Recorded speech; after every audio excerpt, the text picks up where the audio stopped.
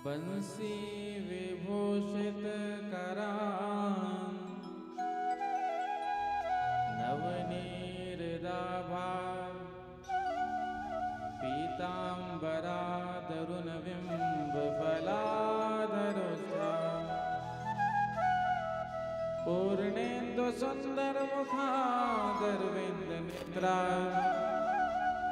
कृष्णात् परं किमपि तत्त्वमहं न जाने। श्री बांके बिहारी तेरी आरती गाऊं, बांके बिहारी तेरी आरती गाऊं। हे गिरधर तेरी आरती गाऊं, हे गिरधर तेरी आरती गाऊं। आरती गाओ प्यारे आपको रिझाओ, आरती गाओ प्यारे आपको रिझाऊं। मैं आरती गाओ प्यारे आपको मनाऊं, आरती गाओ प्यारे आपको मनाऊं। श्याम सुंदर तेरी आरती गाऊं, श्याम सुंदर तेरी आरती गाऊं। मोर मुकुट तेरे शीश पे सोहे, मोर मुकुट तेरे शीश पे सोहे। प्यारी बंसी मेरो मन मोहे, प्यारी बंसी मेरो मन मोहे। देख छवे बले हारी में जाऊं, देख छवि बड़ी हारी में जाऊं। चरणों से निकले हैं गंगा प्यारी, चरणों से निकली है गंगा प्यारी। जिसने सारी दुनिया तारी, जिसने सारी दुनिया है तारी। उन चरणों के मैं दर्शन पाऊं, उन चरणों की मैं दर्शन पाऊं। श्री हरिदास के प्यारे तुम हो, श्री हरिदास के प्यारे तुम हो। मेरे मोहन जीवन धन हो, मेरे मोहन प्रेम रतन हो। प्यारी छवि मैं तो मन में बसाऊं, प्यारी छवि मैं तो मन में बसाऊं। श्री बांके बिहारी तेरी आरती गाऊं, श्री बांके बिहारी तेरी आरती गाऊं।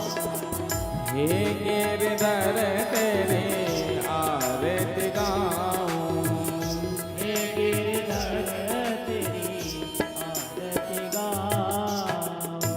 बोलिए बाल कृष्ण लाल की, जय हो श्री वृंदावन बिहारी लाल की, जय हो श्रीमद् भागवत महापुराण की, जय हो श्री हनुमान जी महाराज की जय हो। जय जय श्री राधे, जय जय श्री राधे, जय जय श्री राधे। पुराण पुरुषोत्तमाय नमः, गोविंदाय नमो नमः। आरार्तिक्यं समर्पयामि। जलेन शीतले कर्णं, पुष्पै देवताभिवन्दनम्, आरोग्यार्थे स्वयं आत्माभिवन्दनम्। हरि ओं। हस्तप्रक्षाल्य हस्ते अक्षतपुष्पाणि गृहीत्वा मन्त्रपुष्पाञ्जलिः जलने नर्दनमयजन्त देवस्तानि धर्माणि प्रथमान्यासन्ना तेह नागं महिमानः सचन् जत्रगौरवेशाढ्याः सन्ति देवाः। हरिः ओम्। एकदन्ताय विद्महे वक्रतुण्डाय धीमहि तन्नो दन्तिः प्रचोदयात्। हरिः ओं। तत्पुरुषाय विद्महे महादेवाय धीमहि तन्नो रुद्रः प्रचोदयात्। हरिः ओम हंस हंसाय विद्महे परमहंसाय धीमहि तन्नो श्री सद्गुरु प्रचोदयात्। श्रीवन्दिकावकुलचम्पकपाटलभुजे पुण्डागजादिकरवीररसालपुष्पै बिल्वप्रवालतुलसीदलमञ्जरेभिस्त्वां पूजयामि जगदीश्वर मे प्रसीद। नानासुगन्धिपुष्पाणि यथा कालोद्भवानि च पुष्पाञ्जलिर्मया दत्तगृहाण परमेश्वर। मन्त्रपुष्पाञ्जलि समर्पयामि प्राणपुरुषोत्तमाय नमः। बोलो श्रीमद्भागवत भगवान की जय। हनुमान जी महाराज की जय। परम पूज्य व्यास जी महाराज की जय। श्री सद्गुरुदेव भगवान की जय। जय जय श्री सीताराम। जय जय श्री राधे श्याम। आप लोग सभी भक्तगण अपने अपने स्थान पर विराजमान हो जाएंगे। तत्पश्चात हम सब यहाँ पर कथा श्रवणार्थ विराजमान है। हम सब के अंदर हृदय अंधकार व्याप्त है, मगर हरि नाम संकीर्तन जब हम कर लेते हैं या ठाकुर जी की संपूर्ण लीलाएं का कथा का रसपान कर लेते हैं तो हमारे अंदर की जो कलमशता है वो दूर हो जाती है।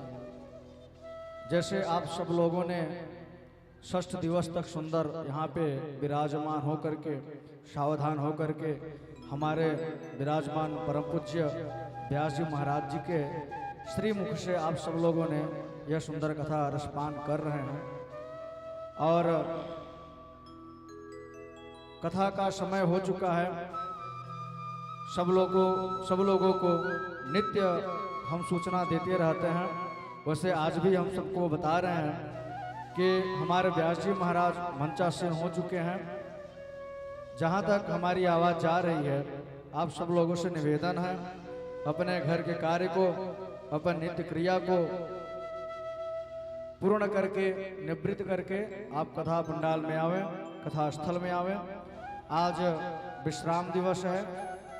जो षष्ठम दिवस तक कथा सुन नहीं पाता है, अगर वह सप्तम दिवस विश्राम दिवस के दिन कथा का रसपान कर ले तो षष्ठम दिवस का उसे संपूर्ण लाभ प्राप्त होता है। अतः आप सब लोगों से निवेदन है अब आप लोग अतिशीघ्र आकर के कथा का रसपान करिए। आइए हम सब लोग अपने मन को हृदय को एकाग्र करके विराजमान व्यास जी महाराज जी से हम सब निवेदन करें। आज विश्राम दिवस है, आज की सुंदर कथा का रसपान कराएं, हमें श्रवण कराकर हमारे जीवन को कृतार्थ करें। जय जय श्री सीताराम।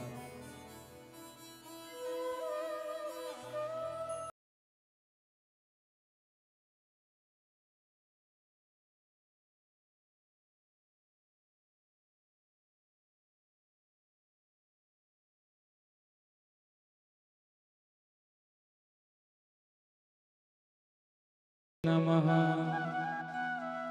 बर्हापीडं नटवरवपुः कर्णयो कर्णिकारं विभ्रदवासः कनककपिशं वेजयन्तीं श्यामलां रन्ध्रान् वेणोरधरसुधया पूरयन् गोपवृन्दैः वृन्दारण्यं स्वपदरमणं प्राविशद्गीतकीर्तिः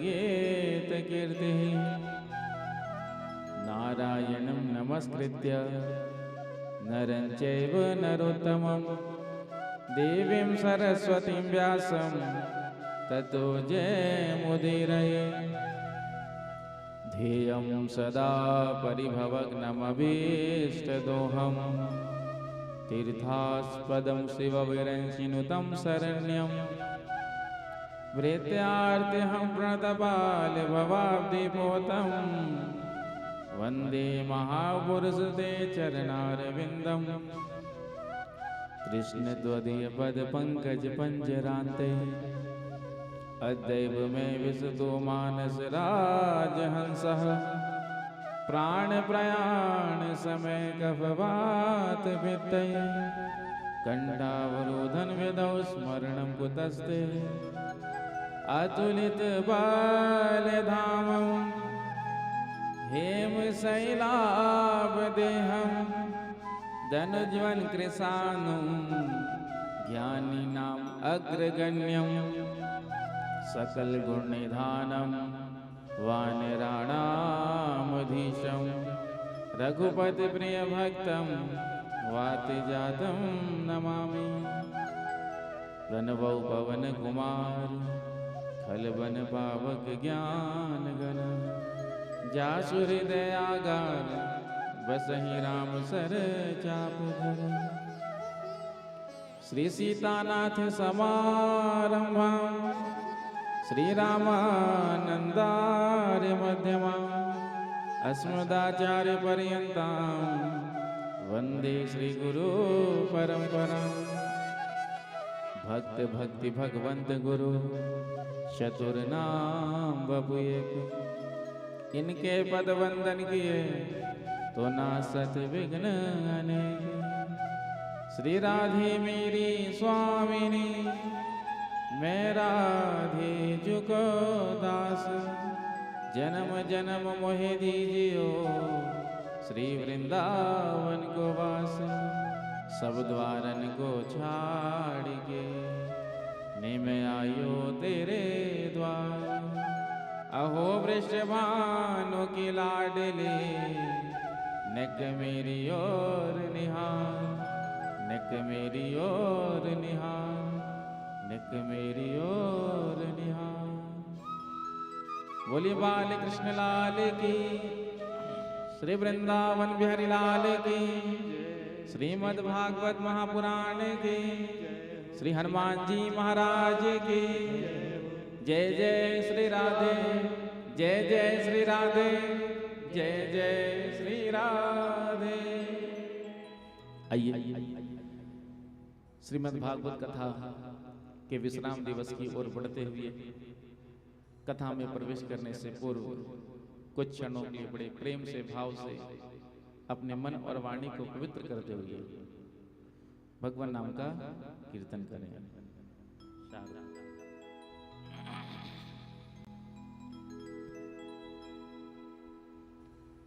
श्री राम जय जय राम श्री राम जय जय राम श्री राम जय जय राम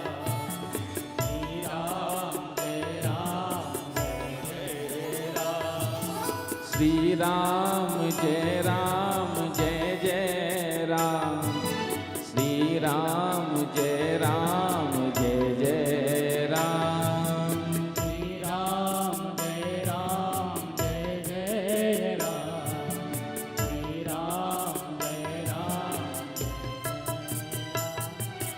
श्री राम जय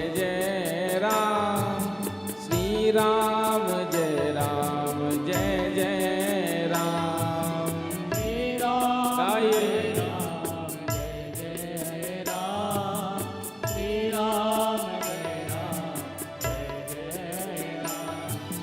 श्री राम जय जय राम श्री राम जय जय राम श्री राम जय राम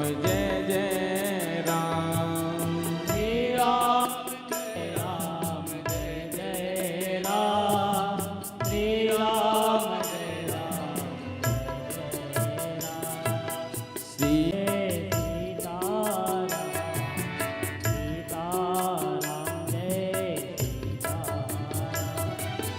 श्री सीताराम जय सीताराम सीताराम जय सीताराम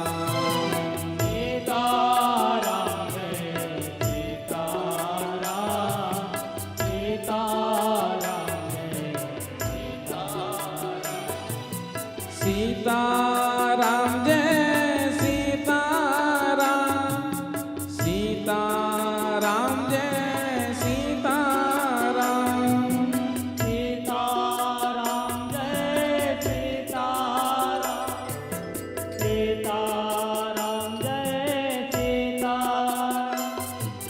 सीताराम जय सीताराम सीताराम जय सीताराम जय सीताराम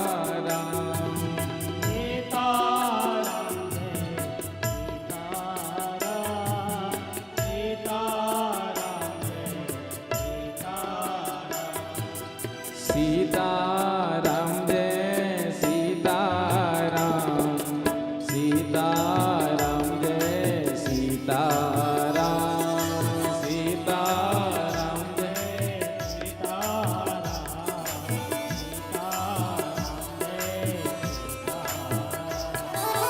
राधे श्याम जय राधे श्याम, राधे श्याम जय श्यामा श्याम, राधे श्याम जय राधे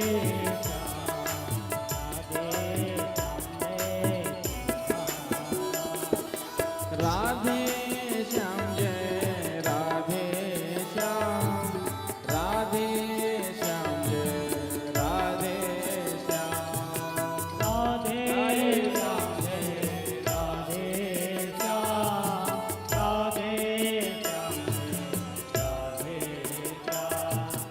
राधे श्याम जय राधे श्याम, राधे श्याम जय श्यामा श्याम, राधे श्याम जय राधे श्याम, राधे श्याम जय श्यामा श्याम, राधे श्याम जय राधे श्याम, राधे श्याम जय राधे श्याम,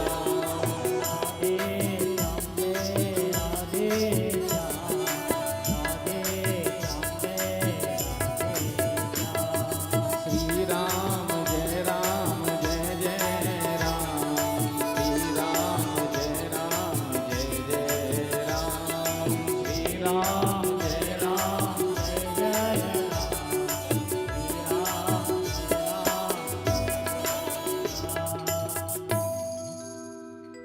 बोले बाल कृष्ण लाल की जय हो, श्री वृंदावन बिहारी लाल की जय हो, श्रीमद् भागवत महापुराण की जय हो, श्री हनुमान जी महाराज की श्री सीतारामचंद्र भगवान की श्री राधा कृष्ण भगवान की श्री गौरी शंकर भगवान की श्री लक्ष्मी नारायण भगवान की अम्बे मैया की दंतेश्वरी मैया की बालाजी भगवान की श्री सद्गुरुदेव भगवान की जय जय श्री राधे, जय जय श्री राधे, जय जय श्री राधे।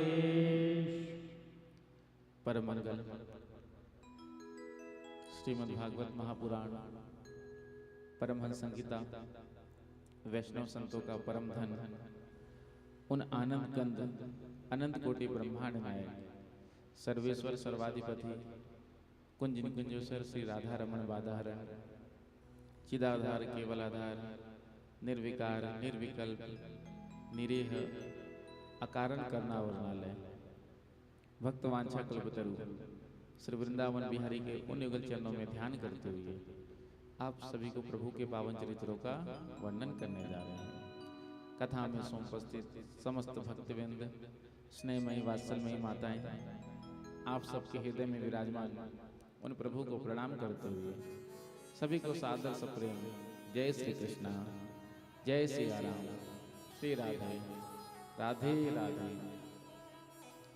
श्री बांके बिहारी जी महाराज की असीम अनुकंपा से मानव जीवन का सर्वोत्कृष्ट साधन फल सत्संग जो हम सबको श्रीमद् भागवत कथा के रूप में प्राप्त हुआ, श्री श्री श्री बालाजी कल्याण मंडप में बैठ करके दिव्य इस कथा का रसपान का सौभाग्य हम सबको प्राप्त हुआ। कथा का आयोजन श्री कीर्ति राम यादव जी एवं श्रीमती कमला यादव जी के विवाह के 50वें वर्षगांठ के उपलक्ष्य में आयोजन किया गया और कल हम सब ने उत्सव भी मनाया। द्वारकाधीश श्री कृष्ण के विवाह का उत्सव तो हुआ ही, कल दो उत्सव हो गए। द्वारकाधीश श्री कृष्ण के सानिध्य में ही श्री कीर्ति राम जी और श्रीमती कमला यादव जी के विवाह का वर्षगांठ भी यहाँ मनाया। तो सुंदर संकल्प आपका था जो भगवान की कृपा से आज पूर्ण होने जा रहा है। जब भगवान कोई संकल्प हमारे मन में देते हैं ना, तो फिर उसको करने की प्रेरणा और आत्मबल भी भगवान ही प्रदान करते हैं। इच्छा शक्ति मजबूत होनी चाहिए, दृढ़ होनी चाहिए। यदि आपने कोई भी कितना भी कठिन काम क्यों न ठान लिया हो कि इस काम को हम करेंगे, तो फिर संसार में ऐसा कोई काम नहीं है जिसे हम कर नहीं सकते। संसार में ऐसा कोई काम है बताओ जो असंभव है? संसार में ऐसा कोई काम नहीं है जो असंभव है। यदि इच्छा शक्ति हमारे अंदर है, संकल्प है, तो हम हर कार्य को कर सकते हैं। और इसका उदाहरण माता जी बैठी हैं, ये श्री ब्रजबाला जी। आज से 4 साल पूर्व कैलाश धाम डोंगरी कथा विश्राम दिवस था। तो विश्राम दिवस करके हम निकल ही रहे थे, तो माता जी ने रोक लिया। उससे पहले हम नहीं जानते थे, कथा तो 9 साल से चल रही है, लेकिन परिचय नहीं था। तो माता जी ने पूछ लिया कथा, हमको भी इच्छा है कथा कराने की, कैसा कैसा जो भी आपका सिस्टम हो। तो हमने कहा प्रयास करिए, उसके बाद देखा जाएगा। तो 1 हफ्ते के अंदर ही हम वृंदावन पहुंचे थे, फोन आ गया कि हाँ हम सब ने तैयारी कर ली है और जो आप डेट देंगे, क्योंकि तत्काल तो कथा करना संभव होता नहीं है, पहले से बुकिंग होता है। तो फिर 1-2-1.5 महीने के बाद का डेट दिया था। तो माता जी ने अकेले संकल्प लिया था, फिर सबको जोड़ लिया, अपनी जितनी भी सखी सहेली हैं, जो भी अपने साथ वाले हैं, सबको जोड़ करके बड़ा ही सुंदर कथा का आयोजन धर्मपुरा नंबर 3 दुर्गा मंडप में 3 वर्ष से हो रहा है। और अभी भी इच्छा है माता जी की, ठाकुर जी पूरा करेंगे तो जून में फिर, बाकी ठाकुर जी के ऊपर है, जैसा प्रेरणा कर रहे हैं, तो जून में फिर से भागवत कथा ज्ञान गंगा की धारा प्रवाहित होगी। तो कहने का अभिप्राय, यदि इच्छा शक्ति मजबूत हो, संकल्प हो मन में, तो कोई काम कठिन नहीं है। माता जी ने सोचा कैसे करेंगे, क्या करेंगे। एक विचार तो बन रहा था कोंडा गांव का, लेकिन फिर आपके रिश्तेदार परिवार में बहुत हैं और सब आते भी हैं। एक होता है कि रिश्तेदार तो होते हैं केवल आखिरी दिन आए या 1 दिन के लिए आए, 2 घंटा के लिए आए और चल दिए। लेकिन आपके परिवार में तो सब आकर के पूरा समय देते हैं। ये आपके यहाँ मैंने बहुत अच्छा देखा है। पूर्व में भी मैंने आपकी ही बहन जी के यहाँ निशा जी बैठी हैं माता जी, जिन्होंने बड़ा ही सुंदर कथा का आयोजन कार्तिक के महीने में कराया था। कांकेर में शीतला माता मंदिर का प्रांगण था, वहाँ भी आप सब जितने भी बहनें थे, जितने भी रिश्तेदार हैं परिवार के, सब आकर के कथा का श्रवण किया था। और ये भी नहीं कि केवल 1 दिन के लिए आए, चाहे 1 घंटे के लिए आए, प्रायः सभी प्रयास करते हैं कि पूरा 7 दिन तक रह करके कथा का श्रवण करें। तो ऐसी भावना बहुत कम होती है, क्योंकि आजकल समाज में तो केवल फॉर्मेलिटी और व्यवहार ही रह गया है। कल भी हमने चर्चा की थी, अब घर परिवार में हो चाहे समाज में हो, धीरे धीरे प्रेम जो है समाप्त होता जा रहा है। हम किसी से कोई मतलब रखना ही नहीं चाहते हैं, और कहीं जाना आना भी पड़ रहा है तो मजबूरी में जाते हैं। क्यों? यदि हम उनके यहाँ नहीं जाएंगे तो फिर वो भी हमारे यहाँ नहीं आएंगे। तो अब मजबूरी में होता है ना। तो आपके यहाँ ये मजबूरी वाला सिस्टम नहीं है। आप लोग तो बिल्कुल, क्योंकि आज के समय में कहूँ तो किसी के पास समय नहीं होता। लाइफ स्टाइल इतना बिजी हो गया है हम लोग का, हो गया क्या है, हमने कर लिया है। कोई इतने भी हम कलेक्टर नहीं है कि IPS नहीं है कि इतने बड़े भी हम कोई अधिकारी नहीं हो कि हमारे पास समय नहीं है, लेकिन हमने अपने आप को मान लिया कि हाँ हमारे पास तो समय ही नहीं है। समय किसके पास है? समय किसी के पास नहीं होता है, लेकिन समय निकालना पड़ता है। वो एक दोहा है ना, प्रेम कर लो राम से, क्या है?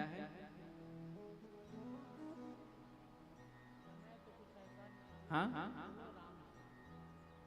समय तो कुछ ऐसा निकालो प्रेम कर लो राम। हाँ, समय कुछ ऐसा निकालो प्रेम कर लो राम से, प्रेम कर लो श्याम से। जिंदगी जब तक रहेगी फुर्सत ना होगी काम से। जब तक जिंदगी है ना तब तक फुर्सत होने वाला नहीं कभी भी। हम घर परिवार में भी सोचते हैं कि ये काम बस निपट जाए, उसके बाद भजन ही करेंगे, उसके बाद सत्संगी करेंगे, ठाकुर जी की सेवा करेंगे। लेकिन जिंदगी जब तक रहेगी तब तक कभी भी फुर्सत नहीं मिलेगा काम से। इन्हीं कामों को करते हुए कुछ समय ऐसा निकालो, प्रेम कर लो राम से, श्याम से। ना जाने जिंदगी की आखिरी घड़ी कौन सी हो जाए, कोई नहीं जानता। इसलिए सारे काम को करते हुए ही भगवान का भजन भी करते चलना चाहिए। लेकिन हम सोचते हैं कि बस ये काम निपट जाए, बिटिया का विवाह हो जाए, बेटे का विवाह हो जाए, बहुरानी आ जाए, उसके बाद तो हम निश्चित होकर के भजन करेंगे। विवाह हो गया, क्या निश्चित हुए ना, अब एक कामना हो जाती है, बस कोई पोता पोती हो जाए, उसके बाद फिर बैठकर भजन करेंगे। पोता पोती हो गई, फिर अब इनका मुंडन हो जाए, उपनयन हो जाए, उसके बाद हम बैठ के भजन करेंगे। अब पोते का विवाह हो जाए, उसके बाद भजन करेंगे। पोते का विवाह हो गया, अब फिर इच्छा पोते का भी कोई पुत्र हो जाए, तो कुछ ना कुछ तो लगा ही रहता है। तो सारे कामों को करते हुए कुछ ना कुछ समय अपने कल्याण के लिए भी निकालना चाहिए। जीवन में ये जो 7 दिन है यही तो आपके साथ जाएगा, और बाकी क्या है। अब तो केवल कथा भी 3.5-4 घंटे ही होती है, लेकिन उतना भी समय हमारे पास नहीं होता है। कथा का जो समय होता है तो कथा के प्रारंभ में बहुत कम लोग ही मंडप में कथा के होते हैं। बहुत कम ही ऐसा देखने को मिलता है कि कथा के प्रारंभ में कि आधा पंडाल भरा हुआ। वो तो अभी हम नेपाल गए थे, विराटनगर में कथा थी, तो कथा से पूर्व हमारे आने से पहले ही आधा पंडाल भरा होता था, और पंडाल भी बहुत बड़ा था। रिसोर्ट में ही कथा थी। कौन सा रिसोर्ट था? प्रेम से कहो श्री राधे, अब नाम हम भूल रहे हैं। इस रिसोर्ट में कथा थी, तो हमारे आने से पूर्व ही, और कथा का नियम भी यही है, व्यास जी के आने से पूर्व अपने स्थान को ग्रहण करना चाहिए। और व्यास जी जब कथा विश्राम करके उठ जाएं व्यासपीठ से, उसके बाद अपना स्थान छोड़ना चाहिए। लेकिन हम सब अपने सुविधा के अनुसार आते हैं। ये भी नहीं कि 7 दिन का ही मौका है, 7 दिन का ही अवसर है, चलो पूरा समय निकाल लें, कितना 3 घंटा 4 घंटा, लेकिन वो भी हम नहीं निकाल पाते हैं। देखो कितना बड़ा आयोजन होता है। जो आयोजन करते हैं ना, उनको ही पता होता है कि कितनी बड़ी भारी व्यवस्था लगती है। तन मन धन तीनों से लगना पड़ता है। ये नहीं केवल हमने धन ही लगा दिया तो हो गया काम, ना, तन से भी लगना पड़ता है, मन से भी लगना पड़ता है, और अर्थ तो लगता ही है। और अर्थ की सार्थकता भी इसी में है, जो भगवान नारायण के चरणों में लग जाए। लक्ष्मी जी का समर्पण भगवान नारायण के चरणों में ही करना चाहिए। जैसे कल भी मैंने कहा था, आपका जो अर्थ था, आपकी जो लक्ष्मी थी, आपने उसका पाणिग्रहण भगवान नारायण के साथ कथा के माध्यम से कर दिया। आप जो भी अर्थ कथा में लगा रहे हैं सो भगवान के चरणों में ही जा रहा है। और कई लोग अपने 25वें में 50वें में विवाह के वर्षगांठ में लाखों करोड़ों फूंक देते हैं, केवल खाने पीने में, मौज मस्ती में, घूमने फिरने में। क्या मिलता है बताओ? 2, 4, 6 घंटे का। और आजकल का तो आप जानते हैं, पार्टी भी जानते हैं, खाने और पीने वाला होता है, और जहां खाना पीना शुरू हो गया तो वहीं विवाद हो गया। तो उससे तो लाख गुना अच्छा हम सबका यह आयोजन है। इससे जन जन का कल्याण होता है, जो कथा सुन ले उसका कल्याण होता है। तो आपके निमित्त से ही तो सबने कथा को सुना, आपके निमित्त से हमारी वाणी सार्थक हुई। 7 दिन तक हमको ठाकुर जी की सेवा करने का मौका मिला, आपके ही निमित्त औरों को भी कथा सुनने का अवसर मिला। तो घर में लक्ष्मी जी आती हैं तो उसका विनियोग भगवान नारायण के चरणों में करना चाहिए। यदि हमने खुशी से नारायण के चरणों में विनियोग नहीं किया तो फिर भगवान नारायण किसी न किसी रूप में आकर के लक्ष्मी जी का हरण करके ले जाते हैं। अब हमने खुशी खुशी प्रसन्नता से लक्ष्मी जी का विनियोग भगवान के चरणों में कर दिया, तो एक तो हमको प्रसन्नता होती है, चलो हमने कुछ अच्छा काम किया, सत्कर्म किया, दान किया, होता है ना, संतुष्टि होती है, चलो हमने कुछ किया, अपना जीवन सार्थक किया। दूसरा, हमने अपने कल्याण का मार्ग खोल लिया। कथा सुनने से, दान करने से अपना कल्याण होता है और अपने साथ साथ हमने लोगों का, औरों का भी कल्याण कर दिया। तो जब हमने प्रसन्नता से लक्ष्मी जी का विनियोग नारायण के चरणों में कर दिया, अब प्रसन्नता से यदि हमने विनियोग लक्ष्मी जी का नारायण के चरणों में नहीं किया तो फिर भगवान किसी ना किसी रूप में आकर के धन को लेकर चले जाते हैं, हरण करके ले जाते हैं। जैसे कि द्वारिकाधीश श्री कृष्ण ने लक्ष्मी जी का हरण कर लिया। लक्ष्मी जी ही तो है रुक्मणी जी, साक्षात लक्ष्मी स्वरूपा रुक्मणी जी हैं। और आज रुक्मिणी जी का हरण भगवान ने किया, क्योंकि भगवान कृष्ण नारायण स्वरूप है, रुक्मिणी जी लक्ष्मी स्वरूप है। तो भगवान नारायण की सनातन भोग्या लक्ष्मी जी है। तो लक्ष्मी जी का विनियोग भगवान नारायण के चरणों में ही करना चाहिए। यदि हमने लक्ष्मी जी का विनियोग नारायण के चरणों में नहीं किया तो फिर किसी ना किसी रूप से आकर भगवान हरण करके ले जाते हैं। और जब हरण करके भगवान ले जाते हैं तो फिर हमको झटका लगता है, जैसे कि छापा पड़ गया इनकम टैक्स का, या तो घर में चोरी हो गई, तो किसी ना किसी रूप से आपका वो धन चला ही जाता है। लेकिन धन की सार्थकता उसी में है जिस धन का विनियोग भगवान के चरणों में किया जाता है। सो धन्य धन्य प्रथम गति जाती, वही धन है और धन की प्रथम गति ही दान है। हमारे यहाँ तो जन्म से लेकर के मृत्यु तक, जब बालक का जन्म भी होता है तो हम दान करते हैं। उसके बाद जो भी संस्कार होते हैं, 16 संस्कार कहे गए हैं, तो समय समय पर जो हम कमाते हैं उसमें से कुछ ना कुछ हम दान करते हैं। और दान क्यों करते हैं? क्योंकि दान करने से हमारा कल्याण होता है। जो हम दान कर रहे हैं तो उसी के बल पर जब हम जाएंगे वैकुंठ में, गोलोक में, साकेत में, स्वर्ग में, तो हमने जितना किया है उसी के अनुसार हमको सुविधा मिलेगी। जैसे कि हम सब जाते हैं विदेश जाते हैं तो जितना हमारे पास में पैसा होता है, एक तो हमारा पैसा इंडिया का रुपया विदेश में चलता नहीं। जैसे आप अमेरिका गए तो पहले आपको कन्वर्ट कराना होता है डॉलर में, तो आपके पास जब तक वीजा होगी, वीजा बनता है महीने का, 2 महीने का, 4-6 महीने जब तक का आपको बनवाना है, तो आपने वीजा बनवा लिया पैसे के बल पर। उसी प्रकार से पुण्य के बल पर हमारा वीजा बनता है स्वर्ग का। जितना हमने पुण्य किया, दान किया, सत्कर्म किया, जब तब पूजा पाठ किया, उतने समय का वीजा बन जाता है। अब स्वर्ग में हम कब तक रहते हैं? जब तक हमारा वीजा वैलिड है। जैसे ही वैलिड वीजा खत्म हो गया, 6 महीने का है, उसी के बाद आकर के वहाँ के ऑफिसर आपको धक्के मार करके निकाल देंगे, चलो निकलो यहाँ से। क्यों? समय पूरा हो चुका है। उसी प्रकार से स्वर्ग में हम कब तक रहते हैं? जब तक हमारा पुण्य शेष रहता है। जैसे ही हम पुण्य का भोग कर लेते हैं और पुण्य हमारा खत्म हो जाता है तो छीने पुण्य मरते लोकम विसंति, फिर से मनुष्य को मृत्यु लोक में आना पड़ता है। तो ये जो हम दान धर्म करते हैं ना, भागवत की 11 स्कंद में लिखा है। जैसे कि हमने भूमि का दान किया तो हम जब जाएंगे ना शरीर छोड़ करके, तो हमको भी वो भूमि मिलेगा। हमने मंदिर के निर्माण में, धर्मशाला के निर्माण में जो हमने दान किया, जो हमने औषधालय के निर्माण में दान किया, तो जैसा जैसा हम दान करते हैं उसी प्रकार की हमको वहाँ व्यवस्था मिलती है।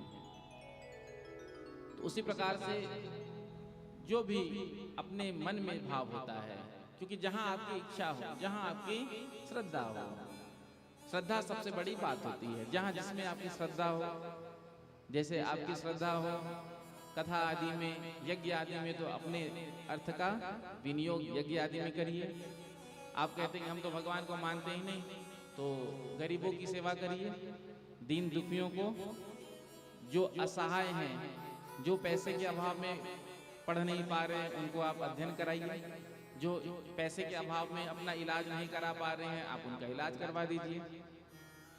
जो भूखे हैं, जिनको भोजन नहीं मिल रहा है, आप उनको भोजन करा दीजिए। तो ये भी दान ही है, ये भी दान का ही स्वरूप है, दरिद्र नारायण की सेवा।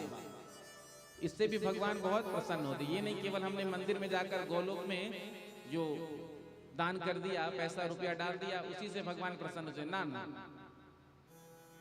जो दीन है, जो दुखी हैं, जो परेशान है, यदि हमने उनकी सेवा कर दिया ना, तो मंदिर में दान जो करते हैं उससे कई गुना पुण्य हमको दीन दुखी असहाय की सेवा करने से मिलता है।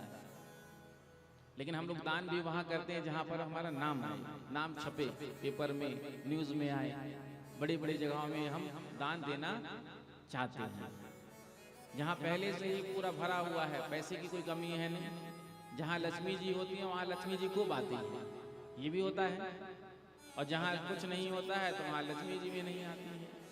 तो दान करने से पहले थोड़ा ये भी विचार करना चाहिए कि हम कहाँ दान कर रहे हैं, हमारे दान का सदुपयोग हो रहा है या नहीं, तो विचार करना चाहिए। और जो हम दान कर रहे हैं, जो वस्तु, उस पर भी विचार करना चाहिए, कैसा हम दान कर रहे हैं। श्रेष्ठ वस्तु का दान करना चाहिए। हमने दान कर दिया, सामने वाले ने उसका उपयोग नहीं किया तो पुण्य नहीं मिलता। अब आगे आप तो कथा जानते ही हैं, तो कुछ भी दान करिए तो ऐसा दान करना चाहिए जो सामने वाले के काम आए, उपयोग में आए। प्रेम से कहो श्री राधे। लेकिन हम सब दान कैसा करते हैं, जो कोई काम का नहीं होता है सोई दान कर देते हैं। तो ऐसा दान से क्या मतलब। जैसे कि हम राजस्थान गए थे 2 साल पहले, कथा हुआ था, तो वहां पे लगभग बहुत सारा वस्त्र वगैरह आया था। वस्त्र तो आया था लेकिन वो किसी कार्य का नहीं, तो आपने किसी को दिया। अब ऐसा है कि उसको हम किसी को दे भी नहीं सकते। आजकल व्यक्ति गरीब को भी कुछ भी दे दो, आपको नहीं लेगा। पहले तो गरीब भी पुराना ले लेते थे, जो दे देते थे ले लेते थे। अब तो 2 टूक मना कर देते हैं, हमको नहीं चाहिए। तो ऐसा देने से क्या मतलब कि हम किसी को दे भी नहीं सकते। देना तो वही चाहिए जो सामने वाला उपयोग करे, बढ़िया देना चाहिए। अब मीसा बुआ जी ने हमको चकाचक बढ़िया वस्त्र दिया था कथा में, तो जब उड़ीसा में पहने तो ऑनलाइन कथा भी चल रही थी, तो कमेंट आने लगा बहुत जोरदार। उसके बाद नेपाल में भी पहना था, तो वहाँ भी जितने थे, अरे महाराज जी कहाँ से लिया, 1 नंबर लग रहा है। तो ऐसा दान ऐसा करना चाहिए कि हाँ, कि उस सामने वाले के उपयोग में भी आए। क्योंकि प्राय आप जानते ही हैं, हम लोग तो वैसे भी वृंदावन का ही प्राय पहनते हैं, और इधर उधर का तो हम लोग जस्ता भी नहीं है। तो जब आपने दिया, हमने पहना, सामने वाले ने भी प्रशंसा किया, देखो कितना, कहीं भी पहन लो कि नहीं बढ़िया जोरदार लग रहा है, तो फिर कहना पड़ता है हाँ हमने कांकेर में कथा किया था तो माता जी ने दिया था। तो दान श्रेष्ठ वस्तु का करना चाहिए। तो लक्ष्मी जी भगवान नारायण की है। लक्ष्मी जी को शिशुपाल पाना चाहता, रुक्मणी जी को लक्ष्मी स्वरूपा रुक्मणी जी है ना, और लक्ष्मी स्वरूपा ही जानकी जी थी। रावण भी जानकी जी को पाना चाहता था, प्रयास भी किया लेकिन सफल हुआ नहीं।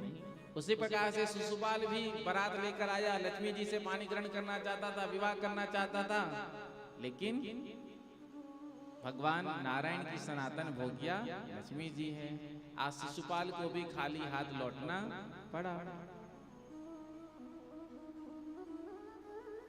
शिशुपाल ने कहा कि अब तो हम आत्महत्या कर लेंगे, अब क्या मुंह दिखाएंगे हम जाकर के अपने राजा था चेदी नरेश, अब हम जाएंगे अपने राज्य में, लोग पूछेंगे कि दुल्हन कहाँ है, राजकुमारी कहाँ है, महारानी जी कहाँ है, तो हम क्या कहेंगे कि महारानी जी किसी और के साथ भाग गई। उससे तो अच्छा है कि हम आत्महत्या कर लें। तो उदास बैठा था, इतने में ही शिशुपाल ने आकर के, शिशुपाल के पास आकर के जरासंध ने समझाया, अरे एक बार तुम हार गए और तुम अभी आत्महत्या करना चाहते हो। देखो 17 बार कृष्ण ने मुझे हराया था, 17 बार मुझे हराया, लेकिन मैं हार नहीं माना, और 18वीं बार उस कृष्ण को मैंने भगा दिया ना, रन छोड़ करके भागा। तो मित्र, युद्ध में जीत और पराजय तो होता ही रहता है, जीत हार लगा ही रहता है। इसका मतलब ये थोड़ी कि हार गए तो आत्महत्या कर लिए, मुझसे सीखो। तो शिशुपाल ने मन ही मन में सोचा कि कि जब हमसे भी ज्यादा बड़े बेशरम यहाँ पर बैठे हुए हैं, 17 बार हारने के बाद भी यहाँ खड़े हुए हैं, तो हम एक बार हार कर क्यों आत्महत्या करें। तो शिशुपाल ने आत्महत्या का प्लान कैंसिल कर दिया। जो डोली लेकर आया था रुक्मणी जी को ले जाने के लिए, उसी डोली में बैठ गया। अब रथ पर बैठकर जाता तो पूछते कि दुल्हन कहाँ है, किसको किसको जवाब देता, दुल्हन भाग गई। सोई वही डोली में बैठ करके चला गया। इधर जब रुक्मणी जी के भाई रुक्मी को पता चला कि हमारी बहन का हरण श्री कृष्ण ने कर लिया, तो रथ में बैठ करके भगवान श्री कृष्ण का पीछा किया और पीछे से ही बाणों का बौछार किया। भगवान ने उत्तर दिया और आज आ करके रुक्मी को पकड़ लिया। आधा बाल उड़ा दिया तलवार से, आधा दाढ़ी आधी मूंछ तलवार से साफ कर दी। इतने में ही बलराम जी आ गए। बलराम जी ने कहा, अरे लाला कन्हैया, ये तुम क्या कर रहे हो? अरे अपने संबंधियों से ऐसा व्यवहार किया जाता है? ये तुम्हारे साले साहब हैं, यदि संबंधियों से ऐसा व्यवहार करोगे तो फिर ससुराल में सेवा कौन करेगा, चलो छोड़ दो। तो बलराम जी के कहने पर आज रुक्मी को भगवान कृष्ण ने छोड़ दिया।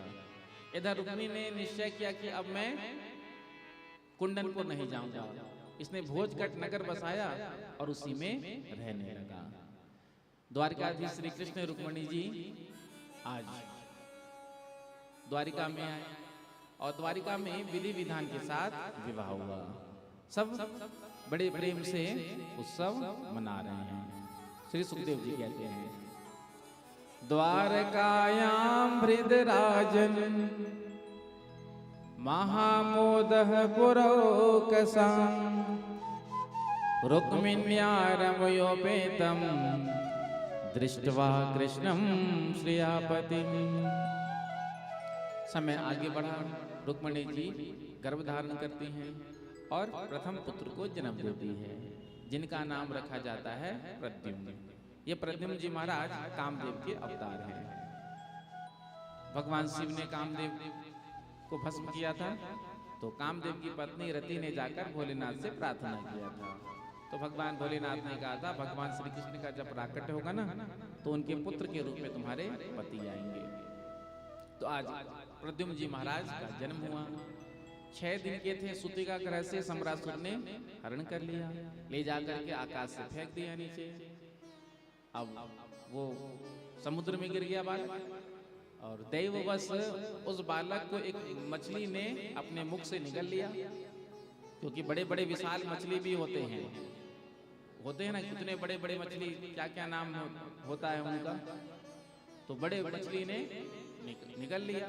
जब उस मछली को पकड़ा गया तो मछुआरों ने कहा, देखो अरे ये बड़ी मछली हाथ आई है, चलो महाराज को भेंट करेंगे सम्रासुर को। तो वो ले जाकर के सम्रासुर को दे दिया। महाराज देखो आज हमने इतनी बड़ी मछली फंसाया, सोचा कि आपको ही भेंट कर दें।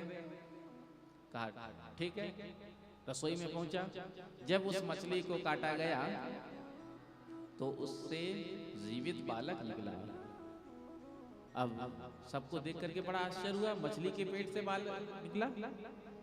अब कामदेव की पत्नी रति जो मायावती बनकर के सम्रासुर की रसोई में काम करती थी, तो बालक का लालन पालन का जिम्मा उसको ही दे दिया गया। इधर नारद जी ने आकर के पूर्व वृत्तांत सुना दिए, ये तुम्हारे पूर्व जन्म के पति हैं। तो बढ़िया चकाचक खाने पीने को मिले तो बच्चे हष्ट पुष्ट कम आयु में ही लगते हैं।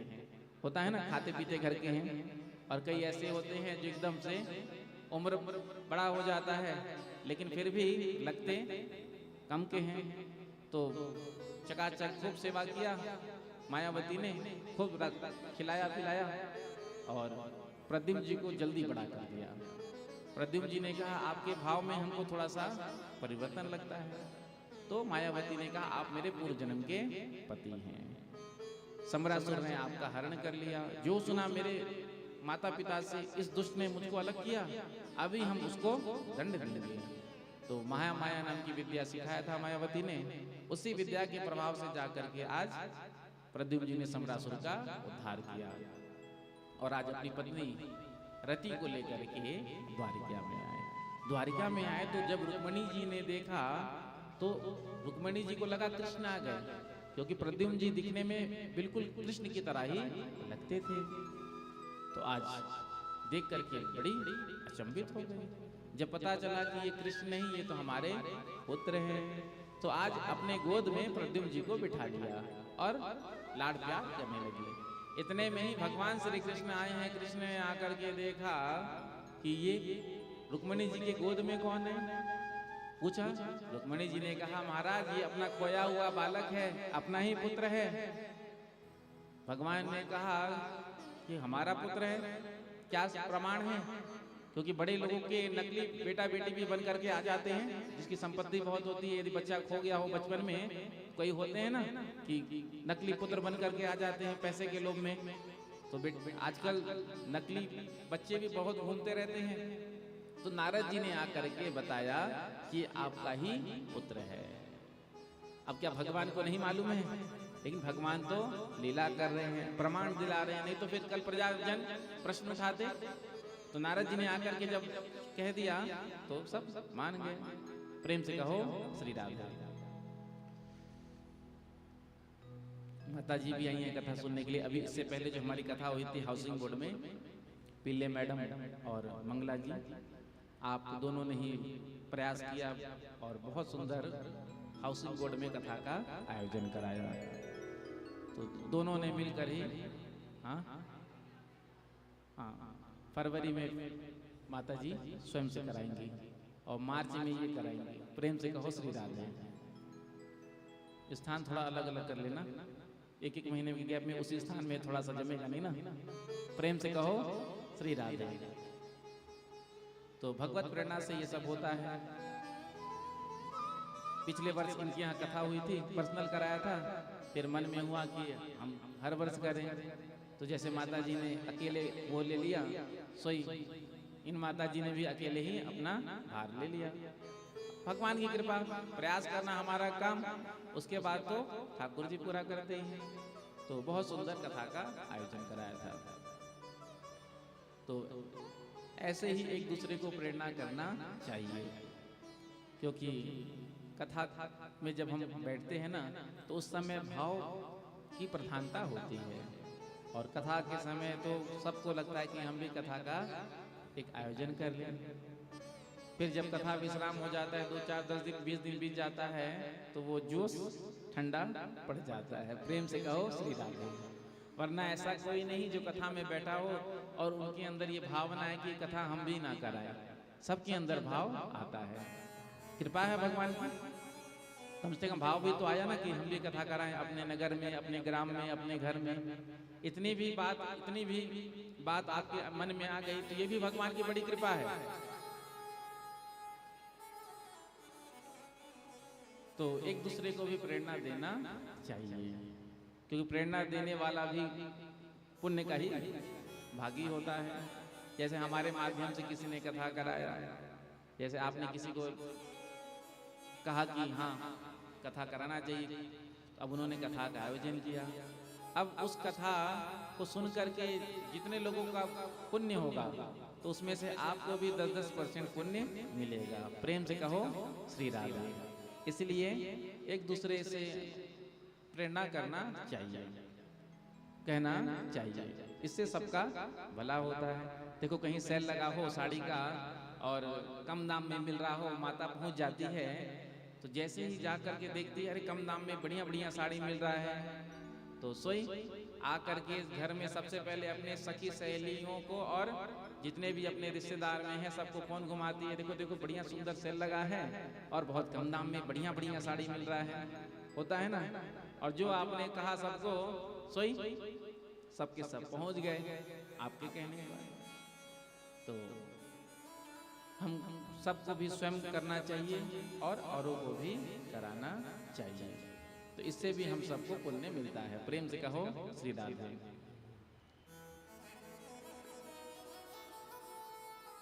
अब आपके परिवार में एक कथा कोंडा गांव में भी हो जाए, माता जी मुझे कह रही थी, इच्छा तो है। हाँ हाँ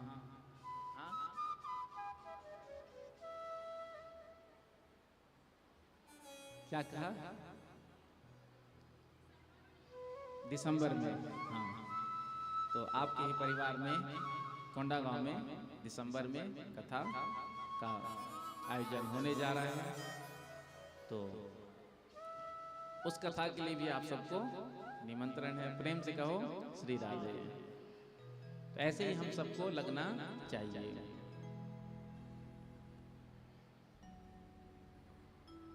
तो आज प्रद्युम्न जी महाराज को देख करके, बहुरानी को देख करके रुक्मणी जी बहुत प्रसन्न हुई। श्री सुखदेव जी महाराज कहते हैं, आसीत सत्राजितः सूर्यो भक्तस्य परमः सखा प्रीतस्तस्मै मणिं प्रादात् सूर्यस्तुष्टः स्यमन्तकम्।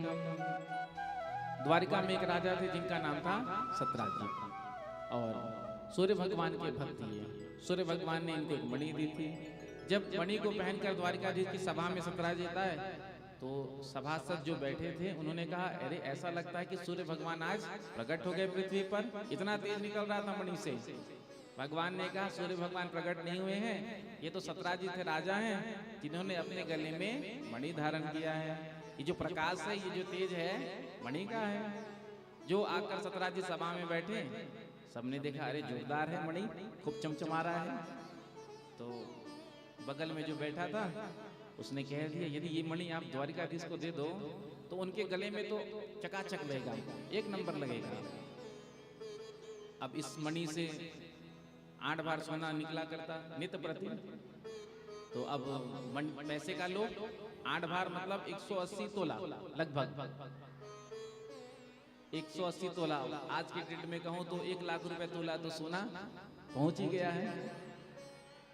1 लाख पहुंच गया था, फिर अभी पीछे भी आया है थोड़ा सा, तो लगभग 1 लाख ही मान लो, 90-95 हजार रुपये है। 180 तोला सोना रोज निकला करता। तो सोचा कि यदि मैं इनको दे दूंगा तो फिर ये सोना तो इनके पास ही जाएगा, मेरा क्या होगा। चुपचाप उठ करके चला गया। एक दिन इसके भाई ने कहा, भैया रोज आप मणि पहन कर जाते हो, हमको भी कभी मौका दो ना। तो आज मणि दे दिया भाई को। तो प्रसेन उस मणि को पहन करके गया। सिंह ने जंगल में मार दिया प्रसेन को और वो मणि ले लिया कौतूहलवश। और जब सिंह मणि को लेकर के जा रहा था तो एक ऋक्ष ने सिंह को मार दिया और मणि को ले जाकर बच्चों को खेलने के लिए दे दिया। इधर जब सत्राजित को पता चला कि हमारे भाई की मृत्यु हो गई, मणि भी गायब है, तो जरूर ये काम द्वारिकाधीश श्री कृष्ण का ही है। क्योंकि उस दिन सभा में मांग रहे थे मणि, हमने नहीं दिया। अब नहीं दिया तो देखो हमारे भाई को ही मरवा दिया, मणि ले लिया। अब इस बात का हमारे पास कोई प्रमाण तो है नहीं। तो आकर के अपनी पत्नी से कहा, देख रही, हमको तो लगता है कि द्वारिकाधीश श्री कृष्ण ने ही हमारे भाई को मरवाया है, और हो ना हो वो मणि भी उन्हीं के पास है। लेकिन इस बात का हमारे पास अभी कोई प्रमाण नहीं, कोई सबूत नहीं, इसलिए इस बात को तू किसी से मत कहना। माताओं का स्वभाव होता है, कोई बात उनको पता चल जाए तो जब तक 2-4-10 लोग में बांट नहीं देती है तब तक तो भोजन भी हजम नहीं होता है। माताओं को बात करने का बड़ा शौक होता है और बात पचा भी नहीं सकती। यदि कोई बात मालूम चल जाए तो जब तक 2-4-10 लोगों को नहीं सुनाएगी तब तक तो भोजन भी हजम नहीं होता है। और कोई बात करने वाला नहीं मिले तो कहने ही क्या, बेचारी बीमारी पड़ने लगती है। 2 महिला किसी जुर्म में दोनों को 7 साल का कारावास मिला। 7 साल का कैद, एक ही लॉकअप में 7 साल तक रहे। और जब छूटे, 7 साल पूरा हो गया, तो जब छूट करके आए तो आपस में कहते हैं कि बाकी जितना भी बात है ना हम फोन में कर लेंगे। प्रेम से कहो श्री राधे। 7 साल तक साथ में रहे, उसके बाद भी बात खत्म नहीं हुआ, बाकी बात फोन में कर लेंगे। तो बात करने भी माताएं जो है, बात करने में तो कथा में भी बैठी होती हैं तो अगल बगल में आगे पीछे बात कर ही लेती हैं। बिना बात किए भी माताएं रह नहीं सकती। तो आज 2-4 दिन तक तो सत्राजित की पत्नी ने किसी से नहीं कहा, लेकिन जब ज्यादा बीमार पड़ने लगी तो फिर सहेली के पास जाना ही पड़ा। देख, द्वारिका के राजा बने बैठे हैं, काम क्या कर रहे हैं। हमारे देवर जी को मरवा दिया, मणि को ले लिया, बता। अब इस बात का बहन हमारे पास कोई प्रमाण नहीं, इसलिए हम किसी को नहीं कह रहे हैं। लेकिन तू तो मेरी सहेली है इसलिए मैंने तुझसे ये बात कह दिया, लेकिन तू इस बात को किसी से मत कहना। सोई सहेली ने कहा जैसे तूने किसी से नहीं कहा ना तो मैं भी किसी से नहीं कहूंगी, बिल्कुल चिंता मत कर। अब उसने अपनी सहेली से कहा, उसने अपनी सहेली से, पूरे द्वारिका में बात फैल गया। भगवान श्री कृष्ण के कान में बात आया कि देखो हम पर मणि चोरी का कलंक लग गया। संसार में तो लोगों ने भगवान को भी नहीं छोड़ा है, तो हम आप हैं ही क्या? ये जो संसार है ना ये तो केवल मौका ही ढूंढता है। तो जब भगवान धराधाम पर आए, चाहे राम जी आए हैं चाहे हमारे श्याम जी आए हैं, तो भगवान को भी कलंक लग गया। भगवान ने कहा चलो कलंक तो लग गया, आप कलंक का मार्जन करते हैं। तो कुछ यादवों को अपने साथ में लिया। साथ में क्यों लिया? यदि भगवान अकेले चले जाते और मणि ढूंढ कर ले आते तो फिर कहते देखो मणि तो इसी के पास था, निकाल कर ला दिया जब बात फैल गया। तो इसीलिए यादवों को साथ में लिया कि ये जब जाएंगे तो कम से कम सबूत के तौर पर साथ में तो रहेंगे, देखेंगे। तो कुछ यादवों को साथ में लिया और ढूंढते ढूंढते मणि पहुंच गए जामवंत जी के गुफा में। जब बच्चे खेल रहे थे उस मणि से, तो जाकर भगवान ने उस मणि को लेना चाहा। बच्चों की माँ ने आवाज लगा दी, सुनकर जामवंत जी महाराज गुफा में आ गए और भगवान पर प्रहार कर दिया मुक्के का। भगवान ने भी उत्तर दिया। 27 दिन तक युद्ध चला। 28वें दिन जामवंत जी चरणों में गिर गए भगवान के और कहा मैं पहचान गया आप मेरे प्रभु श्री राम हैं। तो मुझसे ये कितना बड़ा अपराध हो गया कि मैंने अपने स्वामी पर प्रहार किया। तो भगवान श्री कृष्ण ने कहा देखो इसमें तुम्हारी इच्छा थी ना, रामावतार में तुम चाहते थे, बल तो बहुत मिला है लेकिन कोई लड़ने वाला नहीं मिला है। तो उस खुजली को हमने मिटा दिया। प्रेम से कहो श्री राधे। किसी को बल मिल जाए ना तो हाथ में बड़ा खुजली होते रहता है, कोई लड़ने वाला मिल जाए, कोई लड़ने वाला मिल जाए, मौका मिले बल दिखाने का। और जब बल दिखाने का समय आता है तो फिर व्यक्ति पीछे हो जाता है। आज जामवंत जी ने कहा कि इस मणि को तो मैंने अपनी कन्या को दिया। तो भगवान ने कहा बिना मणि के तो हम वापस जाएंगे नहीं, अब आप निर्णय करिए क्या करना है। तो जामवंत जी ने कहा कि आप मेरी कन्या से विवाह कर लीजिए, मणि को ले जाइए। तो भगवान ने कहा अच्छी बात है, सबूत भी है जामवती जी। तो जामवती जी को लेकर के आए और भगवान ने जामवती जी से विवाह किया। इधर सत्यराजीत को बुलाया और पूरा वृत्तांत सुनाया कैसे ये मणि जामवंत जी तक पहुंचा था। जो सुना सत्यराजीत ने, सारे द्वारिका वालों ने, तो आज द्वारिका वासियों ने सत्यराजीत को खूब भला बुरा कहा। अरे ये दुष्ट को देखो, इसने हमारे भगवान पर कलंक लगा दिया। द्वारिकाधीश के दरबार में कौन बात का कमी बताओ, लेकिन इसने हमारे भगवान पर कलंक लगा दिया। ऐसे दुष्ट का तो देखना भी पाप है, जिधर निकले वही सुने। एक दिन आकर के भगवान से प्रार्थना करता है प्रभु ऐसा रहा तो मैं जीवन भर गालियां ही सुनते रह जाऊंगा, क्यों ना आप मेरी कन्या से विवाह कर लीजिए। जब मैं आपका ससुर हो जाऊंगा तो फिर द्वारिकावासी ये जो मुझे भला बुरा कहते हैं, गालियां सुनाते हैं, कम से कम ये तो बंद हो जाएगा। तो भगवान ने कहा ठीक है। तीसरा विवाह भगवान का सत्यभामा जी के साथ हुआ। विवाह हो गया। विवाह के बाद मणि देने लगे। तो सत्यराजीत से भगवान ने कहा देखो हम इस मणि को नहीं लेंगे। यदि हमने इस मणि को ले लिया तो कल के दिन द्वारिकावासी फिर ये कहना शुरू कर देंगे कि मणि के चलते ही शादी कर लिया दहेज के लोभ में। तो मणि को आप अपने पास रखो। सत्यराजीत ने कहा मैंने संकल्प किया था जिसके साथ मैं अपनी कन्या का विवाह करूंगा उसको ही मणि दूंगा। भगवान ने कहा मणि आप स्वयं रखो अपने पास, जो भी 8 बार सोना निकलता है ना हमारे राजकोष में भेज देना। तो सुंदर समंतक मणि की कथा का श्रवण कराया। यदि किसी को झूठा कलंक लग जाता है, क्योंकि कलंक तो आजकल बात बात पर लग जाता है, लोग आरोप लगाते रहते हैं, तो यदि झूठा कलंक लग जाए तो समंतक मणि की कथा का श्रवण कर लेना चाहिए। आप पाठ करने कहेंगे तो भागवत जी आप यहाँ होगा नहीं, इसलिए समंतक मणि की कथा को सुन लेना चाहिए। यूट्यूब में होता ही है, तो यूट्यूब में भी निकाल करके आप सुन सकते हो। तो जब आप सुन लेंगे तो जो झूठा कलंक लगा है आपको उसका मार्जन हो जाएगा। प्रेम से कहो श्री राधे, जोर से कह दो राधे राधे। भगवान श्री कृष्ण इंद्रप्रस्थ आए थे, इंद्रप्रस्थ से अर्जुन को साथ में लिया और आज यमुना के तट पर पहुंचे हैं। एक देवी को तपस्या करते हुए देखा तो भेजा अर्जुन को। तो आज उस देवी ने कहा कि मैं श्री कृष्ण को पति रूप से पाना चाहती हूँ, इसलिए तपस्या कर रही हूँ। अर्जुन ने जाकर भगवान श्री कृष्ण से कहा। भगवान श्री कृष्ण ने आज कालिंदी जी को लेकर आए हैं और उनसे विवाह किया। ये हो गया भगवान का चौथा विवाह। पांचवा विवाह हुआ है मित्रविंदा जी के साथ। छठा विवाह हुआ है नागनजीति के साथ।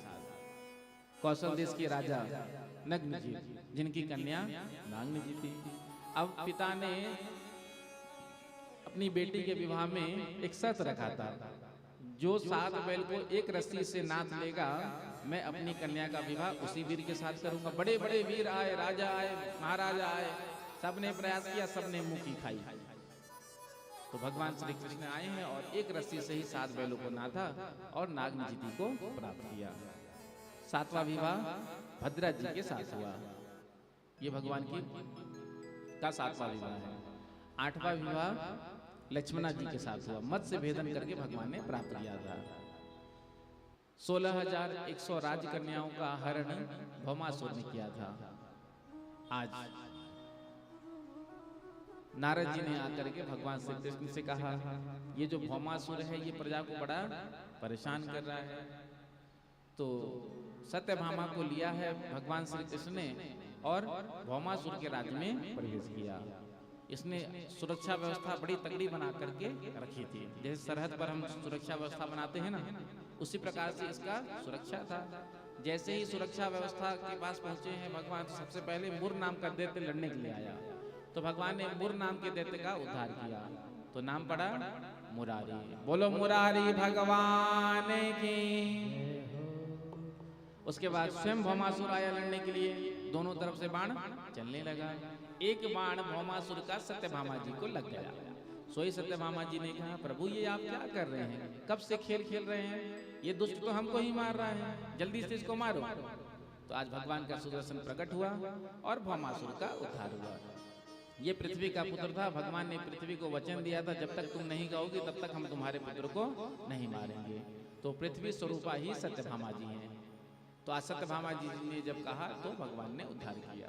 16,100 कन्याओं को मुक्त कराया। सब भगवान के चरणों में गिर गई और कहा, अब तो आप ही हमको स्वीकार करें। हमारे लिए संसार में सारे रास्ते बंद, सारे दरवाजे बंद। तो जब सारे दरवाजे बंद हो जाते हैं संसार के, तो भगवान का दरवाजा द्वार खुल जाता है। तो भगवान ने 16,100 कन्या भगवान श्री कृष्ण का जीवन हो। राम जी महाराज राजा बनने वाले थे। कहाँ तो अयोध्या का राज सिंहासन मिलने वाला था, लेकिन समाचार मिला कि अब वनवास होगा 14 वर्ष का। तो राम जी ने जब सुना कि हमको वनवास होगा तो दुखी नहीं हुए, और जब पता चला था कि हमको राजगद्दी मिलने वाला है तो प्रसन्न भी नहीं हुए। दोनों में एक ही स्थिति में। तो भगवान राम जब मनुष्य बन करके आए तो कितना दुख सहा, कितना कष्ट वनवास के समय में। भगवान श्री कृष्ण के जीवन में भी कितना कष्ट आया, कितने दुष्ट असुर भगवान को मारने के लिए आए। लेकिन कहीं भी आपने सुना कि भगवान ने सिर पर हाथ रख करके कहा कि आज हम बड़े टेंशन में हैं, भगवान रो रहे हैं? नहीं, भगवान हमेशा हंसते मुस्कुराते रहते हैं। इतना आपत्ति विपत्ति कष्ट आने के बाद भी, और भगवान जो है अपने लीला के माध्यम से हम सबको शिक्षा देते हैं। यदि मनुष्य बने हो तो मनुष्य जीवन में तो संकट तो, कठिनाइयां तो, परेशानी तो आएगा ही। जीवन संघर्ष का नाम है। ये जो मानव जीवन है ना, आसानी से नहीं बीतता, संघर्ष करना चाहिए। लेकिन हम सब संघर्ष नहीं करते। थोड़ी सी भी आपत्ति विपत्ति कष्ट आ जाता है, सोई हार मान जाते हैं। और आजकल तो लोग आत्महत्या कर लेते हैं। थोड़ा सा भी कष्ट आ गया, थोड़ा सा भी संकट आ गया तो सामना नहीं करना चाहते। क्यों? आत्मबल उतना मजबूत नहीं है। तो जीवन में सत्संग के सूत्र कब काम आते हैं? जब हम संकट में होते हैं, जब कष्ट में होते हैं, जब सारे रास्ते बंद हो जाते हैं ना, तो फिर वो सत्संग के सूत्र हमारे काम आते हैं। क्योंकि कथा सुनने से कईयों का जीवन भी बदल जाता है। कथा सुनने से पता चला, देखो हमारे प्रभु के जीवन में इतना कष्ट आया, इतना संकट आया, तो क्या वो हार मान गए? तो हम उन प्रभु के भक्त हैं, तो हम भी हार क्यों मानेंगे? तो चाहे जीवन में सुख हो चाहे दुख हो, दोनों में भगवान की कृपा का अनुभव करना चाहिए। वही सच्चा साधक है, वही भक्त है। लेकिन सुख में हम भगवान की कृपा का अनुभव करते हैं, दुख आता है तो हम भगवान को ही कह देते हैं कि देखो इतना भजन करते हैं, इतना सेवा करते हैं, पूजा पाठ करते हैं, दान करते हैं, फिर भी जब देखो हमारे जीवन में कष्ट ही कष्ट आता रहता है, संकट ही आता रहता है। तो भक्त तो उसे कहते हैं जो पॉजिटिव रहे, चाहे जिस परिस्थिति में भगवान रखे, हर परिस्थिति में भगवान की कृपा का अनुभव करे। अनुकूलता में तो हमको भगवान की कृपा का अनुभव होता है, लेकिन प्रतिकूलता में नहीं होता है। जैसे ही प्रतिकूलता आती है, देखो प्रतिकूलता में ही भक्ति की परीक्षा होती है। हम कितने बड़े भजनानंदी हैं, हम कितने बड़े साधक हैं, इसकी परीक्षा कब होती है? जब जीवन में प्रतिकूलता होती है। अनुकूलता में तो हर कोई भगवान को धन्यवाद देता है, कृपा का अनुभव करता है, लेकिन जो प्रतिकूलता में भी कहे जैसे भगवान की मर्जी, जब सुख आता है तो कहते हैं भगवान की इच्छा मर्जी, स्वीकार करते हैं ना। तो दुख भी आता है तो उसको भगवान की मर्जी समझकर स्वीकार करना चाहिए, क्योंकि जब हमारे जीवन में सुख नहीं टिका तो क्या दुख टिक जाएगा? जब सुख ही नहीं टिका तो दुख भी नहीं टिकेगा, दुख भी चला ही जाएगा। तो बड़ा ही सुंदर भाव है, मेरे साथ गाइए। तेरे फूलों से भी प्यार, फूलों यानी अनुकूलता जीवन में, तेरे कांटों से भी प्यार, कांटे यानी प्रतिकूलता जीवन में जब संकट आ जाता है। अब कमल, ये गुलाब को तो हम चाहते हैं, लेकिन गुलाब के साथ कांटा भी होता ही है। अब यदि आप गुलाब को स्वीकार करें, गुलाब को अपने हाथ में ले रहे हैं, तो कांटा भी आपके हाथ में आता ही है। तो जब सुख आता है तो कहीं ना कहीं वो कांटा रूपी दुख भी साथ में आएगा ही। तेरे फूलों से भी प्यार, तेरे कांटों से भी प्यार, तेरे फूलों से भी प्यार, तेरे कांटों से भी प्यार, तेरे फूलों से भी प्यार, तेरे कांटों से भी प्यार, तेरे फूलों से भी प्यार, तेरे कांटों से भी प्यार। तो जो भी देना चाहे दे दे मेरे करदार, तो जो भी देना चाहे दे दे मेरे सरकार, तो जो भी देना चाहे दे दे मेरे सरकार, तो जो भी देना चाहे दे दे मेरे सरकार। तेरे फूलों से भी प्यार, तेरे कांटों से भी प्यार, तेरे फूलों से भी प्यार, तेरे कांटों से भी प्यार। दोनों हाथ रख ताली सेवा करते हुए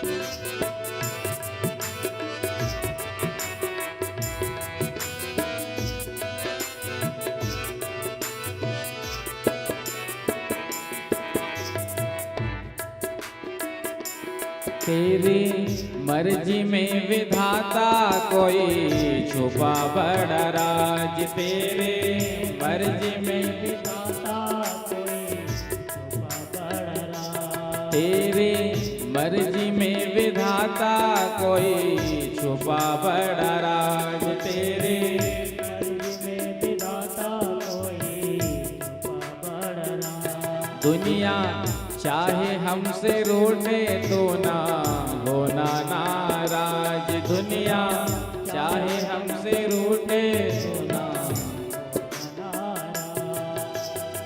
रूठे चाहे राजा वासे कछ नहीं काजा, एक तू ही है महाराजा और कौन को सराहिए। रूठे चाहे भाई वासे कछु न भलाई, एक तू ही है सहाई और कौन पास जाइए। रूठ जाए चाहे शत्रु और मित्र आटोयाम, एक तेरे चरणन में नेह को लगाइए, क्योंकि जग सारा झूठा एक तू ही है अनूठा। रूठ जाए सारा जग तो न रूठा चाहिए, रूठ जाए सारा जग तो न रूठा चाहिए। हम सबको मनाने में रहते, ये भी मान जाए, ये भी हमसे प्रसन्न हो जाए, प्रयास यही करते हैं ना। लेकिन सबको छोड़ो, आज आप एक को मनाओगे दूसरा नाराज हो जाएगा, 10 को मनाओगे 5 नाराज हो जाएंगे, 90 को मनाओगे 5 नाराज हो जाएंगे, 100 को प्रसन्न नहीं कर सकते। इसलिए सबको छोड़ करके बस एक ठाकुर जी हमसे ना रूठे। संसार रूठ भी जाएगा तो क्या बिगाड़ लेगा, कुछ नहीं, लेकिन ठाकुर जी रूठने नहीं चाहिए। तेरे मर्जी में विधाता कोई छुपा बड़ा राज, तेरे मर्जी में विधाता कोई छुपा बड़ा।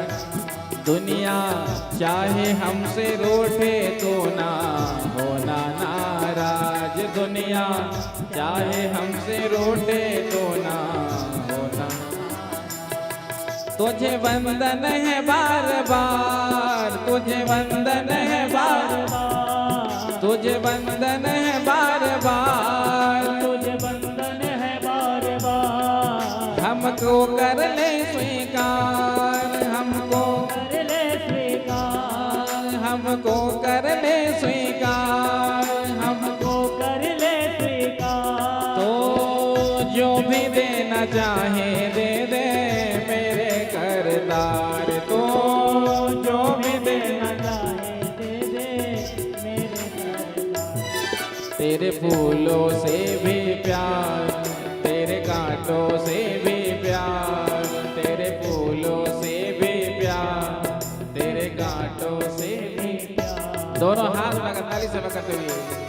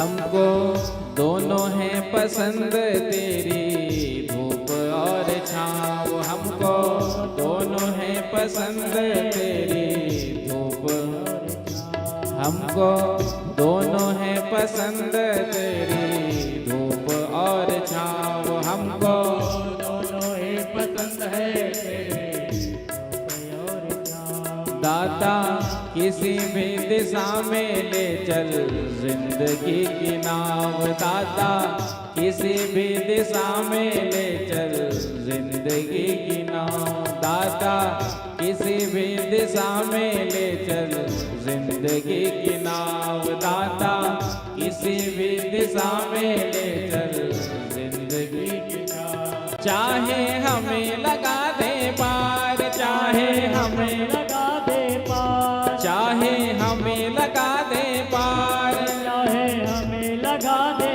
पार। या डुबो दे मजेदार, या डुबो दे मजेदार, या डुबो दे मजेदार, या डुबो दे मजेदार। तो जो भी देना चाहे दे दे मेरे सरकार, तो जो भी देना चाहे दे दे मेरे सरकार। तेरे फूलों से भी प्यार, तेरे कांटों से भी प्यार, तेरे फूलों से भी प्यार, तेरे कांटों से भी प्यार। चाहे सुख दे या दुख चाहे खुशी दे या गम, चाहे चाहे खुशी दे, चाहे सुख दे या दुख, चाहे खुशी दे या गम, चाहे सुख दे या दुख, चाहे खुशी दे। मालिक जैसे भी रखोगे रह लेंगे हम, मालिक जैसे भी रखोगे रह लेंगे हम। चाहे कांटों का दे हार, चाहे कांटों का दे, चाहे कांटों का दे हार, चाहे हरा भरा संसार, चाहे तो जो भी देना चाहे दे दे मेरे सरकार, तो जो भी देना चाहे दे दे मेरे सरकार। तेरे फूलों से भी प्यार, तेरे कांटों से भी प्यार, तेरे फूलों से भी प्यार, तेरे कांटों में भी प्यार। तो जो भी देना चाहे दे दे मेरे सरकार, तो जो भी देना चाहे दे दे मेरे सरकार। तेरे फूलों से भी प्यार, तेरे कांटों से भी प्यार, तेरे फूलों से भी प्यार, तेरे कांटों से भी प्यार, तेरे फूलों से भी प्यार, तेरे कांटों से भी प्यार।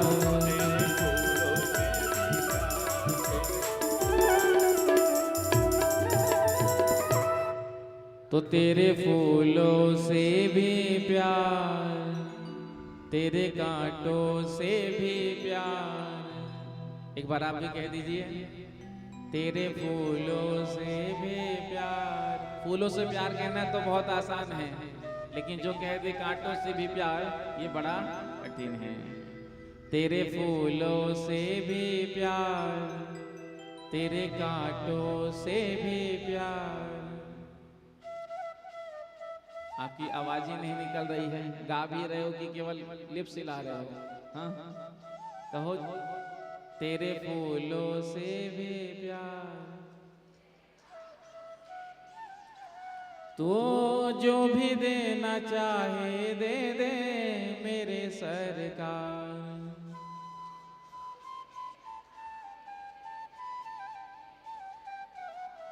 तू जो भी देना चाहे दे दे मेरे सरकार।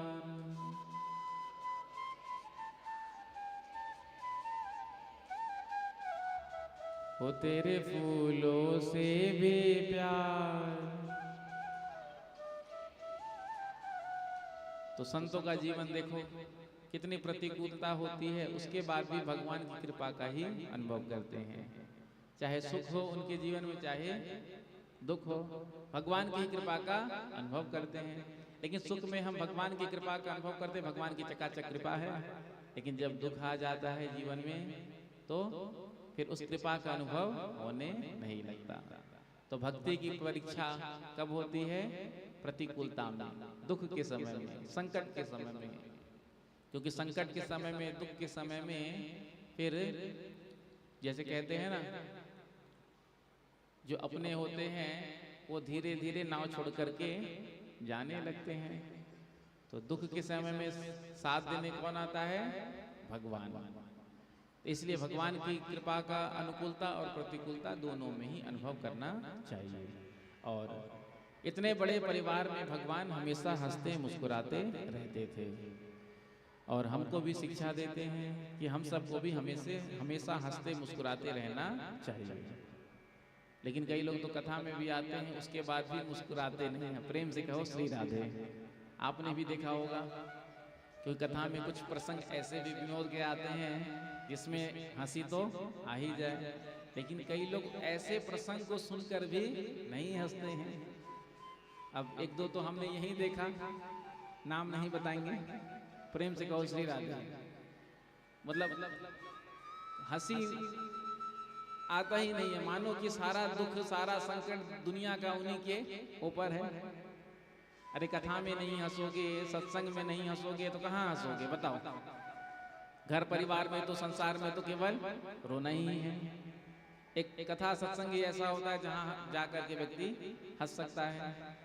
तो इसलिए हम सबको भी हंसते मुस्कुराते रहना चाहिए।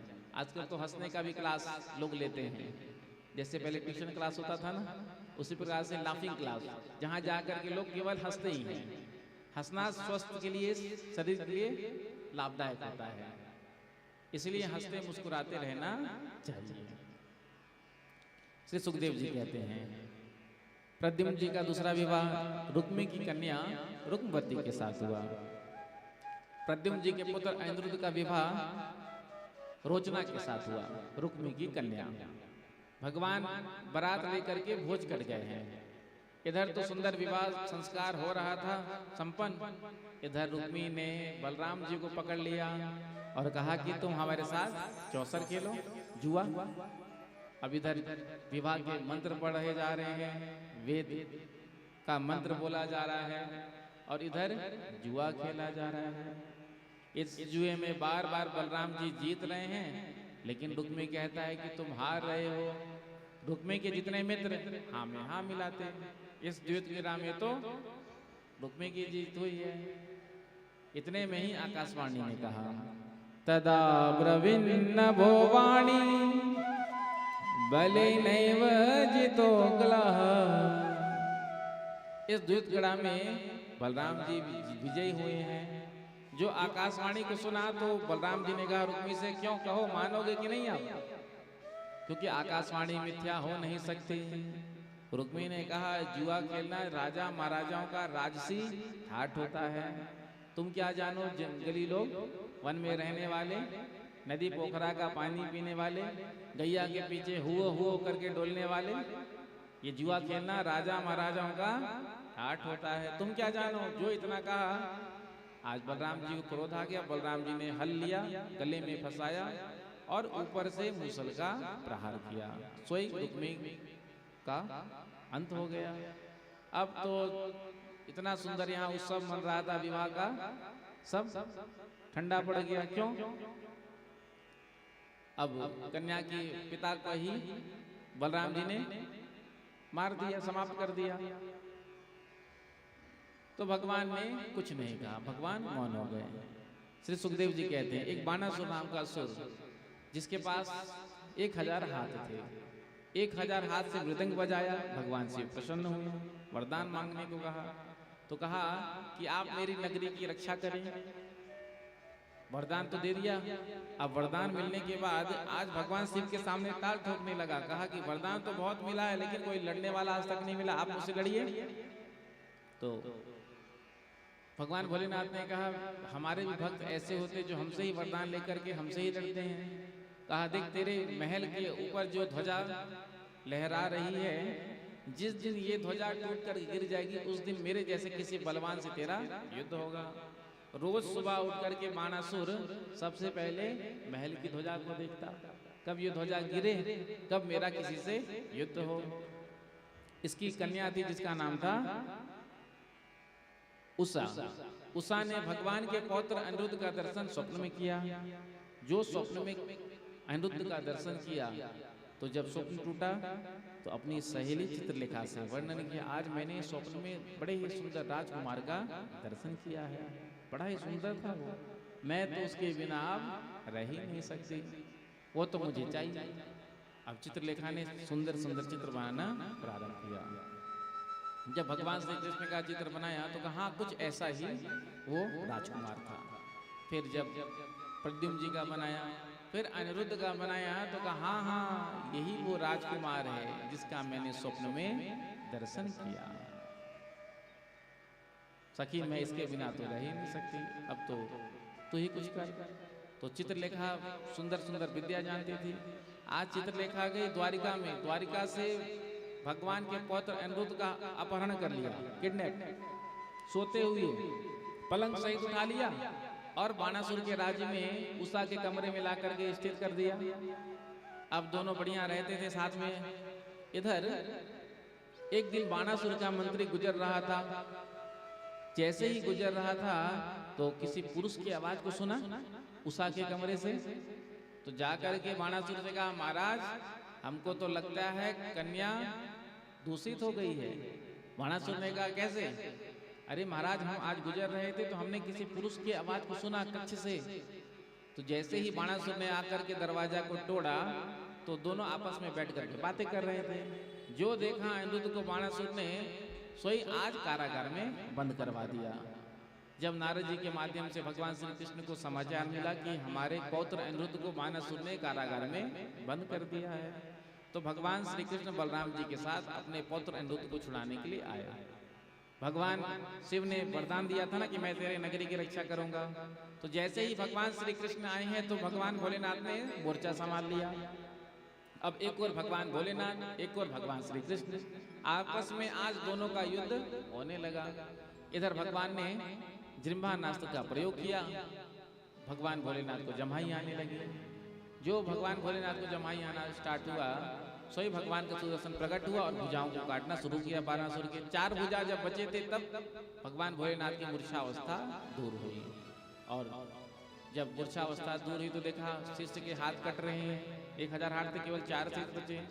तो भगवान भोलेनाथ ने भगवान श्री कृष्ण के चरणों में प्रणाम करके कहा महाराज ये मेरा भक्त है, आप इसको छोड़ दीजिए। और वैसे भी आपने प्रहलाद जी को वचन दिया था कि प्रहलाद जी के वंश में कोई कितना भी बड़ा अपराधी क्यों ना होगा उसको मैं दंड नहीं दूंगा। तो प्रहलाद जी के वंश में ही बाणासुर हुआ है। तो भगवान ने उसको चतुर्भुज रूप दे करके छोड़ दिया। इधर अपनी कन्या उषा और अनिरुद्ध को आगे करके बाणासुर ने भी क्षमा मांगा। श्री सुखदेव जी कहते हैं भगवान एक बार अपने बच्चों को लेकर के आए थे घुमाने के लिए। इधर भगवान कृष्ण तो विश्राम कर रहे थे, बच्चे खेल रहे थे। खेलते खेलते बच्चों का जो गेंद था वो कुएं में जाकर गिर गया।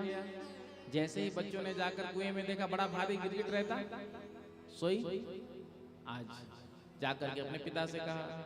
जैसे ही भगवान श्री कृष्ण ने आकर के स्पर्श किया गिरगिट का, आज दिव्य रूप में प्रकट हो गया। भगवान ने पूछा कि तुम कौन हो? तो अपना परिचय दिया। निगो नाम नरेंद्रो हम इक्ष्वाको तनयः प्रभो दानिस्वाख्याय मानेषु यदि ते कर्णमस्पृशम्। यदि आपने दानियों के बारे में सुना होगा तो सबसे पहला नाम मेरा ही आपके कान में गया होगा। भगवान ने कहा हमने तो कभी तुम्हारा नाम नहीं सुना, क्या नाम है? तो कहता है मेरा नाम राजा निग था, इक्ष्वाकु वंश में मेरा जन्म हुआ और मैं दान करता था। भगवान ने पूछा क्या दान करते थे? गायों का। कितना गाय दान किया? तो कहता है पृथ्वी में जितने रजकण हैं, वर्षा के समय जितने आकाश से बूंद गिरते हैं, आकाश में जितने तारे हैं, उससे भी ज्यादा गाय का दान मैंने किया। भगवान ने कहा जब इतना दान किया तो फिर इस निकृष्ट योनि में क्यों पड़ा है? दान करने से तो पुण्य होता है, वैकुंठ साकेत गोलोक स्वर्ग मिलता है। जरूर बूढ़ी और बिना दूध देने वाली गाय का दान करता होगा, क्योंकि दान तो हम लोग भी करते हैं, जैसा मैंने प्रारंभ नहीं कहा। तो कहता है नहीं नहीं नहीं, दूध देने वाली गाय का दान करता था, बूढ़ी गाय का नहीं। और तो और मैं जो गाय का दान करता था तो स्वर्ण से पैरों को मढ़ करके और चांदी से गाय के सिंग को मढ़ करके दान करता था। तो भगवान ने कहा जब इतना दान किए तो फिर ये स्थिति क्यों? तो कहता है एक बार मैंने एक गाय का दान ब्राह्मण देवताओं कर दिया। अब वो गाय आकर के मेरे गौशाला में मिल गई, उसी गाय का दान मैंने दूसरे ब्राह्मण को कर दिया। जब दूसरा ब्राह्मण लेकर के गाय जा रहा था तो रास्ते में पहले ब्राह्मण ने देख लिया और कहने लगा अरे इस गाय को तो राजा निक ने मुझे दिया था, ये तुम्हारे पास कैसे आ गया? सोई दूसरा ब्राह्मण कहता है अभी अभी राजा निक ने मुझे दान दिया है। अब दोनों आपस में झगड़ने लगे। तो फिर कहा कि चलो निर्णय राजा से ही करवाते हैं, किसने दिया है, किसको दिया है राजा ने ये गाय। तो दोनों ब्राह्मण गाय को लेकर के पहुंच गए राजमहल में। और जो दूसरा ब्राह्मण गाय लेकर के जा रहा था उसने कहा महाराज अभी अभी आपने इस गाय का दान मुझको किया। राजन ने कहा हाँ किया। पहले ब्राह्मण ने कहा याद करिए महाराज, इसी गाय का दान आपने मुझे किया था कुछ समय पहले। अब राजा ने देखा गौर से तो कहा कि हाँ इसी गाय का दान मैंने इसे भी किया था। अब राजा को लगा कि भूल तो हो गई, अज्ञानता बस राजा जानते नहीं थे, अब अज्ञान बस भूल तो हो गया। लेकिन राजा ने कहा पहले ब्राह्मण से कि इस गाय के बदले तुम लाख गाय ले लो, इस गाय को छोड़ दो। दोनों ब्राह्मण से कहा, दोनों ने कहा महाराज जिस गाय का संकल्प हमने लिया है वही हम लेंगे।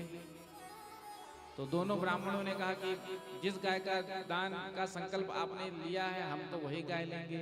राजा ने निर्णय नहीं कर सके कि किसको दो, पहले वाले को दो दूसरे वाले को दो। तो इसी पाप के चलते राजा ने को गिरगिट बनना पड़ा। इसलिए जो दान का संकल्प होता है किया जाता है हमारे द्वारा, तो उस दान को हमको करना चाहिए। प्रेम से कहो श्री राधे। क्योंकि आजकल लोगों में बड़ा मिलावट हो गया है। जैसे हम भगवान से कोई कामना करते हैं, मन्नत मांगते हैं और फिर कहते हैं ना कि प्रभु ये कामना मेरी पूरी हो जाएगी तो मैं ये करूँगा। सबसे पहले तो हमको वही कर देना चाहिए जो हम भगवान से कह रहे हैं, प्रभु जब आप ये कर देंगे तो हम ये कर देंगे। आज का व्यक्ति भी जो है वो बहुत बनिया हो गया है। संसार में हम कोई काम कराने जाते हैं तो सबसे पहले एडवांस देना पड़ता है। कोई भी काम आप कर रहे हो, घर परिवार में शादी ब्याह कर रहे हो, कुछ भी कर रहे हो, किसी को भी आप जब बुक करते हो,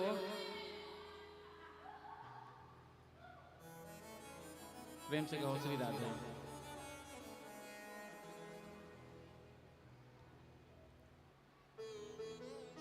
जोर से कह दो राधे राधे। तो कोई भी काम कराने हम जब जाते हैं तो एडवांस देते हैं। लेकिन जब हम भगवान के सामने जाते हैं और भगवान से कोई कामना करते हैं, कोई मन्नत मांगते हैं, तो भगवान से क्या कहते हैं? जैसे एक भजन है ना, माँ मुरादे पूरी कर दे हलवा बांटूंगी। अब हलवा बांटने के लिए भी हम माता जी से क्या प्रार्थना करते हैं? एक हलवा बांटने के लिए। जब मेरी माँ मुराद पूरा कर देगी, कामना पूरा कर देंगी तो मैं हलवा बांटूंगी। कहे तो ऐसे रही है जैसे सोना चांदी बांटूंगी, हलवा क्या। तो ऐसे ही हम सब जब जाते हैं भगवान के दरबार में, भगवान के सामने जाते हैं तो कामना करते हैं, और जब कामना पूरा हो जाता है तो फिर हम उसको भूल जाते हैं। लेकिन आपने जो संकल्प के, संकल्प भी कहलाएगा कि ऐसा हो जाएगा तो हम ऐसा करेंगे। एक तो आजकल हम लोग का मेमोरी बहुत लॉस हो गया है, तो जब आप कहीं कामना करो ना तो ये नोट करके रख लिया करो कि हमने क्या कहा था भगवान से, ऐसा हो जाएगा तो ऐसा करेंगे। ये हम नहीं कह रहे, आप सब जाकर मंदिर में कहते हो, कथा में जाकर कहते, भगवान से मांगते ही हैं। कौन नहीं मांगता है बताओ? कोई ना कोई कामना तो रहते ही है, चाहे अपने लिए हो, चाहे बच्चों के लिए हो, चाहे परिवार के लिए हो, कहीं ना कहीं कुछ ना कुछ कामना तो होती ही है। तो हम भूल भी जाते हैं। तो जब कोई कामना करो भगवान से तो नोट करके रख लिया करो। हाँ, जब पूरा हो जाए तो कम से कम ये तो है लिखा है, देख करके हम उसको पूरा कर लेते हैं। क्योंकि आजकल लोग कामना पूरा होने के बाद भगवान को ही भूल जाते हैं। प्रायः ऐसे ही देखा जाता है। कृतज्ञता हमारे अंदर है नहीं। देखो भगवान का जो है, भगवान तो वो लेकर ही रहेंगे। जो आपने भगवान को कह दिया है, आप चाहे खुशी से दें, खुशी से नहीं देंगे तो भगवान ऐसे ही निकाल लेंगे। लेकिन भगवान अपना हिस्सा ले ही लेंगे। एक व्यक्ति दर्शन करने के लिए गया और बड़ी लंबी लाइन थी, तीर्थ में गया था, और तीर्थों में तो बड़ी लंबी लाइन होती, 2-2, 3-3 घंटे लाइन में लग करके दर्शन मिलता है। तो जब वो व्यक्ति गया दर्शन करने के लिए भगवान का, तो आज मन में सोचा कि मैं 2000 रुपया भगवान के चरणों में चढ़ाऊंगा आरती की थाली में। अब भाव तो आया 2000 रुपये चढ़ाने का, फिर लाइन में लग गया। अब चलते चलते चलते लाइन आगे बढ़ता जा रहा है। अब लाइन आगे बढ़ता जा रहा है और इसका भाव भी बदलता जा रहा है। उस दिन में मैंने कहा था भाव बदलना नहीं चाहिए। जब एक बार मन में आ गया कि 2000 रुपये आज मैं चढ़ाऊंगा तो 2000 ही चढ़ाना चाहिए। लेकिन अब मन में सोचा कि 2000 चढ़ाने की क्या जरूरत है, यहाँ तो इतनी लंबी लाइन है, सब कुछ ना कुछ चढ़ा ही रहे हैं। तो भगवान के पास पैसे की तो कोई कमी है नहीं, भगवान तो भाव के भूखे होते हैं। तो अब उसने 2000 का नोट पर्स में अंदर कर लिया, जो निकाला था पहले चढ़ाने के लिए, हाथ में लेकर रख लिया था। तो अब इसने सोचा कि क्यों ना 500 ही चढ़ा दिया जाए। 2000 का नोट पर्स में रख लिया और 500 का निकाल लिया। अब लाइन आगे बढ़ता गया तो फिर इसने सोचा 500 ज्यादा नहीं हो जाएगा, तो 500 का पर्स में रखा, 200 का बाहर निकाल लिया। और ऐसा करते करते जब भगवान के सामने पहुंचा तब तक तो हाथ में एक सिक्का एक का आ गया। एक का सिक्का डाला, आरती लिया और भगवान को प्रणाम किया। इतने में ही पीछे उसकी एक माता जी थी, तो माता जी ने पीठ में हाथ किया, तो मुड़ करके देखा, तो जैसे ही मुड़ करके देखा तो उस माता जी ने 2000 का नोट इसको दिया। और भीड़ था, भजन चल रहा था, तो कुछ सुनाई तो आ नहीं रहा था। 2000 के नोट दिया और कहा इशारे में चढ़ा दो। अब उसने 2000 का भी नोट चढ़ाया, आरती लिया और निकला। अब मन ही मन सोच रहा था कि देखो देखो माता जी कितनी दानी है, कितना बड़ा माता जी का दिल है। हमसे तो जैसे तैसे एक का सिक्का निकला, लेकिन माता जी ने 2000 रुपए चढ़ाया आरती में। तो जब दर्शन करके बाहर निकला तो माता जी रास्ते में मिल गई बीच में। तो माता जी से कहा, माता जी आपने तो कमाल कर दिया, हम तो जैसे तैसे आरती में एक का सिक्का डाल करके आए, लेकिन आपने तो 2000 रुपए दान किया। माता जी ने भी आश्चर्यचकित होकर के पूछा, मैंने कब 2000 रुपए का दान किया, मैंने कब 2000 रुपए चढ़ाया? तो कहा माता जी ने आपने ही तो मुझे दिया था ना 2000 रुपए आरती में डालने के लिए। माता जी ने कहा कि वो पैसे मेरे थोड़ी थे, वो पैसे तो तेरे ही थे, तेरे पर्स से गिर गए थे तो मैंने तुझे उठा करके दे दिया। अब जब सुना उसने कि 2000 मेरे ही थे, बेचारा बेहोश हो गया। प्रेम से कहो श्री राधे। तो भगवान अपना भाग ले ही लेते हैं, लेकिन हम सब सोचते हैं कि हम भगवान को ही बना देंगे। एक घटना तो हमने अपनी आंखों से देखा, कहीं सुंदरकांड का पाठ चल रहा था, हम व्यासपीठ पर बैठे थे। अब जगदलपुर की घटना है, कोई ज्वेलर शॉप वाले थे, तो अब उन्होंने निकाला, जैसा होता है बड़ा नोट निकालते हैं, बड़ा नोट से निकालते निकालते छोटा नोट निकाल करके डालते हैं। तो अब निकाला पहले बड़ा नोट, उसके बाद छोटा नोट निकाला। तो भगवान पर तो 50 का नोट चढ़ा, 500 रुपए नीचे गिर गया। अब हम तो गा रहे थे, कैसे कहेंगे, अब गा रहे हैं तो कैसे छोड़ करके तो बोल नहीं सकते कि आप इशारे में कोई समझेगा नहीं। जब भजन कीर्तन चलता है, सुंदरकांड चलता है तो आवाज बहुत ज्यादा होती है, ना तो बोलने से कुछ समझ में आता है। तो अब देखो भगवान उनसे सेठ जी से 500 रुपए निकलवाना चाहते थे, सो निकाल लिए। ऐसे नहीं दे रहे हैं तो ऐसे निकाल लिया भगवान ने, लेकिन भगवान अपना हिस्सा ले लेते हैं। प्रेम से कहो श्री राधे। तो कहने का अभिप्राय, जो मन में एक बार हमारे संकल्प में आ गया तो उसका दान हमको करना ही चाहिए। जो भगवान से हमने प्रॉमिस किया भगवान हम ऐसा करेंगे, क्योंकि मन्नत पूरा होने के बाद आजकल लोग भूल जाते हैं, सोचते हैं काम तो बन गया, फिर दोबारा तो भगवान से कोई लेना देना है ही नहीं। लेकिन बेटा दुनिया बड़ी लंबी है, समय बहुत है, आगे भी तेरे को काम पड़ेगा। कई ऐसे लोग होते हैं जो काम बनने के बाद तो मुख ही मोड़ लेते हैं, रास्ता ही बदल लेते हैं कहीं। तो ऐसा अकृतज्ञ होना नहीं चाहिए। प्रेम से कहो श्री राधे। तो आज भगवान ने राजा निक से कहा, अच्छा इस कारण तुम गिरगिट बने हो, कोई बात नहीं। भगवान ने अपने बच्चों को वहीं बिठाया और कहा, बेटा भूल से भी कभी संतों का ब्राह्मणों का धन हरण मत करना, भूल से भी संतों का ब्राह्मणों का धन हमारे पास नहीं आना चाहिए, क्योंकि ब्राह्मणों का संतों का जो धन होता है वो धन बड़ा खतरनाक होता है। कुलम समूलम दहती ब्रह्मस्व अरणी पावका। इसलिए हमेशा ध्यान रखना। तो समय समय पर भगवान बच्चों को शिक्षा देते थे। आज बलराम जी ने आकर कन्हैया से कहा, कन्हैया चलो 2 महीना गर्मी छुट्टी चैत्र और बैसाख वृंदावन घूम आते हैं। जब गर्मी छुट्टी आता है तो हम भी छुट्टी मनाने जाते हैं ना कहीं घूमने फिरने जाते हैं, रिश्तेदारों के यहाँ जाते हैं, चलो घूम करके आते हैं। कन्हैया ने कहा अभी तो हम थोड़े व्यस्त हैं, आप जाइए। तो 2 महीने के लिए बलराम जी चैत्र और वैशाख वृंदावन में आए। और वृंदावन की गर्मी का कहना क्या, ग्वाल वालों के साथ बलराम जी खेल रहे थे, सभी को गर्मी लगने लगी। वृंदावन की ठंडी भी बड़ी भयंकर होती है और वृंदावन की गर्मी भी भयंकर होती है। तो जब गर्मी सताने लगी, ग्वाल वालों ने कहा दाऊ भैया चलो चलकर यमुना जी में स्नान करते हैं। तो जब यमुना जी में स्नान करेंगे तो गर्मी भाग जाएगी। तो बलराम जी ने कहा यमुना जी कितनी दूर है यहाँ से? कहा 2 किलोमीटर। इतनी गर्मी में 2 किलोमीटर हम चल के जाएंगे? तो बलराम जी ने ग्वाल वालों से कहा कि अभी हम यमुना जी को हम यहीं बुला लेते हैं। ग्वाल वालों ने कहा आपके बुलाने से यमुना जी यहाँ आ जाएंगी क्या? तो कहा अभी मेरा पराक्रम देखो।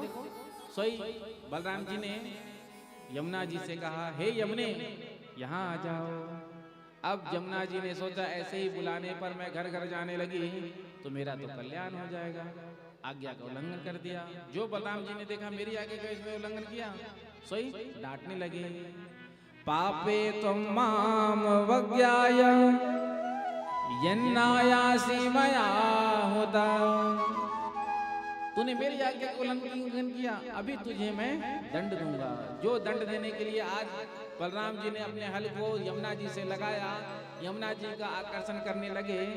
सोई जहाँ पर हल लगाया वहां से यमुना जी की धारा भी दूसरी ओर बह गई। और आज भी बलराम जी के पराक्रम को दर्शाता है। जब हम व्रज 84 कोस की परिक्रमा करते हैं तो एक स्थान पड़ता है खेचा दाव। खेचा दाव क्यों पड़ा नाम? क्योंकि बलराम जी ने यमुना जी को वहीं पे आकर्षण किया था, खींचा था ना, इसीलिए उस स्थान का नाम है खेचा दाव। जो यमुना जी का आकर्षण करने लगे, यमुना जी घबरा गई और हाथ जोड़ करके प्रकट हो गई। राम राम महाबाहो ना जाने तब विक्रमम। मेरे अपराध को आप क्षमा कर दीजिए। तो बलराम जी ने क्षमा कर दिया। इधर बलराम जी तो वृंदावन में है, इतने में ही द्वारिका में एक पौंड्रक नाम का राजा, ये अपने आप को भगवान समझता। 2 हाथ तो इसके थे ही, 2 हाथ इसने नकली लगा लिया, नीला पेंट लगा लिया, लकड़ी का गरुड़ बना लिया, जनरेटर फिट कर दिया, रिमोट से चलने लगा। हाथ में सुदर्शन चक्र फिट कर लिया। आपने भी देखा हो कहीं जाते हैं झांकी दर्शन करने के लिए तो हाथ में चक्र है, घूम रहा है, उड़ रहा है। तो सारी व्यवस्था इसने चकाचक बना लिया और बिल्कुल पूछने लगा भगवान की तरह। एक दिन इसका मित्र आया काशी नरेश और कहा देख तेरा तो बढ़िया प्रचार प्रसार हो रहा है, सब तुझे भगवान मान रहे हैं, लेकिन एक कमी और रह गई है। कुछ लोग अभी भी कृष्ण को द्वारिका का राजा मानते हैं, द्वारिका का भगवान मानते हैं। तो क्यों ना एक तो धमकी भरा पत्र कृष्ण के पास भेज। वैसे भी वो भगोड़ा है, जरासंध के सामने से मथुरा छोड़कर भाग गया था, द्वारिका में छुप करके बैठा है। तो एक धमकी भरा पत्र भेज दे उसको, जिसको पढ़ करके वो द्वारिका छोड़ करके भाग जाएगा। उसके बाद तो तू ही केवल अकेला भगवान रहेगा और खूब तेरी जय जयकार होगी। यदि 2 भगवान हो जाएंगे तो भक्त बढ़ जाएंगे ना। जब तू अकेला भगवान होगा तो चकाचक चढ़ावा भी आएगा और खूब प्रचार प्रसार तेरे ही होगा। जो जो चढ़ावा आएगा तो फिर हम आपस में 50-50 बांट लेंगे। तो कहा ऐसा क्या? काशी नरेश ने कहा बिल्कुल ऐसा ही। पौंड्रक ने कहा ठीक है चलो मैं भेजता हूँ। एक धमकी भरा पत्र लिखा और दूत के माध्यम से पत्र द्वारिका भेज दिया। जब द्वारिका में दूत ने पत्र पढ़ करके सुनाया कि हमारे भगवान ने आपको पत्र भेजा है और पत्र में उन्होंने कहा है कि यदि आप अपने प्राण की सुरक्षा रक्षा चाहते हैं तो आप द्वारिका छोड़ करके भाग जाइए और आपने जो ये आयुध धारण किया है शंख चक्र गदा पद्म, इसका त्याग कर दीजिए। जो सभासदों ने सुना सबके सब ठहाका मारकर हंसने लगे। ये नए भगवान कहाँ से प्रकट हो गए भैया, जो हमारे भगवान को कहते हैं कि आप ही द्वारिका छोड़ करके भाग जाओ। ये उस समय की घटना है जब भगवान धराधाम पर विराजमान है। उस समय भी नकली भगवान प्रकट हो रहे हैं।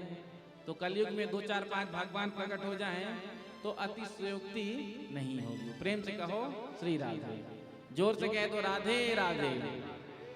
क्योंकि कलयुग में तो आप देख ही रहे हैं नए नए भगवान प्रकट होते जा रहे हैं, इसलिए थोड़ा सावधान रहना चाहिए।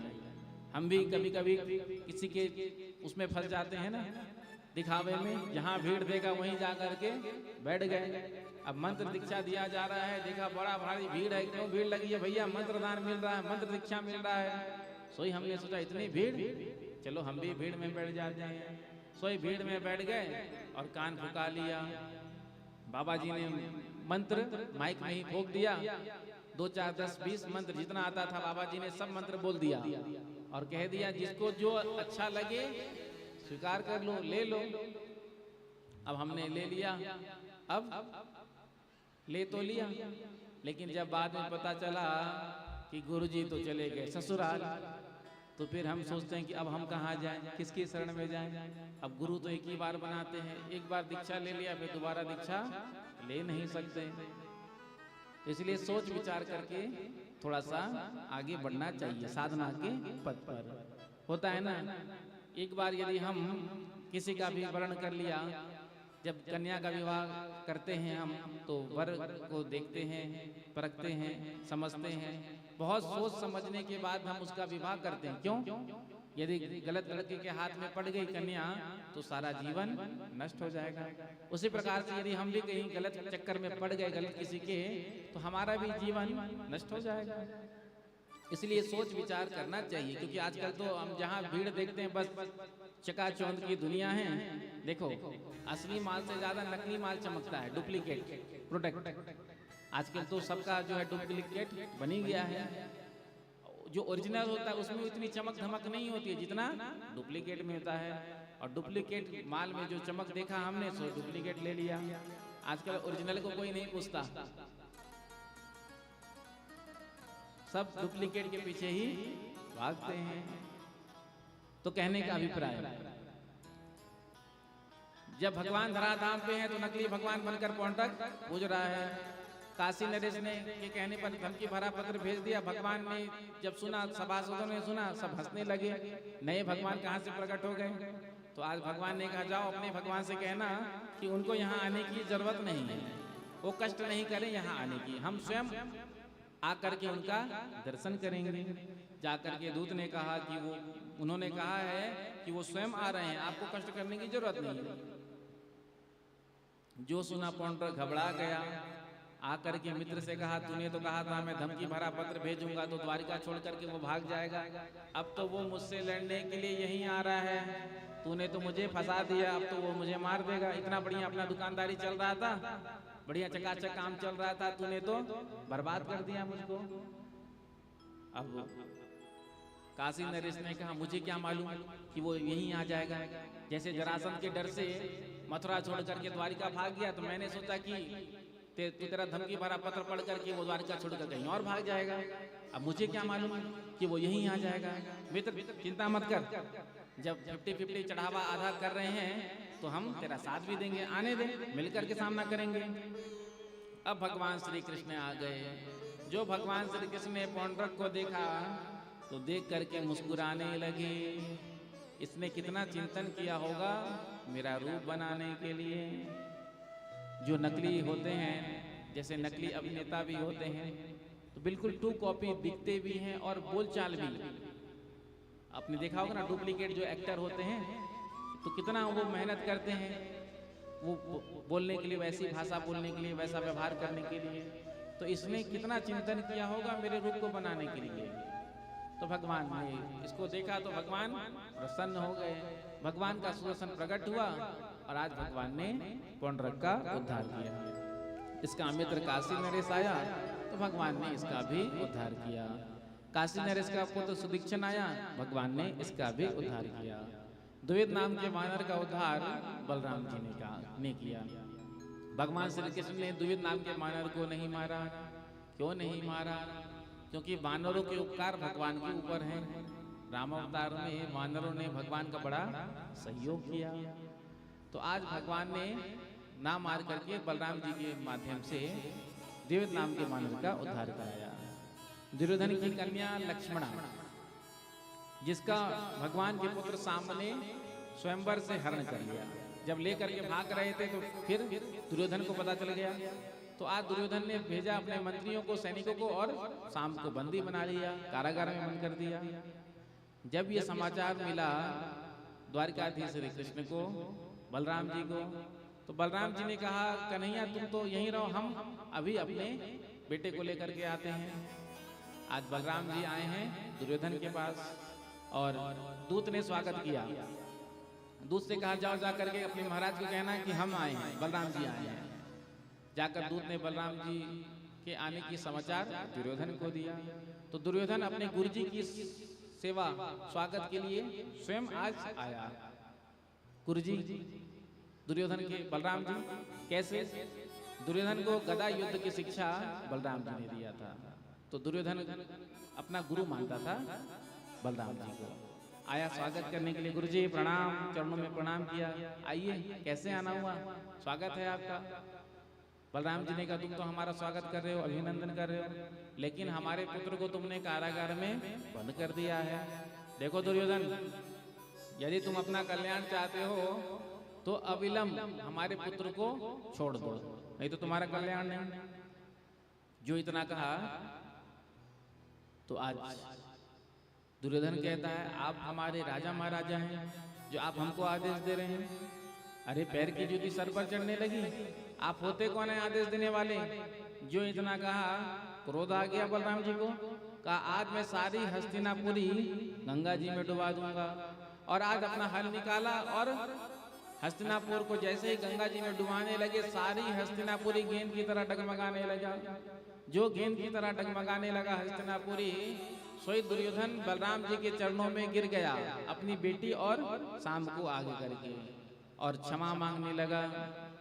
राम रामाखिलाधार प्रभावम न विदामते, मूढ़ानां न कुबुद्धिनां छन्तुमर्हस्यति क्रमम्। तो आज बलराम जी ने क्षमा कर दिया। उसके बाद भगवान के दिनचर्या के बारे में वर्णन है। प्रातः काल उठ करके भगवान अपने दोनों हस्त कमल का दर्शन करते हैं, पृथ्वी माता को प्रणाम करके फिर पृथ्वी पर चरण रखते हैं। उसके बाद स्नान के बाद भगवान संध्या वंदन करते हैं। तो उसी प्रकार से हम सबके जीवन में भी कुछ ना कुछ नियम होना चाहिए। कम से कम ज़्यादा नहीं तो प्रातःकाल कुछ तो नियम लेना ही चाहिए। ज़्यादा नहीं कर सकते तो कम से कम एक हनुमान चालीसा का पाठ तो नित्य प्रति हमको करना ही चाहिए। बाकी जितना आप करो अच्छा है, लेकिन कुछ नहीं कर सकते हो तो हनुमान चालीसा का ही पाठ नित्य प्रति किया करो। इधर आज नारद जी ने आकर के राष्ट्रीय यज्ञ का निमंत्रण भगवान को दिया। जरासंध के राज्य में जो 20,800 राजा थे, इनके यहाँ से दूत आया और आकर के भगवान से प्रार्थना करने लगा कि जो राजा जरासंध की कैद में हैं, उन्होंने आपके पास पत्र भेजा है, वो आपकी शरण में है, आप उनकी रक्षा करिए। इधर राष्ट्रीय यज्ञ का निमंत्रण, इधर जरासंध के यहाँ से दूतों का पत्र आया।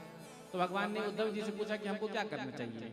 उद्धव जी ने समाधान दिया कि सबसे पहले तो हमको पांडवों के यहाँ ये इंद्रप्रस्थ चलना चाहिए, और इंद्रप्रस्थ चल करके फिर जरासंध को जीतना चाहिए, क्योंकि जब तक सभी राजाओं को जीता नहीं जाएगा, सभी राजाओं की स्वीकृति सहमति नहीं होगी, तब तक राष्ट्रीय यज्ञ नहीं संपन्न हो सकता। तो सबसे पहले हमको इंद्रप्रस्थ चलना चाहिए, वहां से जरासंध पर विजय प्राप्त करना चाहिए, उसके बाद राष्ट्रीय यज्ञ में चलना चाहिए। तो आज भगवान सबको लेकर के आज आए हैं इंद्रप्रस्थ। प्रेम से कहो श्री राधे। इंद्रप्रस्थ, और भगवान इंद्रप्रस्थ आए हैं तो सभी को लेकर, पूरे परिवार को लेकर के, जैसे चूल का न्योता समझते हैं आप, चूल का न्योता कहते हैं कि चूल्हा ही घर में नहीं जले। भगवान को और को निमंत्रण दे सकता है? 56 करोड़ यदुवंशी, किसी ने चूल का निमंत्रण दे दिया तो भोजन कैसे कराएंगे? क्योंकि पांडव कहीं जाते थे तो भगवान पूरे परिवार को लेकर के जाते थे। आज पांडवों के आए हैं और आकर के जरासंध को मारने के लिए भगवान ने भीमसेन और अर्जुन को अपने साथ लिया और साथ में लेकर के आए हैं जरासंध की नगरी में। और आकर के भगवान ने कहा, युद्धम नो देहि राजेंद्र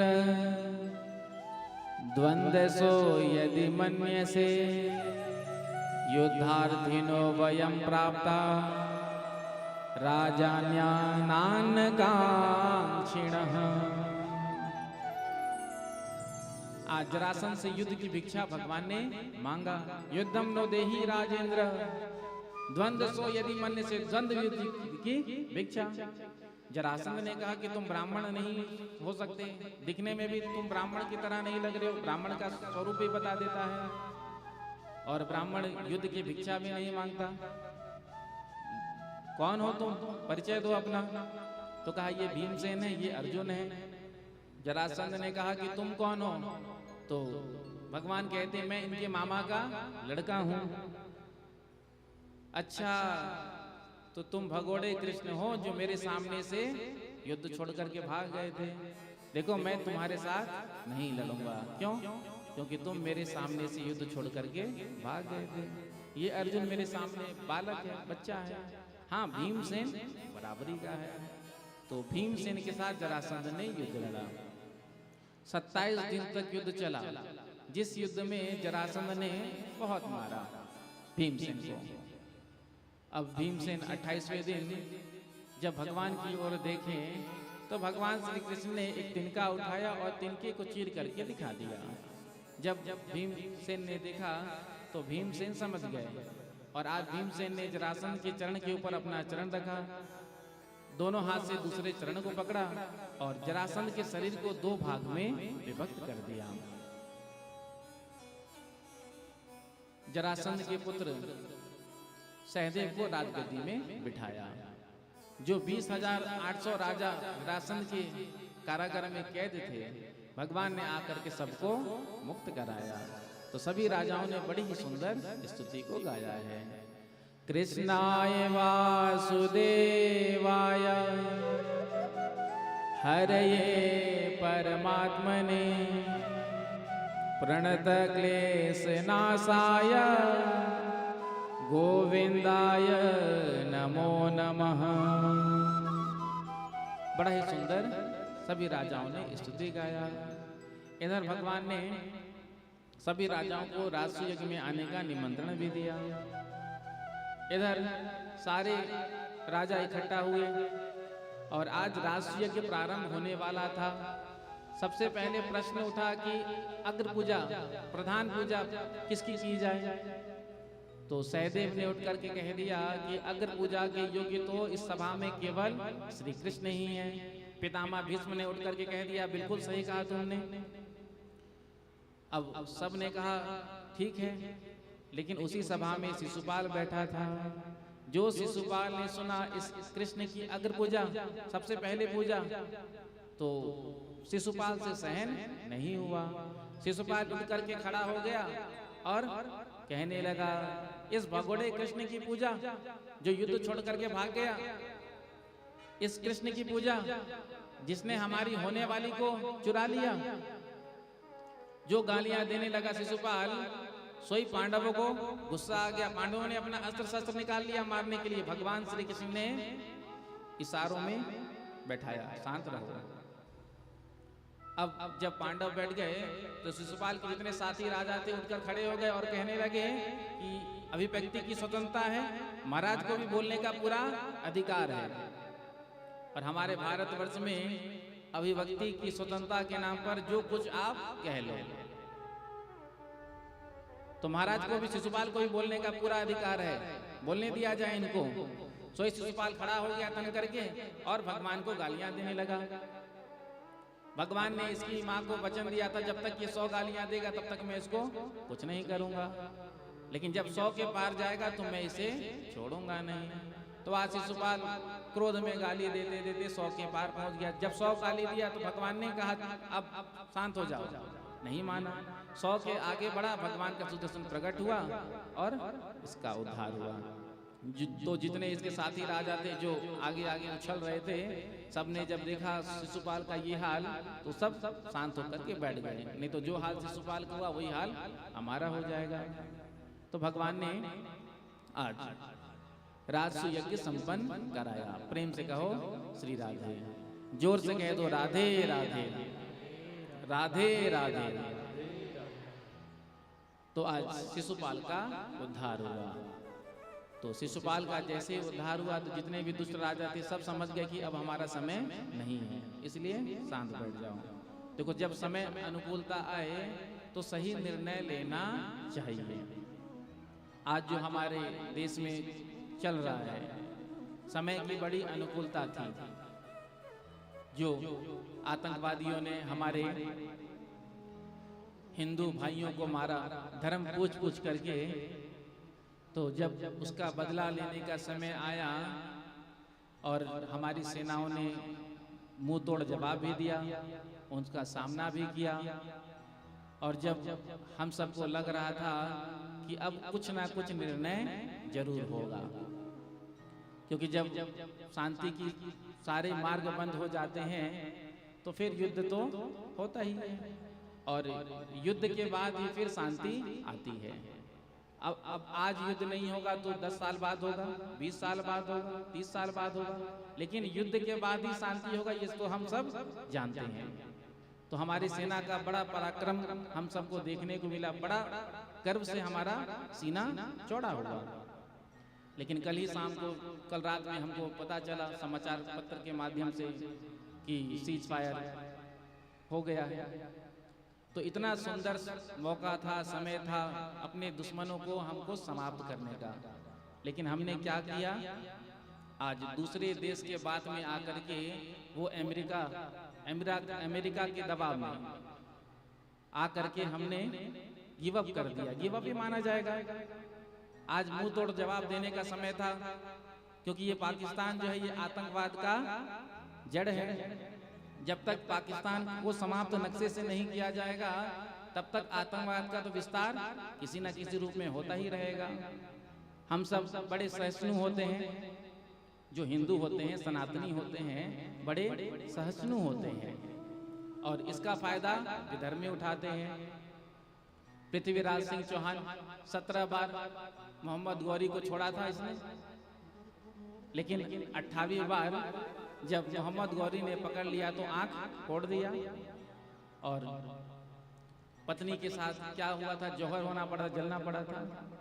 हमने तो 17 बार छोड़ दिया, लेकिन सामने वाले ने क्या किया, पकड़ते ही। उसी प्रकार से जब जब मौका आता है तब तक हम सहिष्णुता का परिचय दे करके हम शांति वार्ता का आगे कर देते हैं। लेकिन हम ये भूल जाते हैं कि एक सर्प है, सर्प का काम क्या है, विष उगलना और डसना।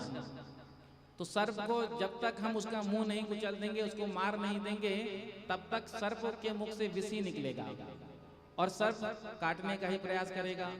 अब तो सर्प को यदि थोड़ा सा भी मार करके छोड़ दो तो फिर वो दुगना गति से डबल प्रहार करता है।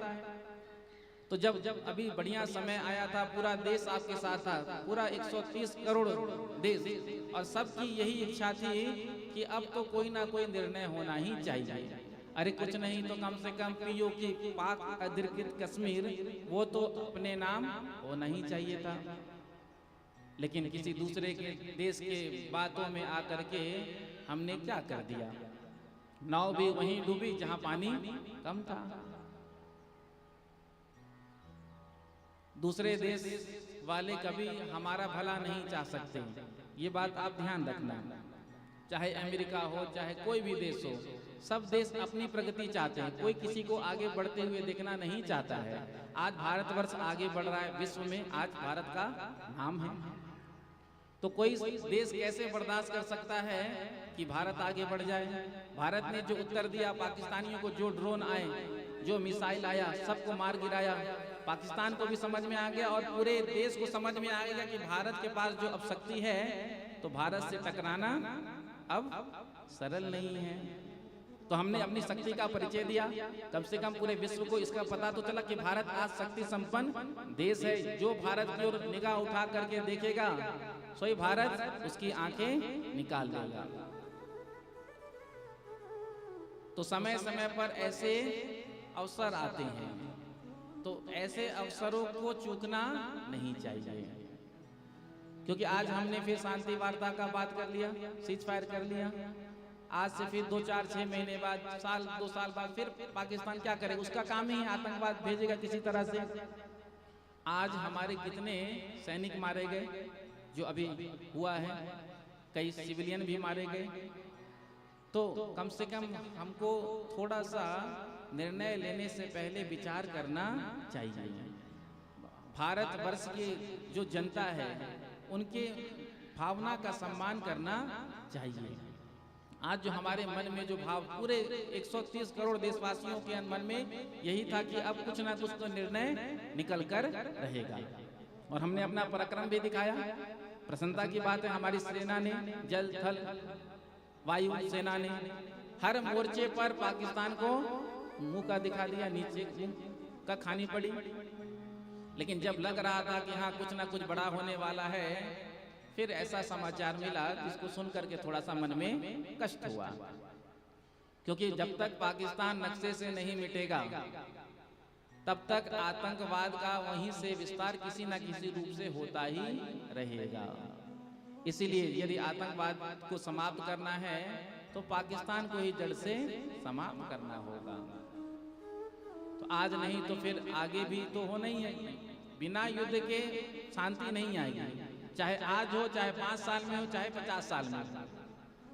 जब एक बार युद्ध होगा उसके बाद ही फिर शांति पूरी तरह से आएगी। और आज हमारे बीच में श्री गिरजानंद मिश्र जी भी आए हैं। प्रेम से कहो श्री आगे आइए ना, आगे आइए, यहाँ आइए। तो कहने का अभिप्राय, बिना युद्ध के शांति नहीं आएगी। हम तो शांति वार्ता ही, हम लोग तो शांति का ही प्रयास, हम लोग जितने सहिष्णु हैं, हमसे ज्यादा सहिष्णु कोई होगा क्या? हमारे अंदर क्या भावना होती है? सर्वे भवन्तु सुखिनः, सर्वे सन्तु निरामया। हम सब जब प्रार्थना करते हैं तो विश्व का कल्याण हो, ऐसा कोई धर्म प्रार्थना कर सकता है?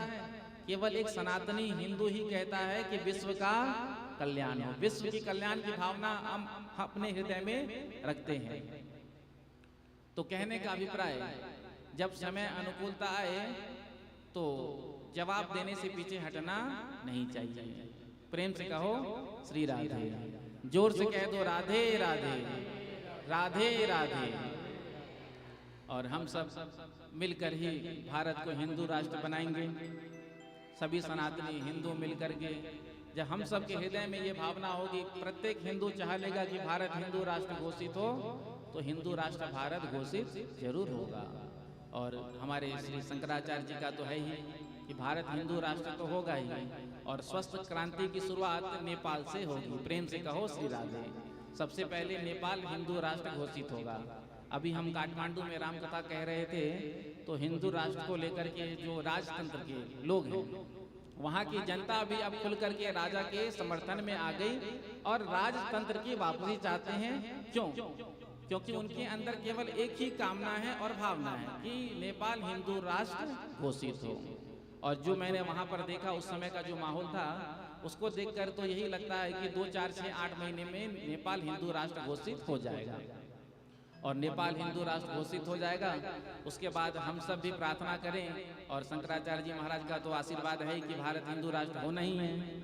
और हिंदू द्वीप भी बनेगा, जो भारत है, पाकिस्तान है, अफगानिस्तान है, श्रीलंका है, म्यांमार है, भूटान है, ये सब हिंदू द्वीप बनेगा।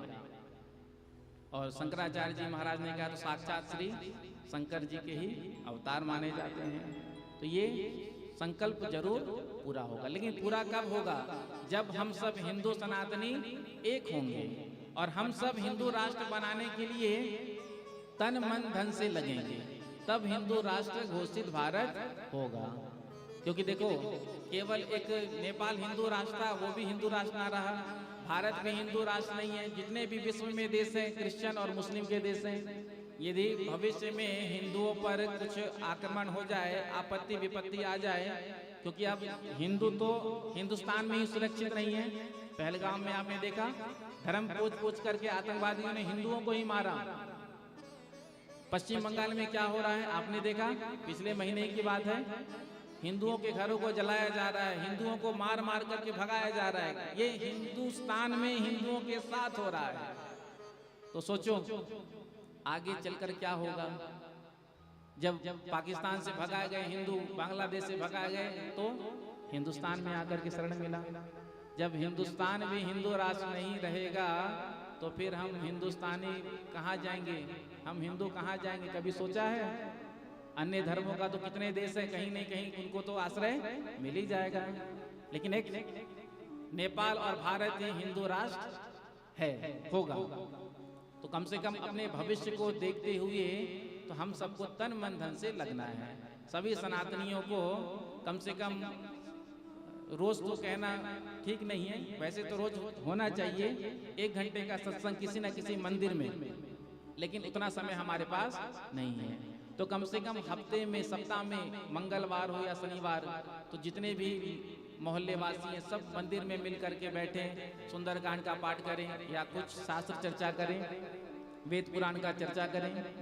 तो प्रत्येक सनातनी हिंदू जब 1 घंटे का सत्संग सप्ताह में 1 दिन भी करेगा तो अपने धर्म के बारे में कुछ जानेगा, और 1 रुपया निकाले अपने धर्म के लिए, और उस 1 रुपया से 1-1 रुपया भी हिंदू निकालेगा तो 100 करोड़ हिंदू हमारे देश में हैं। तो वही पैसा हम सब हिंदुओं के काम आएगा। आज विडंबना ये है कि भारतवर्ष में जितने भी मठ मंदिर हैं, तीर्थ देवालय हैं, वो सब सरकार के अधीन है, सारा पैसा सरकार के पास जाता है। और भारतवर्ष में जो मस्जिद है, जो चर्च हैं, उसका पैसा उनके पास ही रहता है। हमारे पैसे से ही मदरसा चलता है, जो सब्सिडी आदि मिल रहा है। आप देख रहे हैं ना, अभी जो घटना हुई उसके बाद ये पता चला 82,000 महिला मुस्लिम भारतवर्ष में हैं, जिनके पति पाकिस्तान में हैं और बच्चे पैदा यहाँ कर रही हैं। सारे सुख सुविधा जो सरकार से मिलता है, राशन ले रही है, फ्री इलाज, फ्री पानी, सब ले रही हैं। और वोट कहाँ देती हैं बताओ। तो कम से कम जो रोहिंग्या, बांग्लादेशी घुसपैठियां हैं, ये सब जो भारतवर्ष में किसी ना किसी रूप से घुसे बैठे हैं, तो इनको भी जल्दी से जल्दी भारत से निकालना जरूरी हो गया है। अमेरिका ने क्या किया, जो अवैध तरीके से भारतवासी अमेरिका गए थे तो विमान में जंजीर में बांध करके बाहर निकाल दिया। किसी ने, किसी देश ने चूक किया, तब मानवता कहाँ चला गया। जो देवियों को, स्त्रियों को हथकड़ी बांध करके विमान में बिठाया गया, उस समय किसी देश ने कुछ नहीं बोला।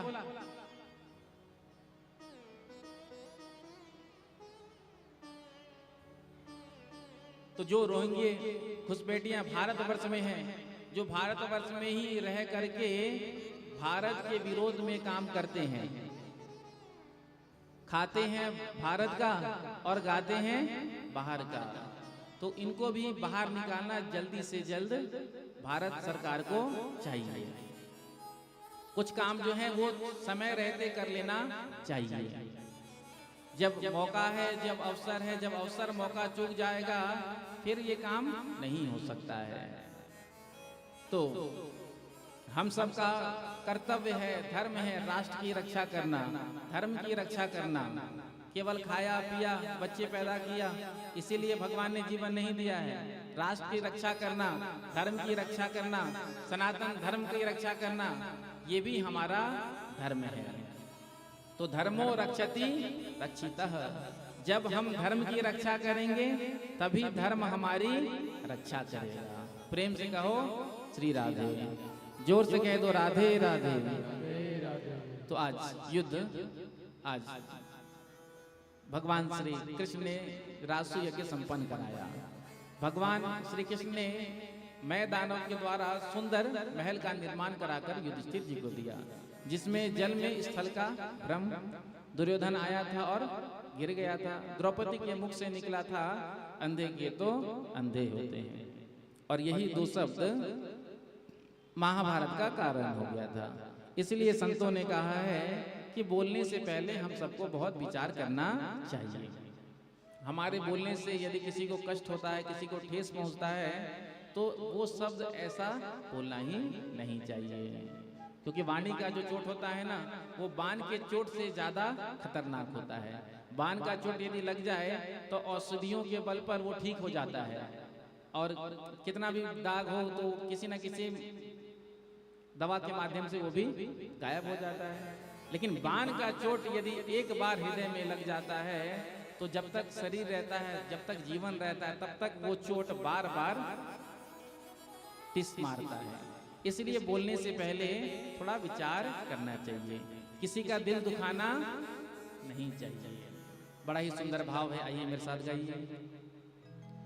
नहीं चाहिए दिल दुखाना किसी का, नहीं चाहिए दिल दुखाना किसी का, नहीं चाहिए दिल दुखाना किसी का, नहीं चाहिए दिल दुखाना किसी का। सदा ना रहा है, सदा ना रहेगा जमाना किसी का, नहीं चाहिए दिल दुखाना किसी का, नहीं चाहिए दिल दुखाना किसी का।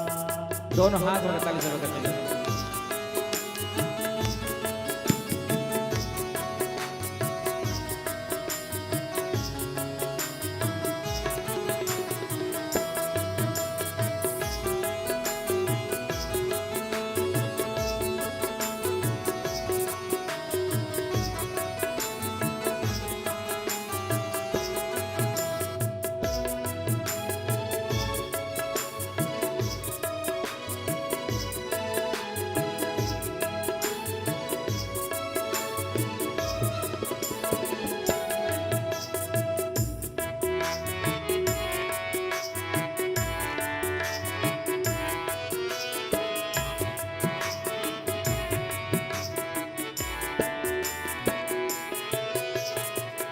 आएगा बुलावा तो जाना पड़ेगा, सिर तुझको आखिर झुकाना पड़ेगा।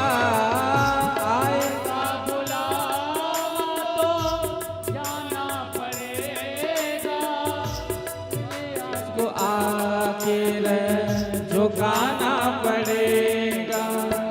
वहाँ ना चला वहाँ ना चलेगा बहाना किसी का, नहीं चाहिए दिल दुखाना किसी का, नहीं चाहिए दिल दुखाना किसी का।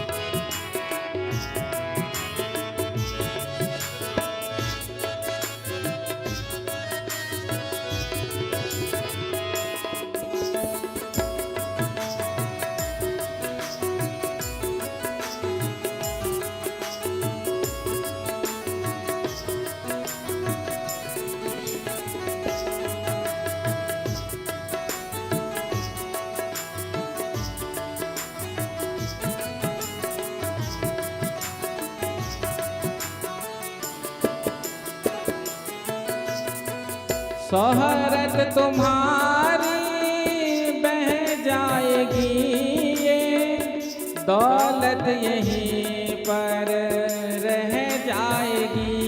ये शोहरत तुम्हारी बह जाएगी, ये दौलत यहीं पर रह जाएगी।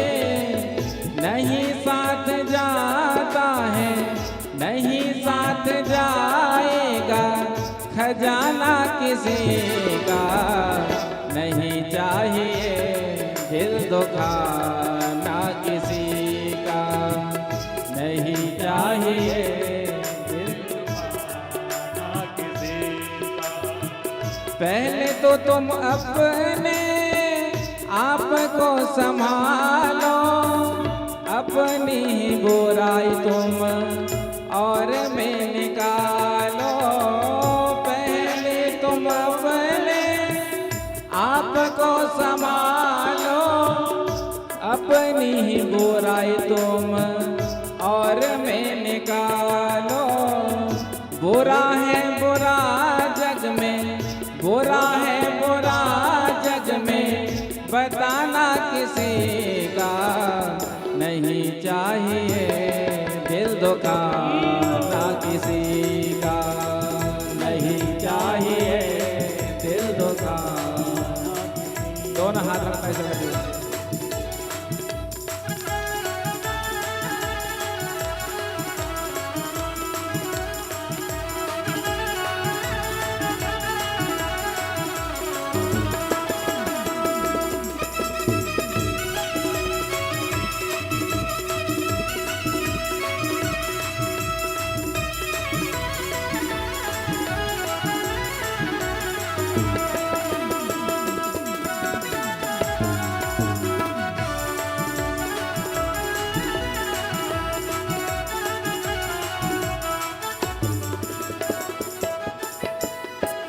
दुनिया का गुलशन सजा ही रहेगा, ये तो जहां में लगा ही रहेगा। दुनिया का गुलशन सजा ही रहेगा, ये तो जहां में लगा ही रहेगा। आना किसी का जग में, आना किसी का जग में, जाना किसी का नहीं चाहिए, दिल दुखाना किसी का नहीं चाहिए, दिल दुखाना किसी का।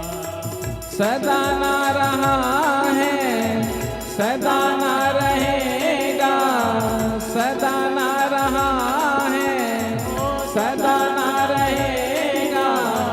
जमाना किसी का नहीं चाहिए, दिल दुखाना किसी का नहीं चाहिए, दिल दुखाना ओ नहीं चाहिए, दिल दुखाना किसी का नहीं चाहिए, दिल दुखाना नहीं चाहिए, दिल दुखाना किसी का। कहिए नहीं चाहिए, दिल दुखाना। क्यों? सदा ना रहा है, सदा ना रहेगा। जमाना किसी का नहीं चाहिए, दिल दुखाना किसी नहीं चाहिए, दिल दुखाना किसी। तो इसीलिए नहीं चाहिए दिल दुखाना किसी का। बोलने से पहले हम सबको थोड़ा सा विचार करना चाहिए, हम क्या कह रहे हैं, किससे कह रहे हैं, किससे क्या कहना चाहिए, किससे क्या नहीं कहना चाहिए। इतना भी हम सबको विवेक आज नहीं है। तो बोलने से पहले हमको बहुत सोचना चाहिए। हम जो कह रहे हैं इसको सुनकर किसी के दिल को कोई ठेस तो नहीं पहुंचेगा, लेकिन लोग बात कहते हैं महाराज हम तो बिल्कुल सच कहते हैं, और सच तो कड़वा होता है। सच कड़वा नहीं होता, सच बड़ा मीठा होता है। ये तो बोलने का लोगों का ढंग हो गया है। सच तो महाराज बड़ा कड़वा होता है। भैया सच कभी कड़वा हो ही नहीं सकता, सच तो बड़ा मीठा होता है। ये तो बोलने का अपना तरीका होता है। एक बात ऐसा है जो आप बड़े प्रेम से कह सकते हो मीठे वाणी में, उसी बात को आप दूसरे कड़े वाणी में भी कह सकते हैं। ये आप पर निर्भर करता है कि आप शब्दों का उपयोग कैसे करते हैं। देखो, दुकान सोने की है या लोहे की पता कब चलता है? जब हमारा मुख खुलता है, जब वाणी से शब्द निकलता है ना, तो असली में पता चलता है कि सोने की दुकान है कि कोयले की खदान है। इसीलिए बोलने से पहले थोड़ा विचार करना चाहिए, मीठा बोलना चाहिए, जो सामने वाले को सुनकर भी अच्छा लगे। होता है ना, कई लोग तो बिल्कुल बोलते हैं, ऐसा बोलते हैं कि जिसको सुन करके बात लग ही जाता है। तो ऐसा क्यों बोलना कि किसी के दिल को हम ठेस पहुंचाए, हमारी बात को सुनकर किसी के दिल को लग जाए, बुरा लग जाए, किसी का दिल दुख जाए। तो यदि हम किसी का दिल दुखाते हैं, हमारे बोलने से किसी का दिल दुखता है, तो फिर जब दिल दुखता है ना, तो फिर अंतर आत्मा से आह निकलता है। और अंतर आत्मा का जो आह होता है वो बड़े बड़े महलों को भी राख कर देता है, क्योंकि समय एक जैसा नहीं रहता है। आज हम ठीक है, राजा की तरह हैं, खूब संपत्ति है, ऐश्वर्य है, नाम दाम है, पद प्रतिष्ठा है, लेकिन क्या पता कल हो या ना हो। सदा ना रहा है, सदा ना रहेगा। संपत्ति, ऐश्वर्य और ये शरीर भी क्या ऐसा ही रहेगा? कोई गारंटी है हमारे पास? तो जब शरीर का ही ठिकाना नहीं, तो ऐश्वर्य संपत्ति का क्या? न जाने कब संपत्ति नष्ट हो जाए, क्या पता। तो जब सुख का समय होता है, जब ऐश्वर्य होता है, संपत्ति होता है, पद प्रतिष्ठा हमारे पास होता है, तो हम आदमी को आदमी नहीं समझते, ऐसा व्यवहार करते हैं। आपने देखा ही होगा। तो फिर जब समय बुरा आता है, फिर तब एहसास होता है कि हाँ, हमने उस समय ये व्यवहार जो किया था ये उचित नहीं किया था। इसलिए बोलने से पहले थोड़ा सा विचार करो, सोच समझ करके बोला करो, क्योंकि जितने भी झगड़े झंझट होते हैं ना, विवाद होता है, बोलने के कारण ही होता है। और हो सके तो कम बोलो, कम बोलो, प्रिय बोलो। ज्यादा बोलने से आयु क्षीण होता है, आयुर्वेद में कहा गया है। इसलिए मनुष्य को कम बोलना चाहिए, कम कम कम के साथ साथ प्रिय बोलना चाहिए, मीठा बोलना चाहिए। प्रेम से कहो श्री राधे। तो आज भगवान ने साल, दंत वक्त और विदुरथ का उद्धार किया। सुखदेव जी ने पूछा, और कौन कोई कथा सुनना चाहते हो परीक्षित? तो परीक्षित जी ने कहा, आपने कहा भगवान दीन वत्सल है, भक्त वत्सल है, लेकिन अभी तक आपने कोई ऐसी कथा नहीं सुनाया जिसको सुनकर लगे कि भगवान दीनों पर कृपा करते हैं। तो श्री सुखदेव जी श्री सुदामा जी महाराज के पावन चरित्र का वर्णन करते हैं। और आज जब सुदामा चरित्र का प्रारंभ सुखदेव जी करते हैं, तो सुदामा जी महाराज का नाम नहीं लेते हैं, केवल विशेषण ही बताते हैं। सुदामा जी कैसे हैं? कृष्ण स्यासे सखा कश्चित् ब्राह्मणो ब्रह्मवित्तमः विरक्त इंद्रियार्थेषु प्रशांतात्मा जितेन्द्रियः। भगवान श्री कृष्ण के सखा कैसे हैं? ब्राह्मण हैं। और ब्राह्मण भी कैसे? ब्रह्म को जानने वाले, ब्रह्मवित्तमा, विरक्त इंद्रियार्थेषु प्रशांतात्मा जितेन्द्रियः। सुखदेव जी कहते हैं कि सुदामा जी महाराज जितेंद्रिय हैं, प्रशांत आत्मा, जिनके अंदर कोई कामना ही नहीं। संसार में ऐसा कोई व्यक्ति नहीं, मनुष्य नहीं, जिसके अंदर कोई कामना ना हो। कोई ना कोई कामना तो हर किसी के अंदर होती है, लेकिन श्री सुदामा जी महाराज प्रशांत आत्मा, कोई कामना नहीं। सुदामा जी महाराज गरीब, एक समय का भोजन भी ठीक से नहीं मिलता, फिर भी भगवान से शिकायत नहीं करते कि तुम तो हमारे मित्र थे, हमको दिया गया, हमारे लिए किया क्या। आज तक अपनी पत्नी को भी नहीं बताया कि द्वारिका के राजा कृष्ण हमारे मित्र हैं। होता है ना, गलती से भी मंत्री, विधायक, सांसद के साथ फोटो खींच जाए, तो ही हम फोटो दिखाते हुए घूमते रहते हैं, देखो देखो मंत्री जी है ना, हमारे बड़े खास हैं, जबकि मंत्री जी जानते भी नहीं। जैसे मंत्री आते हैं कथा में, मंत्री मुख्यमंत्री आ गए कथा में, विधायक सांसद आ गए तो लोग आकर के उनके अगल बगल बैठ जाते हैं घेर करके। क्यों? क्योंकि जो मंत्री जी आते हैं तो साथ में एक फोटोग्राफर भी लेकर के आते हैं, और जब मंत्री जी के अगल बगल बैठ जाएंगे तो फोटो खींचेगा और अगले दिन पेपर में, न्यूज़पेपर में छपेगा। और जब न्यूज़पेपर में छपेगा तो फिर उसी पेपर को, कटिंग को हम रख करके घूमते रहेंगे, देखो देखो मंत्री जी हमारे बड़े खास हैं, हमारा तो उठना बैठना है उनके साथ, जबकि कोई लेना देना नहीं होता। और सुदामा जी को देखो, बचपन के मित्र, साथ में सांदीपनी गुरु जी के यहाँ विद्या अध्ययन किया, उसके बाद भी आज तक अपनी पत्नी सुशीला से ये नहीं कहा देवी द्वारिका के राजा श्री कृष्ण हमारे बचपन के सखा हैं, मित्र हैं। ये सुदामा जी का जीवन। सुशीला जी को कैसे पता चला? जब एक संत भिक्षा मांगने के लिए आए तो सुशीला जी को पता चला कि द्वारिका के राजा श्री कृष्ण हमारे स्वामी जी के बचपन के सखा थे। जब सुशीला जी के पास सुदामा जी आए तो सुशीला जी ने कहा, महाराज आपने आज तक हमको ये नहीं बताया कि द्वारिका के राजा श्री कृष्ण आपके मित्र। तो सुदामा जी ने कहा, देवी तुमको किसने कह दिया? आज एक संत आए थे, उन्होंने ही कहा कि द्वारिका के राजा श्री कृष्ण आपके स्वामी जी के बचपन के सखा मित्र। महाराज लेकिन आपने आज तक मुझे भी बताना उचित नहीं समझा। तो सुदामा जी ने कहा, देवी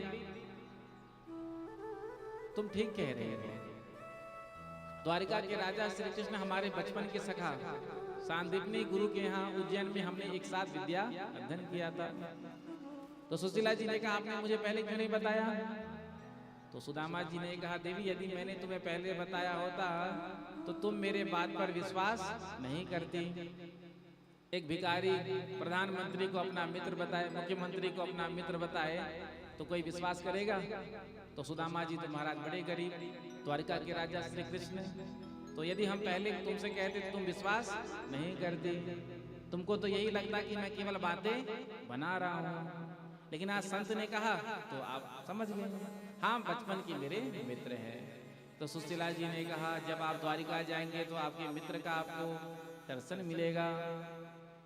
तो सुदामा जी ने कहा कि कुछ है भेंट देने के लिए? तो पड़ोस से जाकर 4 मुट्ठी चावल मांग करके लाई और एक पोटली बना दिया धोती में और सुदामा जी को दे दिया। सुदामा जी आज ले करके चले हैं, और जब चलने लगे तो मन ही मन भगवान श्री कृष्ण का नाम जपते हुए जा रहे हैं।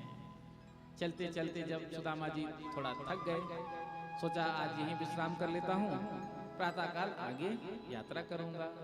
इतने में ही भगवान ने देखा मेरा मित्र मुझसे मिलने के लिए आला है।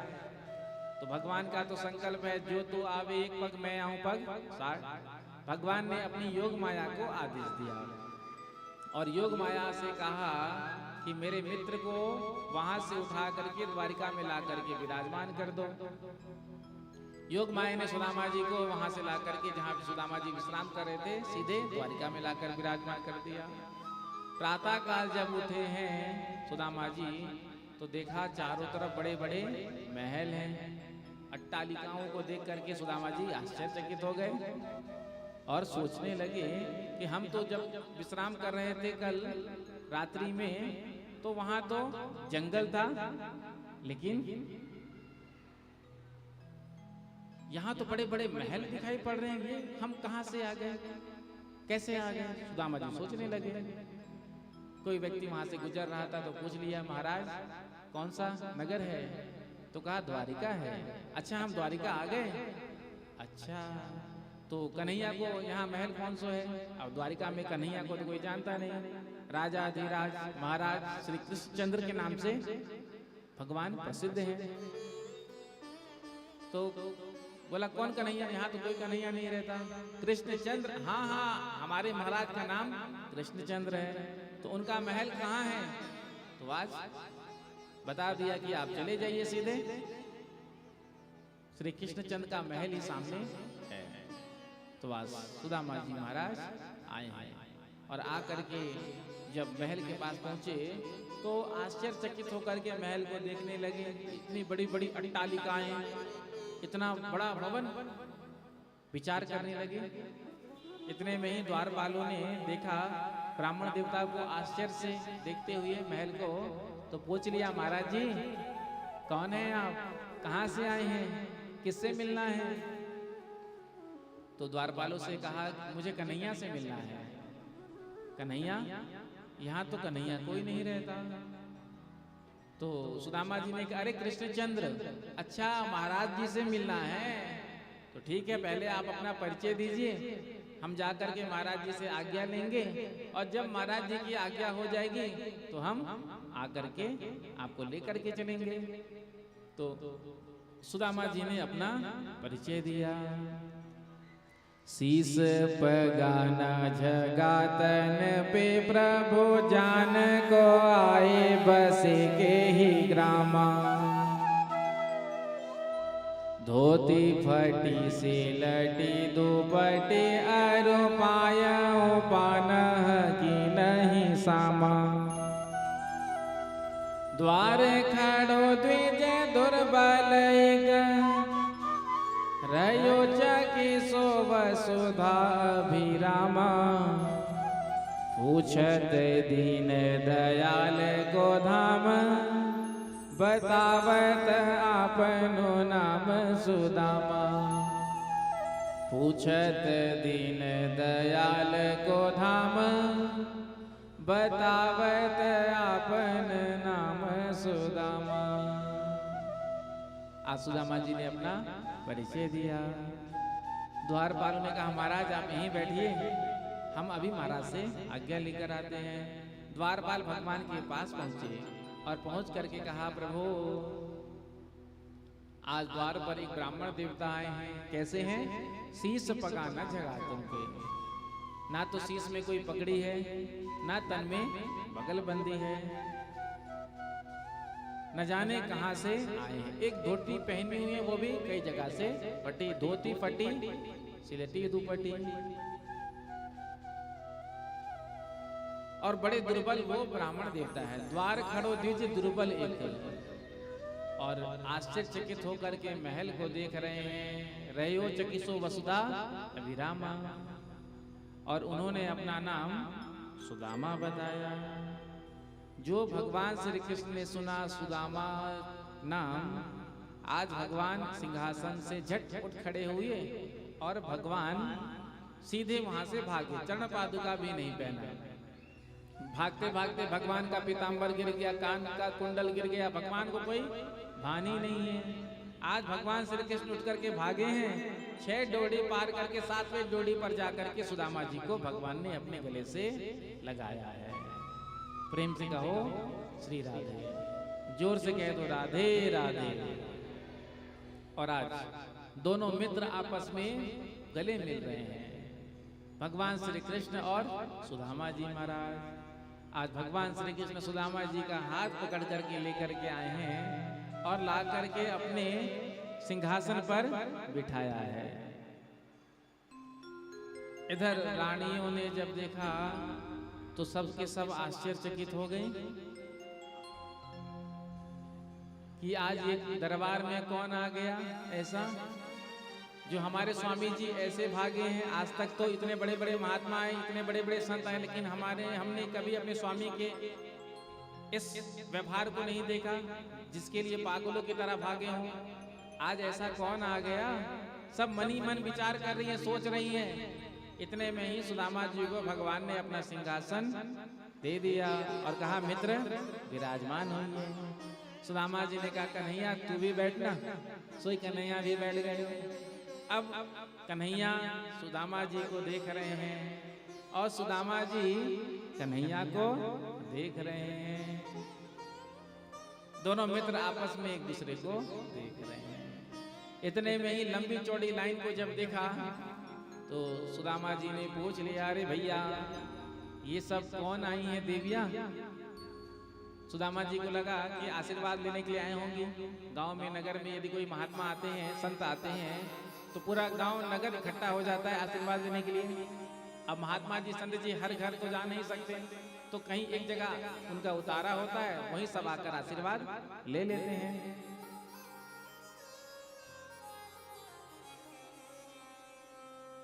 तो सुदामा जी ने पूछा, अरे भैया ये सब कौन है? तो कन्हैया ने कहा, ये सब मित्र हैं। मित्र, ये सब तुम्हारी भाभियां हैं। सुदामा जी ने कहा, भाभियां इतनी सारी? कन्हैया ने कहा, हाँ, ये सब तुम्हारी भाभी हैं। कितनी हैं? कहा 16,108। सुदामा जी ने मन में सोचा, एक थी तो यहाँ तक आना पड़ा, न जाने ये कैसे एडजस्ट करता होगा। हाँ, यदि कोई गलती से 2 विवाह कर ले, भरता के 2 भामिनी तोड़े दोनों के पैर। प्रेम से कहो श्री राम। जिसा गलती से भी 2 विवाह हो जाता है तो उसको ही पता होता है कि उस पर क्या बीत रही है। तो ना जाने ये कैसे रहता होगा इतने बड़े परिवार में। 16,108 जिसकी पत्नियां। सुदामा जी चक्कर में पड़ गए, सोच में डूब गए। कन्हैया ने कहा, अरे मैं तो क्या सोच रहे हो है? सुदामा जी ने कहा, लाला क्या सोच रहे हो है? कन्हैया कहते हैं, मैं सोच रहा हूँ कि इतनों बड़ों महल में इतनों रानियों के संग तू कैसे रहतो है? अरे एक देवी हमारी सुशीला और हमको द्वारिका तक आनो पड़ गयो, ना जाने तो पे का बीती होगी। भैया गृहस्थ आश्रम में सब ठीक ठाक तो है? कन्हैया कहते हैं, मित्र कोई बात की कमी नहीं, भगवान की कृपा से और तुम जैसे ब्राह्मणों के आशीर्वाद से सब चकाचक है, आनंद मंगल है। अब सुदामा जी ने कहा, मित्र बड़े दिनों के बाद तुमसे मिलना हुआ, तुमको देख करके आज मन गदगद हो गया। सुदामा जी ने अपनी रानियों से कहा, जाओ जल की झाड़ी भर कर ले आओ, कलश भर कर ले आओ, हम अपने मित्र के पादों का प्रक्षालन करेंगे। सभी रानियां दौड़ कर गई और एक एक जल कलश भर कर ले आए। तो उद्धव जी ने एक खाली जल का कलश मंगाया और सभी कलश से एक एक चम्मच जल लिया और सुदामा जी के चरणों को धोने के लिए भगवान के हाथों में दे दिया। लेकिन भगवान ने उस जल से सुदामा जी के पादों का प्रक्षालन नहीं किया। भगवान ने तो आज अपने नेत्र के आंसू से सुदामा जी के पादों का प्रक्षालन किया। जब सुदामा जी के चरणों को भगवान ने अपने हाथों में लिया और हाथों में लेकर के जैसे ही देखा तो रक्त बह रहा था, फफोले पड़ रहे थे। इस दृश्य को देखकर भगवान के नेत्रों से आंसू झरने लगा।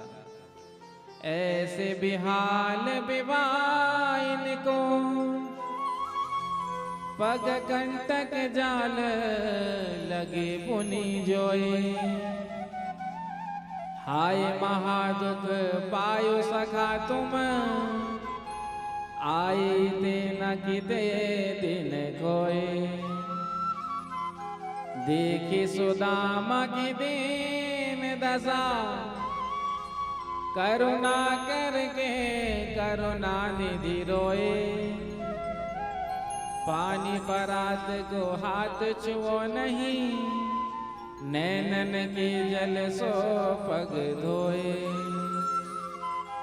पानी परात को हाथ छुओ नहीं, नैनन के जल सो पग धोए। तो आज तो उस जल की झाड़ी को भगवान ने स्पर्श भी नहीं किया और अपने नेत्रों के आंसू से ही सुदामा जी के चरणों का प्रक्षालन किया और आज उस जल को अपने मस्तक पर लगाया। सुदामा जी महाराज को लेकर भगवान श्री कृष्ण अपने कक्ष में आए और अपने सिंहासन पर, जिस सिंहासन पर भगवान विश्राम करते थे पहले तो उसमें बिठाया, उसके बाद अपने कक्ष में ले जाकर के जिस सैया पर भगवान स्वयं विश्राम करते थे उसी सैया पर सुदामा जी को विश्राम कराया। स्वयं लक्ष्मी जी, आज रुक्मणी जी लक्ष्मी जी का ही अवतार है। आज रुक्मणी जी हाथ में पंखा लेकर के सुदामा जी महाराज को पंखा कर रही हैं और दोनों मित्र सुदामा और श्री कृष्ण बचपन की बातें याद कर रहे हैं, गुरुकुल की। इतना समय हो गया सुदामा जी को आए हुए, लेकिन जो भेंट लाया था भगवान श्री कृष्ण के लिए वो भगवान श्री कृष्ण को दे नहीं पा रहे हैं। क्यों नहीं दे पा रहे हैं?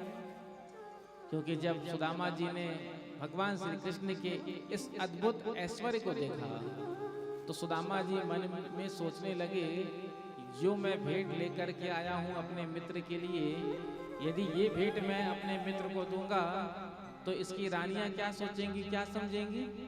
एक मित्र मिलने के लिए आया, वो भी क्या लेकर के आया? 4 मुट्ठी चावल। तो कहीं मेरे मित्र का अपमान ना हो जाए, इस शंका से आज सुदामा जी वो भेंट दे नहीं पा रहे। लेकिन भगवान तो सब जानते हैं, भगवान की दृष्टि उस चावल की पोटली पर है। भगवान सुदामा जी से कहते हैं, मित्र याद है जब गुरु माँ की आज्ञा पर हम वन में समिधा लेने के लिए गए थे, जब कन्हैया ने कहा तो सुदामा जी ने कहा, मित्र बचपन की बातें क्या याद करना, अभी की तुम सुनाओ ना, कैसा चल रहा है और घर परिवार में सब कुशल मंगल, पिताजी कैसे हैं? भगवान श्री कृष्ण बचपन की बात में ही जोड़ दे रहे हैं। याद है तुमको गुरु माँ ने कुछ भूंजे हुए चने दिए थे? सुदामा जी कहते हैं, अरे बचपन की बात तो गई बचपन में, अब उस बात में क्या रखा है मित्र? अब बातें भगवान कर रहे हैं सुदामा जी से। भगवान की दृष्टि सुदामा जी के जो कांख में चावल की पोटली है उसी पर टिकी हुई है। भगवान ने सुदामा जी से कहा, मित्र लगता है तुम मेरे स्वभाव को भूल गए। पत्रम पुष्पम फलम तोयम यो मैं भक्त्या प्रेक्षति, जो मुझे प्रेम से पत्र चढ़ा दे। पत्र भी कहा, कोई नाम नहीं लिया, पत्रम, जो भी पत्र उपलब्ध हो जाए, तुलसी पत्र, समी पत्र, बिल्व पत्र, तो आप भगवान को अर्पण करिए, भगवान उससे ही प्रसन्न हो जाते हैं। पत्रम पुष्पम, यदि पत्र नहीं है तो पुष्पम, जो भी पुष्प आपको मिल जाए। यदि पुष्प भी नहीं है उपलब्ध तो फलम, जो भी फल मिल जाए। और यदि फल भी नहीं उपलब्ध है तो तोयम, जल का तो कहीं अभाव है ही नहीं। और जल भी कहीं नहीं मिल रहा है तो भगवान ने हम सब के नेत्रों में तो जल दिया ही है, और नेत्रों के जल में तो कोई कमी है नहीं। तो जब ये नेत्र से जल भगवान के लिए जब निकलता है तो भगवान उससे भी प्रसन्न हो जाते हैं। जब कोई भगवान के लिए रोता है ना, भगवान की विरह में रोता है, भगवान को पाने के लिए रोता है, तो भगवान भक्त के आंसू देख नहीं सकते। भगवान की कमजोरी है भक्त के आंसू, भक्त के आंखों में भगवान आंसू देख नहीं सकते। तो जब भक्त के नेत्रों से आंसू गिरता है ना तो भगवान वो दृश्य देख नहीं पाते। तो ये नेत्रों का जल तो हम सबके पास उपलब्ध है। तो भगवान को तो जो प्रेम से अर्पण कर दिया जाए, पत्रम पुष्पम फलम तोयम यो मैं भक्त्या प्रेक्षति, भगवान स्वीकार करते हैं। भगवान श्री कृष्ण सुदामा जी से कहते हैं, मित्र ये तुम्हारे हाथ में क्या हो गया है? हम जब से देख रहे हैं तुम्हारे हाथ ऐसे ही, क्या कछु परेशानी है, दर्द वर्द है? तो सुदामा जी ने कहा, नहीं नहीं कोई दर्द वर्द नहीं, हमारा हाथ तो बिल्कुल ठीक है। नहीं, हम आपको देख रहे हैं जब से आप आए हैं आपका हाथ ऐसे ही है। अरे कछु बीमारी उमारी तो ना है गए तो हम इलाज कर देंगे, हमको इलाज करना भी आता है। सुदामा जी ने कहा, नहीं नहीं कोई दिक्कत नहीं, हमारा हाथ बिल्कुल ठीक है। नहीं मित्र, जब से आप अपने हाथ को ऐसे ही रखे हुए हैं कोई तो दिक्कत है। यदि आपके हाथन में दर्द है तो मैं भी हाथन दबा दूं। सोई भगवान ने सुदामा जी के हाथ को उठाया। जैसे ही सुदामा जी के हाथ को पकड़ करके उठाया, सोई चावल की मुट्ठी पोटली दिख गई। और आज भगवान ने उस चावल की पोटली को ले लिया। जैसे ही भगवान ने उस चावल की पोटली को खोला है, जब खोल करके देखा तो आज 4 मुट्ठी चावल थे, वो भी 4 प्रकार के। भगवान ने मन में विचार किया कि मेरे मित्र के जीवन में इतनी निर्धनता, गरीबी, और मुझे पता नहीं चला, मैं इसके लिए कुछ कर नहीं पाया। आज भगवान श्री कृष्ण ने 1 मुट्ठी चावल लिया और अपने मुख में लिया। 1 लोक का राज्य भगवान ने सुदामा जी को दिया। दूसरे मुट्ठी चावल लिया, दूसरे लोक का राज सुदामा जी को दिया।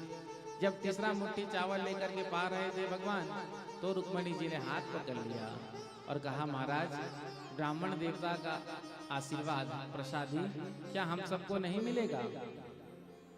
तो तीसरा मुट्ठी चावल आज भगवान श्री कृष्ण ने सभी रानियों में थोड़ा थोड़ा बांट दिया।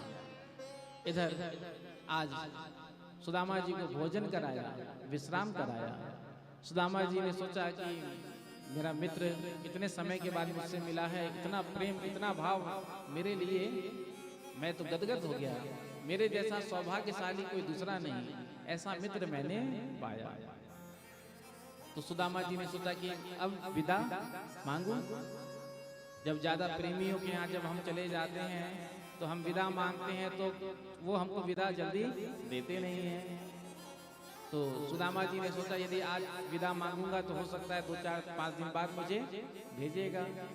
तो सुदामा जी ने कहा कन्हैया अब हम चलते हैं, तेरी भाभी राह देख रही होगी हमारा। जो कहा सुदामा जी ने कि हम चलते हैं, तो कन्हैया ने कहा ठीक है मित्र, हम फिर मिलेंगे। आज सुदामा जी ने भगवान श्री कृष्ण से विदा लिया और जब चले हैं तो सुदामा जी अपने भाग्य की सराहना करते हैं। अपि ब्रह्मन् गुरुकुला भवता लब्ध दक्षिणा समावृतेन धर्मज्ञ भार्योडा सदृशी नवा। और आज सुदामा जी मन ही मन भगवान को धन्यवाद देते हैं। इधर भगवान ने सुदामा जी के लिए सुदामापुरी का निर्माण कराया था। जब सुदामा जी पहुंचे हैं तो क्या देखते हैं, जहां पर झोपड़ी थी अपनी टूटी फूटी, वहां तो बड़ा बड़ा महल खड़ा है। तो सुदामा जी को देख करके बड़ा आश्चर्य हुआ। सुदामा जी ने सोचा हमारी झोपड़ी कहाँ चली गई? झोपड़ी तो गई, हमारी ब्राह्मणी पत्नी देवी जी कहाँ चली गई? अब पत्नी को कहाँ ढूंढेंगे, कैसे ढूंढेंगे? दूर से ही सुशीला जी ने आते हुए सुदामा जी को देख लिया था। तो आज आरती का थाल लेकर के नीचे द्वार पर आकर खड़ी हो गई। सुदामा जी को जब सुशीला जी ने देखा तो आरती का थाल घुमाया। सुदामा जी को लगा कि कोई सेठ जी की धर्मपत्नी होंगी, सेठ जी का प्रतीक्षा कर रही होंगी। तो सुदामा जी थोड़े किनारे हो गए।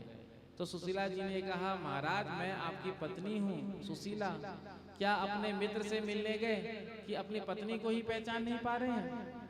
क्योंकि दुख का दिन कुछ और होता है, सुख का समय कुछ और होता है।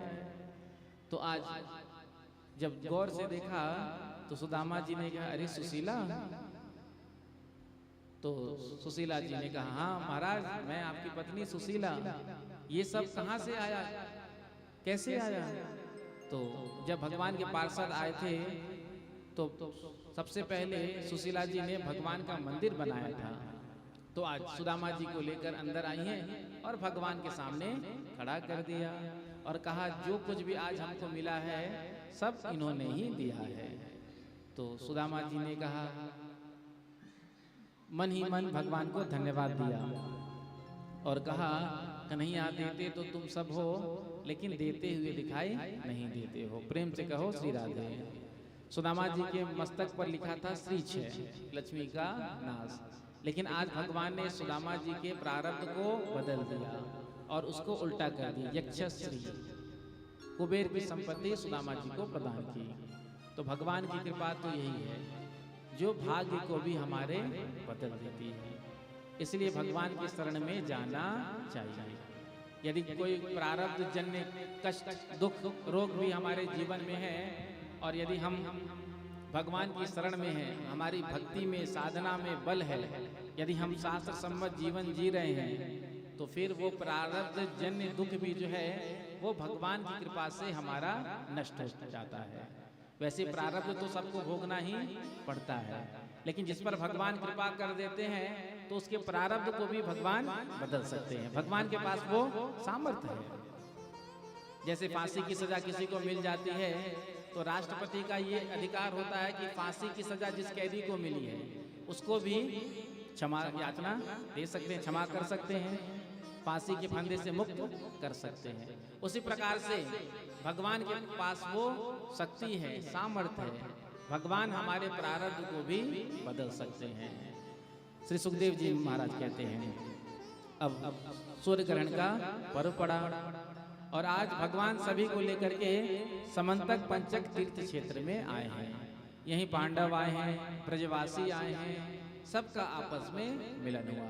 यहाँ पर भगवान ने संतों की महिमा का वर्णन किया। उसके बाद अर्जुन का विवाह सुभद्रा के साथ हुआ, इसका वर्णन किया। एक बार भगवान श्री कृष्ण मिथिला गए थे, तो मिथिला के राजा थे और मिथिला के एक ब्राह्मण देवता थे। मिथिला के राजा जिनका नाम था बहुलास और मिथिला के एक ब्राह्मण देवता थे जिनका नाम था श्रुतदेव। तो दोनों ने आकर के भगवान से प्रार्थना किया कि आप हमारे घर पर पधारे। तो भगवान ने विचार किया कि एक साथ कैसे दो स्थान पर जा सकते हैं। फिर भगवान ने विचार किया कि यदि हम राजा के यहाँ चले जाएंगे पहले, तो ब्राह्मण देवता को लगेगा कि देखो भगवान राजा को ज़्यादा मानते हैं, हम गरीब हैं इसलिए हमारे यहाँ नहीं आए। और यदि हम ब्राह्मण देवता के यहाँ चले जाएंगे तो राजाओं को लगेगा कि भगवान ब्राह्मणों को ज़्यादा मानते हैं। तो भगवान ने दो रूप बनाया और एक ही समय में एक साथ राजा बहुलास के यहाँ भी गए और श्रुतदेव ब्राह्मण के यहाँ भी गए। दोनों ने यथाशक्ति अपने अपने सामर्थ्य के अनुसार भगवान का स्वागत किया। आगे वेद स्तुति का वर्णन किया। भगवान से वरदान दे देते हैं और स्वयं चक्कर में पड़ जाते हैं। विकासुर को भगवान ने वरदान दिया। जब विकासुर ने भगवान भोलेनाथ का तप किया प्रसन्न करने के लिए, तो प्रसन्न हो गए भोलेनाथ। तो भोलेनाथ से वरदान मांगा विकासुर ने कि मैं जिसके सिर पर हाथ रखूं वो जल करके भस्म हो जाए। भोलेनाथ ने वरदान दे दिया। जैसे ही वरदान मिला, सोई भोलेनाथ के बगल में जब माँ पार्वती को देखा गौरी हरण लालसा, तो विकासुर ने सोचा क्यों ना भोलेनाथ को भस्म करके गौरी जी को ही साथ में लेकर चलो। तो भगवान भोलेनाथ के सिर पर हाथ रखने लगा। भगवान भोलेनाथ ने भी मन मन में सोचा कि मेरे ऐसे ऐसे भक्त होते हैं जो मुझसे ही वरदान लेते हैं और मुझ पर ही प्रयोग करते हैं। तो भगवान भोलेनाथ वहां से भागे। भागते भागते भगवान भोलेनाथ ने भगवान नारायण का ध्यान किया, प्रभु अब आप ही मेरी रक्षा करें। तो भगवान नारायण बटुक वामन बन करके वृकासुर के आगे प्रकट हो गए। और जब देखा भागते हुए वृकासुर को, तो कहा बटुक वामन ने, अरे वृकासुर ये पागल की तरह तू कहाँ भागता जा रहा है। तो वृकासुर कहता है कि शिव ने मुझे वरदान दिया, मैं जिसके सिर पर हाथ रखूंगा वो भस्म हो जाएगा। तो मैं अपने वरदान की परीक्षा लेने के लिए शिव के ऊपर ही हाथ रखने के लिए भाग रहा हूँ। तो बटुक वामन भगवान ने कहा, अरे वृकासुर तुझे पता नहीं, जब से दक्ष ने साप दिया है ना शिव को, तब से शिव के वरदान सफल नहीं होते। यदि तुझे यकीन नहीं होता है तो अपने सिर पर हाथ रख करके देख ले। वृकासुर ने कहा, वाह महाराज, मैं अपने सिर पर हाथ रखूंगा तो मैं ही भस्म हो जाऊंगा। बटुक वामन भगवान ने कहा, अरे भैया हम तुमको ये थोड़ी कह रहे कि तुम एक साथ अपने सिर पे हाथ रख लो, थोड़ा सा पहले ऊपर रखना, धीरे धीरे धीरे धीरे नीचे करना। यदि नीचे करते करते थोड़ा सा गर्मी का एहसास हो, कुछ जलन की भावना हो तो हाथ उठा लेना। ऐसा कहते कहते बटुक वामन भगवान ने वृकासुर का हाथ उसके सिर पर रखा दिया। और जैसे ही वृकासुर ने अपना हाथ अपने मस्तक पर रखा, जलकर भस्म हो गया। वहीं भगवान नारायण प्रकट हो गए और भगवान भोलेनाथ से कहा कि आप ऐसे वरदान दुष्टों को मत दिया करो। दुष्टों के पास में यदि शक्ति आ जाती है तो उससे किसी का भला नहीं होता है, और सज्जन के पास में यदि शक्ति आती है तो उससे लोगों का भला होता है। इसीलिए दुष्टों को वरदान देने से पहले थोड़ा विचार करो। भगवान भोलेनाथ विचार नहीं करते, जो भक्त वरदान मांगता है भगवान भोलेनाथ एवं मस्तु कह करके दे देते हैं। तो भगवान नारायण ने भोलेनाथ को आज समझाया कि वरदान देने से पहले थोड़ा विचार किया करें कि आप किसको वरदान दे रहे हैं। अब आतंकवादियों के हाथ में यदि परमाणु बम को पकड़ा दिया गया तो क्या होगा, क्या करेंगे। इसीलिए शक्ति उसी को देना चाहिए जो शक्ति का उपयोग करना जानते हो, और शक्ति ऐसे हाथों में होना चाहिए जहां शक्ति का नियंत्रण हो और शक्ति का सदुपयोग हो। हमारे पास यदि कोई भी शक्ति है तो इससे किसी का भला होना चाहिए। भगवान ने यदि आप थोड़ी सी भी कुछ दी है, सामर्थ्य दिया है किसी भी प्रकार से, किसी भी रूप में, तो अपने शरीर के पालन पोषण के बाद से हमसे कुछ भला भी होना चाहिए। जब हमने 2-4-10 लोगों का भी भला कर दिया तो हमारे जीवन की सार्थकता है। वरना पेट तो एक पशु भी भरता है, पशु भी पेट भरता है। किसी के काम जो आए उसे इंसान कहते हैं, पराया दर्द अपनाए उसे कह दो इंसान कहते हैं। यूं तो भरने को पशु भी पेट भरते हैं, लेकिन पथिक जो बांट कर खाए उसे इंसान कहते हैं। तो ये नहीं कि केवल हम अपने लिए जी रहे हैं, दूसरे के भी काम आना चाहिए, समाज के लिए, धर्म के लिए और अपने राष्ट्र के लिए। हम सबके हृदय में समर्पण की भावना होनी चाहिए। प्रेम से कहो श्री राधे। आगे त्रिदेव की परीक्षा हुई, भगवान नारायण को श्रेष्ठ बताया। अर्जुन के कीर्ति की, यश की रक्षा भगवान ने की थी। एवं व्यवसितो राजन सत्य संकल्प ईश्वरः साप व्याजेन विप्राणाम संजहरे स्वकुलम विभो। आज भगवान ने अपने कुल को ही ब्राह्मणों का साप लगा दिया। द्वारिका के पिंडारक क्षेत्र में विश्वामित्र, कण्व, दुर्वासा, भृगु, रंगिरा, कश्यप, अत्रि, वशिष्ठ, नारद आदि ऋषि चातुर्मास कर रहे थे। इतने में ही खेलते खेलते भगवान के पुत्र वहां आ गए। जो संतों को देखा ध्यान में बैठे हुए, तो आज सभी यदुवंशी बालक आपस में कहने लगे, देखो देखो ये ब्राह्मण, ये संत, ये हमेशा बैठे रहते हैं और ध्यान में लगाते रहते हैं, चकाचक माल खाते रहते हैं, काम हम तो कुछ करते नहीं हैं। चलो चल करके इनका थोड़ा परीक्षा लिया जाए कि कुछ आता जाता भी है कि नहीं। बालकों ने कहा कैसे परीक्षा लें? तो कहा शाम को स्त्री का भेष धारण कराओ, चल करके पूछेंगे कि गर्भवती है, पुत्र होगा या पुत्री। तो आज शाम को स्त्री का भेष धारण कराया, ले जाकर के संतों के सामने पूछने लगे कि महाराज ये हमारी भाभी जी हैं, गर्भ से है, पुत्र होगा या पुत्री जानना चाहती हैं। संतों ने आंख बंद करके ध्यान लगाया, अच्छा हमारी परीक्षा लेने के लिए आए हैं। तो आज संतों ने श्राप दे दिया, ना तो पुत्र होगा ना पुत्री, इसके गर्भ से मुसल निकलेगा जिससे संपूर्ण यदुकुल का क्षय होगा। जब वस्त्र को हटा करके देखा, साड़ी को हटा कर देखा, तो एक लोहे का मुसल निकला। जा करके अपने दादाजी उग्रसेन जी से कहा, दादाजी आज हमसे बड़ा अपराध हो गया, क्योंकि भगवान ने तो पहले ही समझाया था कभी भूल से भी संत और ब्राह्मण का परीक्षा मत लेना करना। तो भगवान के पास जाते हिम्मत नहीं थी, दादाजी को जाकर बताया।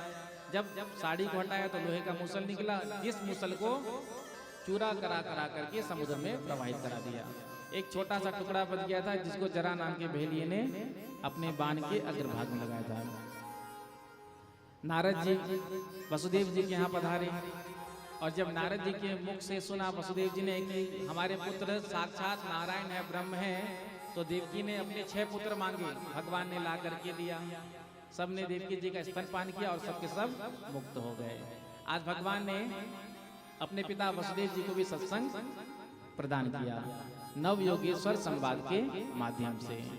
उद्धव जी को जब पता चला कि भगवान श्री कृष्ण धराधाम को छोड़कर जा रहे हैं, तो उद्धव जी ने आकर के भगवान के चरणों में प्रणाम किया और प्रश्न किया, योगेश योग विन्यास योगात्मन योग संभव निःश्रेषाय में प्रोक्तस् त्यागः संन्यास लक्षणः। तो उद्धव जी ने संन्यास धर्म के बारे में पूछा, तो भगवान ने उत्तर दिया। आज दत्तात्रेय जी के 24 गुरुओं के माध्यम से भगवान ने उद्धव जी को समाधान दिया। उसके बाद बद्ध जीव मुक्त जीव के बारे में बताया, हंस्याखंड के बारे में बताया।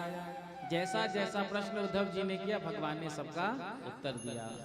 आज उद्धव जी ने भगवान के चरणों में प्रणाम किया, भगवान ने अपना चरण पादुका उतार करके उद्धव जी को दिया।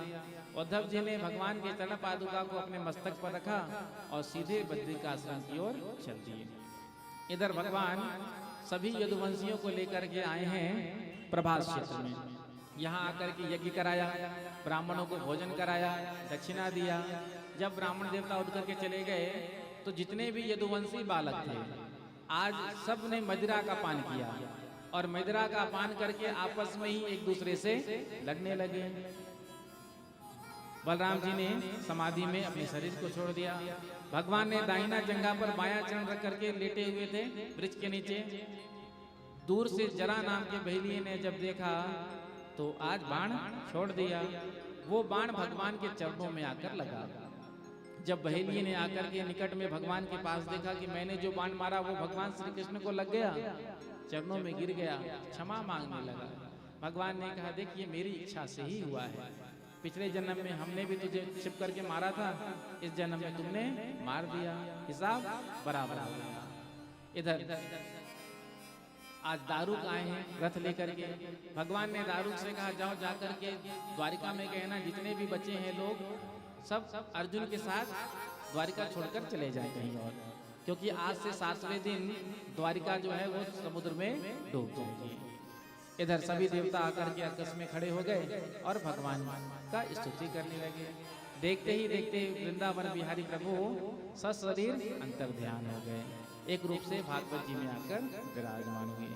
बोलो कृष्ण चंद्र भगवान की। उसके बाद आगे कलयुग के राजा के बारे में बताया, कलयुग में कैसे कैसे राजा होंगे। और कृते यदि ध्यायतो विष्णु त्रेतायाम यजतो मखै द्वापरे परिचर्यायाम कलौ तद हरे कीर्तनात्। नाम की महिमा के बारे में बताया। कलयुग में तो केवल नाम का ही आश्रय लेकर के जीव संसार सागर से पार हो जाता है। सुखदेव जी ने कहा परीक्षित से, त्वं तो राजन मरीष्यति पशु बुद्धि मीमां जहि। ये तुम अपने अंदर से भाव निकाल दो पशु बुद्धि की मैं मर जाऊंगा। सुखदेव जी ने परीक्षित से पूछा और कुछ सुनना चाहते हो? तो परीक्षित ने कहा नहीं महाराज, जो आपने कृष्ण कथा सुना करके मुझ पर उपकार किया, अब तो मैं कुछ नहीं सुनना चाहता। अब तो मैं केवल आपको दोनों हाथ जोड़ करके प्रणाम करता हूँ। श्री सुखदेव जी महाराज उठ करके चले गए। इधर तक्षक आया और तक्षक ने आकर के परीक्षित को डसा, शरीर भस्म हो गया। जब परीक्षित के पुत्रों को पता चला तो सर्पों को मारने के लिए सर्प यज्ञ किया। आस्तिक मुनि ने आकर के बंद कराया। उसके बाद पुराणों के श्लोक संख्या के बारे में बताया, कौन से पुराण में कितना श्लोक है। उसके बाद अंतिम कथा मार्कंडेय जी का पावन चरित्र सुनाया, जिन मार्कंडेय जी महाराज को बाल मुकुंद भगवान का दर्शन हुआ था प्रलय काल में। उसके बाद भागवत जी के अनुक्रमणिका के बारे में बताया संक्षिप्त रूप से। प्रथम दिवस भागवत कथा के महात्म में पद्म पुराण के अंतर्गत 6 अध्याय में हम सब ने भक्ति ज्ञान वैराग्य का सुंदर चरित्र सुना, धुंधकारी की कथा को सुना। प्रथम स्कंद में मंगलाचरण और परीक्षित का जन्म, महाभारत की कथा का श्रवण किया। दूसरे स्कंद में सृष्टि विस्तार चतुश्लोकी भागवत के बारे में बताया। तृतीय स्कंद में करदम जी देवहूति जी का चरित्र सुनाया। चतुर्थ स्कंद में सुंदर ध्रुव जी महाराज का पावन चरित्र सुनाया। पंचम स्कंद में प्रियव्रत जी का चरित्र सुनाया। षष्ठम स्कंद में अजामिल उपाख्यान सुनाया। सातवें स्कंद में प्रहलाद जी का सुंदर चरित्र सुनाया। अष्टम स्कंद में गजेंद्र मोक्ष की कथा को सुनाया। समुद्र मंथन का प्रसंग सुनाया और वामन भगवान का चरित्र सुनाया। नवम स्कंद में सूर्य वंश और चंद्र वंश का वर्णन किया। दसम स्कंद में भगवान श्री कृष्ण के प्राकट्य से लेकर के लीला स्वधाम गमन तक का वर्णन किया। एकादश स्कंद में नव योगेश्वर संवाद का वर्णन किया और द्वादश स्कंद में कलयुग के आने वाले जो राजा होंगे उसका विस्तार से वर्णन किया। श्री सूत जी कथा को विश्राम देते हुए आज नैमी सारणी की पावन भूमि में कहते हैं, तच्छुद्धम विमलम विशोकम अमृतम सत्यम परम धीमहि। सत्यम परम धीमहि से भागवत की यात्रा प्रारंभ होती है और सत्यम परम धीमहि पर विश्राम होती है। तो भागवत के अंतिम श्लोक हम टुकड़े टुकड़े करके कहेंगे, आप भी मेरे साथ कहेंगे। नाम संकीर्तनम यस्य सर्व पाप प्रणाशनम प्रणामो दुख समनः तम नमामि हरिं परम। नाम संकीर्तनम यस्य सर्व पाप प्रणाशनम। जिन प्रभु का नाम संकीर्तन सारे पापों को नष्ट कर देता है, जिन प्रभु के चरणों में एक बार जीव के द्वारा प्रणाम किया जाता है, प्रणामो दुख समनः, सारे दुख का समन हो जाता है। ऐसे प्रभु के पाद पद्म में हम सब बारंबार प्रणाम करते हैं। सुंदर श्री बांके बिहारी जी महाराज की असीम अनुकंपा से भागवत कथा का विश्राम हुआ। श्री कीर्तिराम यादव जी, श्रीमती कमला यादव जी के द्वारा, पूरे यादव परिवार के द्वारा सुंदर कथा का आयोजन किया गया और बड़ा ही सुंदर विवाह का 50वां वर्षगांठ, इसी के उपलक्ष्य में सुंदर कथा का आयोजन हुआ। और हम सबको भी प्रेरणा दिया कि जब विवाह का वर्षगांठ आए 25वां या 50वां, तो ठाकुर जी के सानिध्य में उत्सव मनाना चाहिए और भगवान को धन्यवाद देना चाहिए, क्योंकि भगवान की कृपा से ही दाम्पत्य जीवन में प्रेम, घर परिवार में सुख शांति समृद्धि का विस्तार होता है।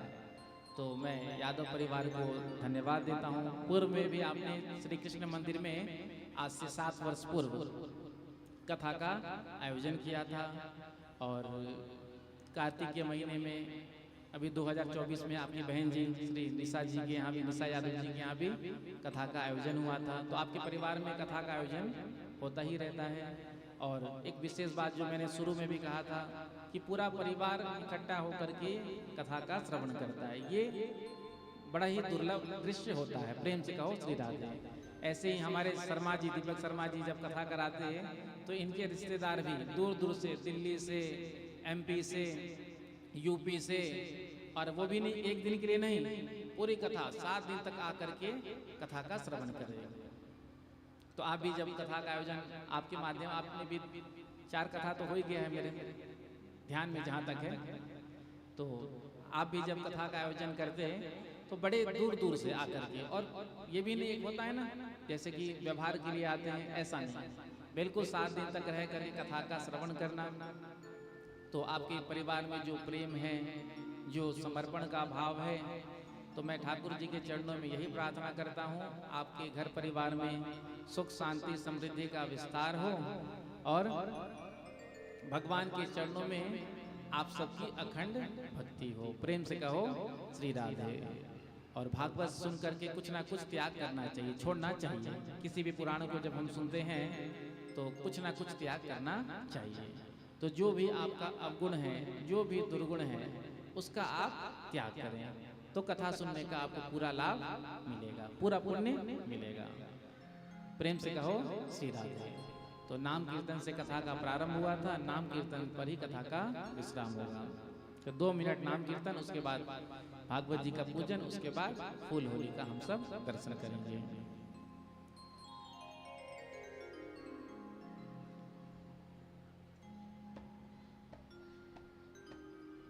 हरे कृष्णा कृष्णा कृष्णा हरे हरे, हरे कृष्णा कृष्णा कृष्णा हरे हरे, हरे कृष्णा कृष्णा कृष्णा हरे हरे, हरे राम राम राम हरे हरे, हरे राम। अंत में दोनों हाथ का ताली सेवा करते हुए हरे हरे, हरे कृष्ण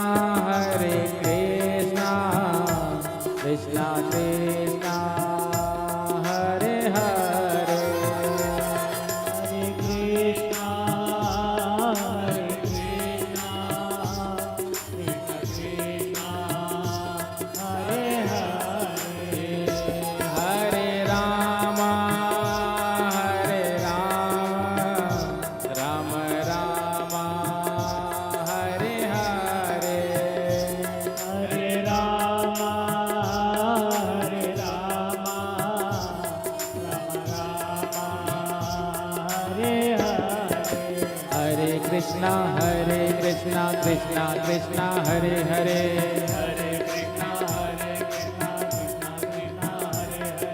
हरे राम राम राम हरे हरे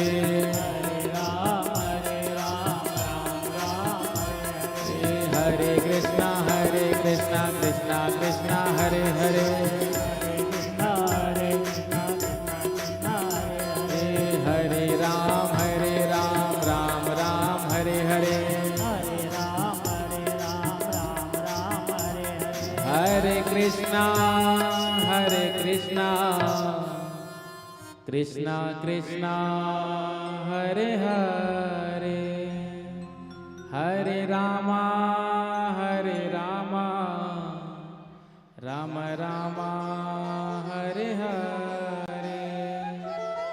बोलिए वृंदावन बिहारी लाल की, श्रीमद् भागवत महापुराण की, श्री हनुमान जी महाराज की, श्री बालाजी भगवान की, श्री सद्गुरुदेव भगवान की। जय जय श्री राधे, जय जय श्री राधे, जय जय श्री राधे।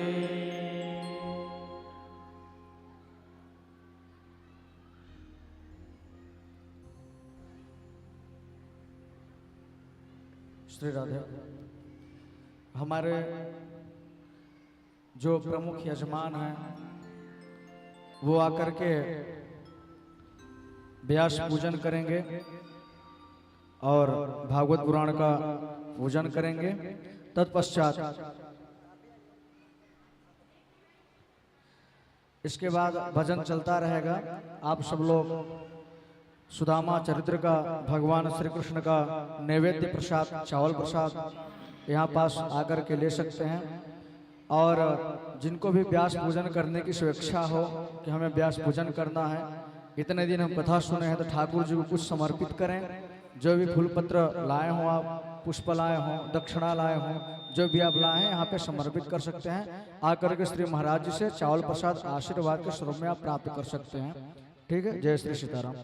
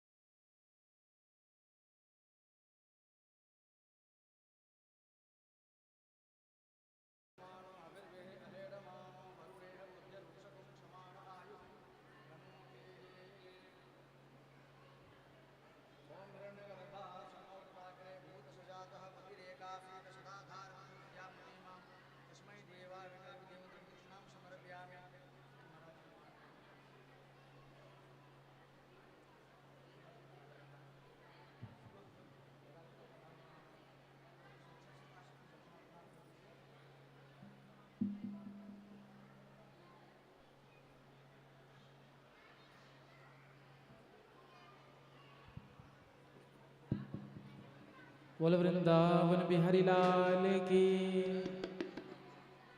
बोल बांके बिहारी लाल की जय हो। श्रीमद् भागवत महापुराण की जय हो।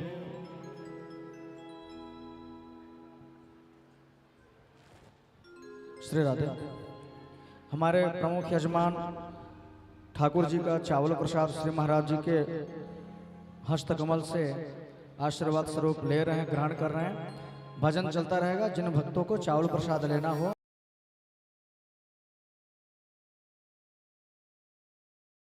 को जो समर्पित करना है भाव से समर्पित कर सकते हैं।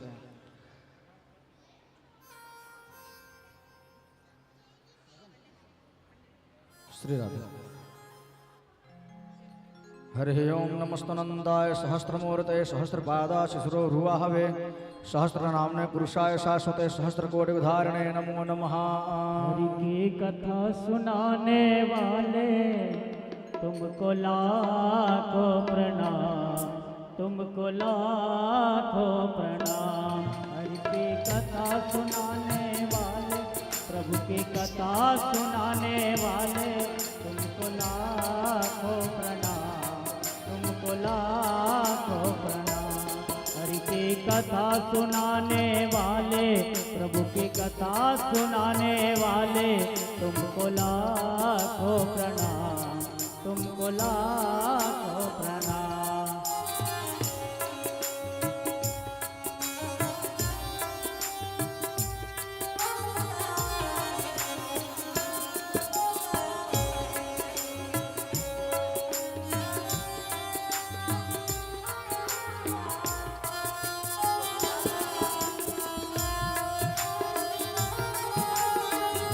श्री राधे।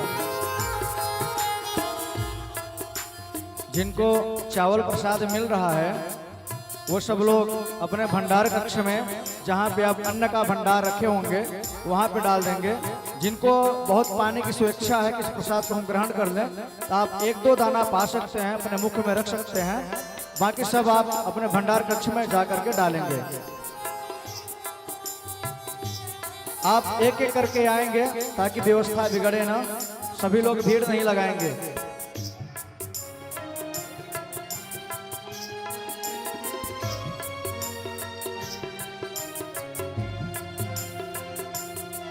हम भूल गए थे वन में, बल खो बैठे थे तन में। हम भूल गए थे वन में, बल खो बैठे थे तन में। भूल गए थे वन में, बल खो बैठे थे तन में। भूल गए थे वन में, बल खो बैठे थे तन में। ओ राह बताने वाले, ओ राह बताने वाले तुमको लाखों प्रणाम, तुमको लाखों प्रणाम। हरि की कथा सुनाने वाले, हरि की कथा सुनाने वाले तुमको लाखों प्रणाम, तुमको लाखों प्रणाम।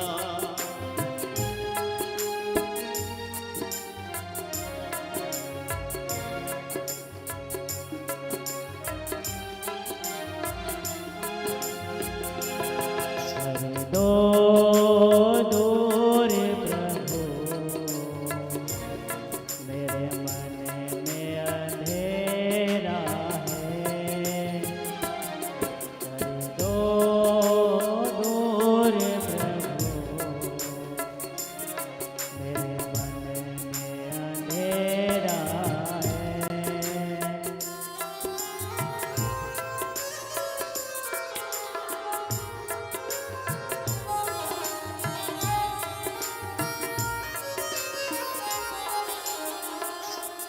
हम लेकर विष का प्याला जा रहे थे हम कर गाला।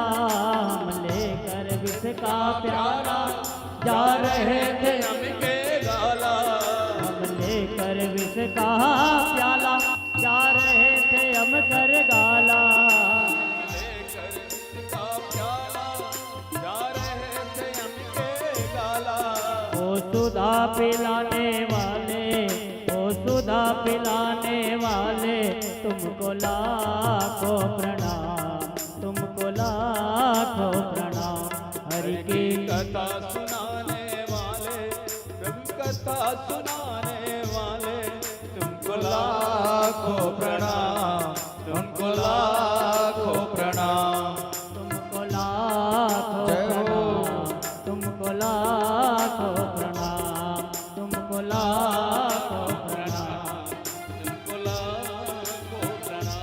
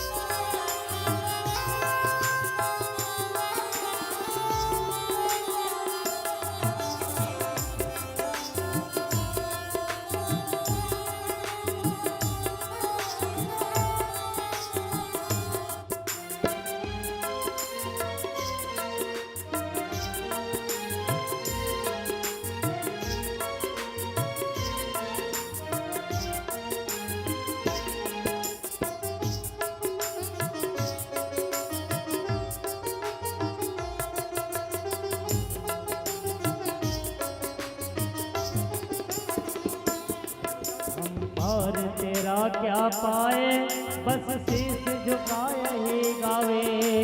और तेरा क्या पाए, तुम घट घट अंतर्यामी, हम पार तेरा क्या पाए, बस शीश झुकाए ही गावे।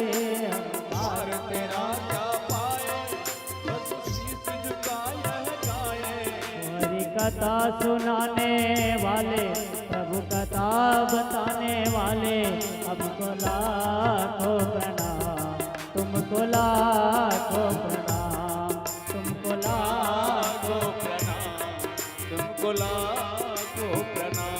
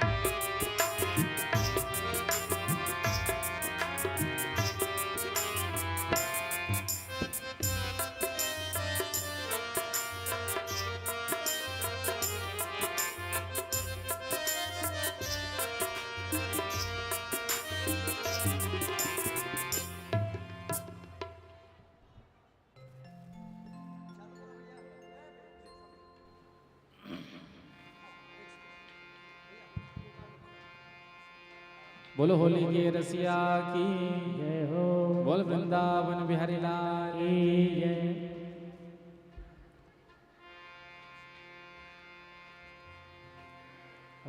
हरि ओम हरि ओम हरि ओम।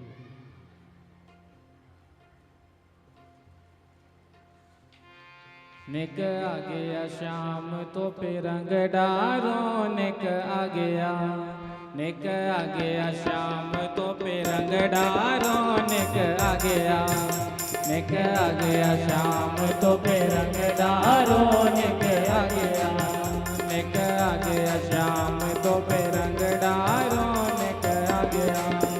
निक रंगिया जाम तो पे रंग डारो, निक रंगिया। हारे निक आ गया, हारे निक रंगिया अम्बे निक आ गया, अम्बे निक रंगिया। श्याम तो पे रंग डारो, निक आ गया, ओ निक आ गया श्याम तो पे रंग डारो, निक आ गया, निक आ गया श्याम तो पे रंग डारो, निक रंगिया।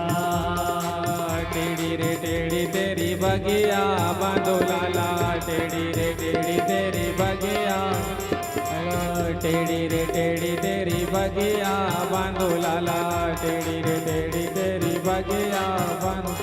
हाँ वारे रसिया हो वारे रसिया, हाँ वारे रसिया हो वारे रसिया, टेढ़ी रे टेढ़ी तेरी बगिया बांधो लाला, टेढ़ी रे टेढ़ी तेरी बगिया बांधो लाला।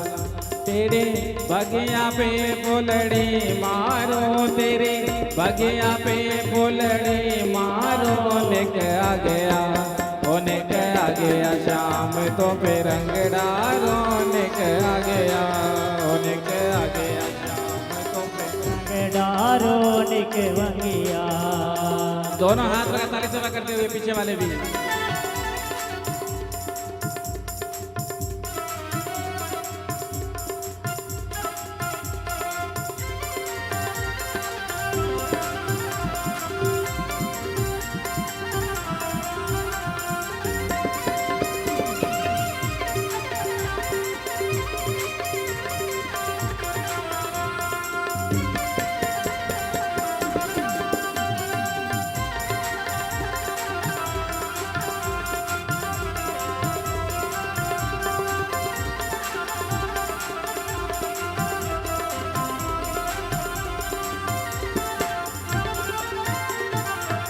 बोल होली के रसिया की।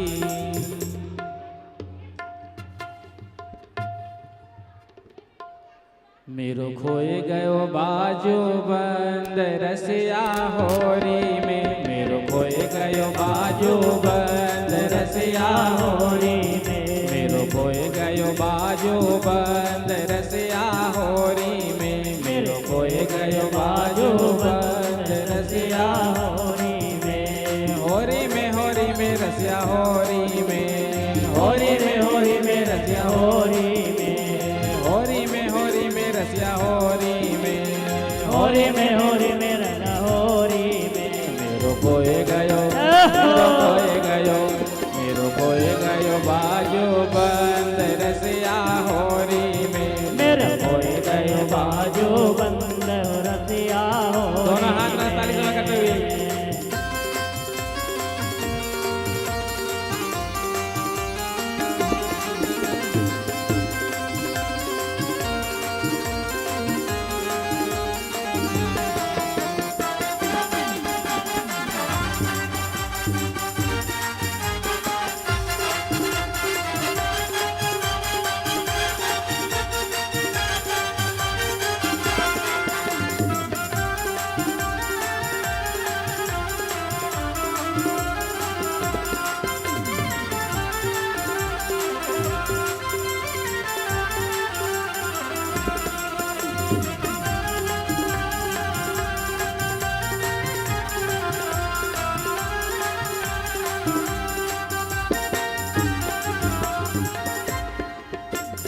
बाजू बंद मेरो बड़ो मोल गो, बाजू बंद मेरो बड़ो मोल गो। तो पे बनवाऊं पूरे तोल को, तो पे बनवाऊं पूरे तोल। सुन नंद के, सुन नंद के, सुन नंद के फरजंद रसिया होरी में, खोए गए बाजू बंद रसिया होली में।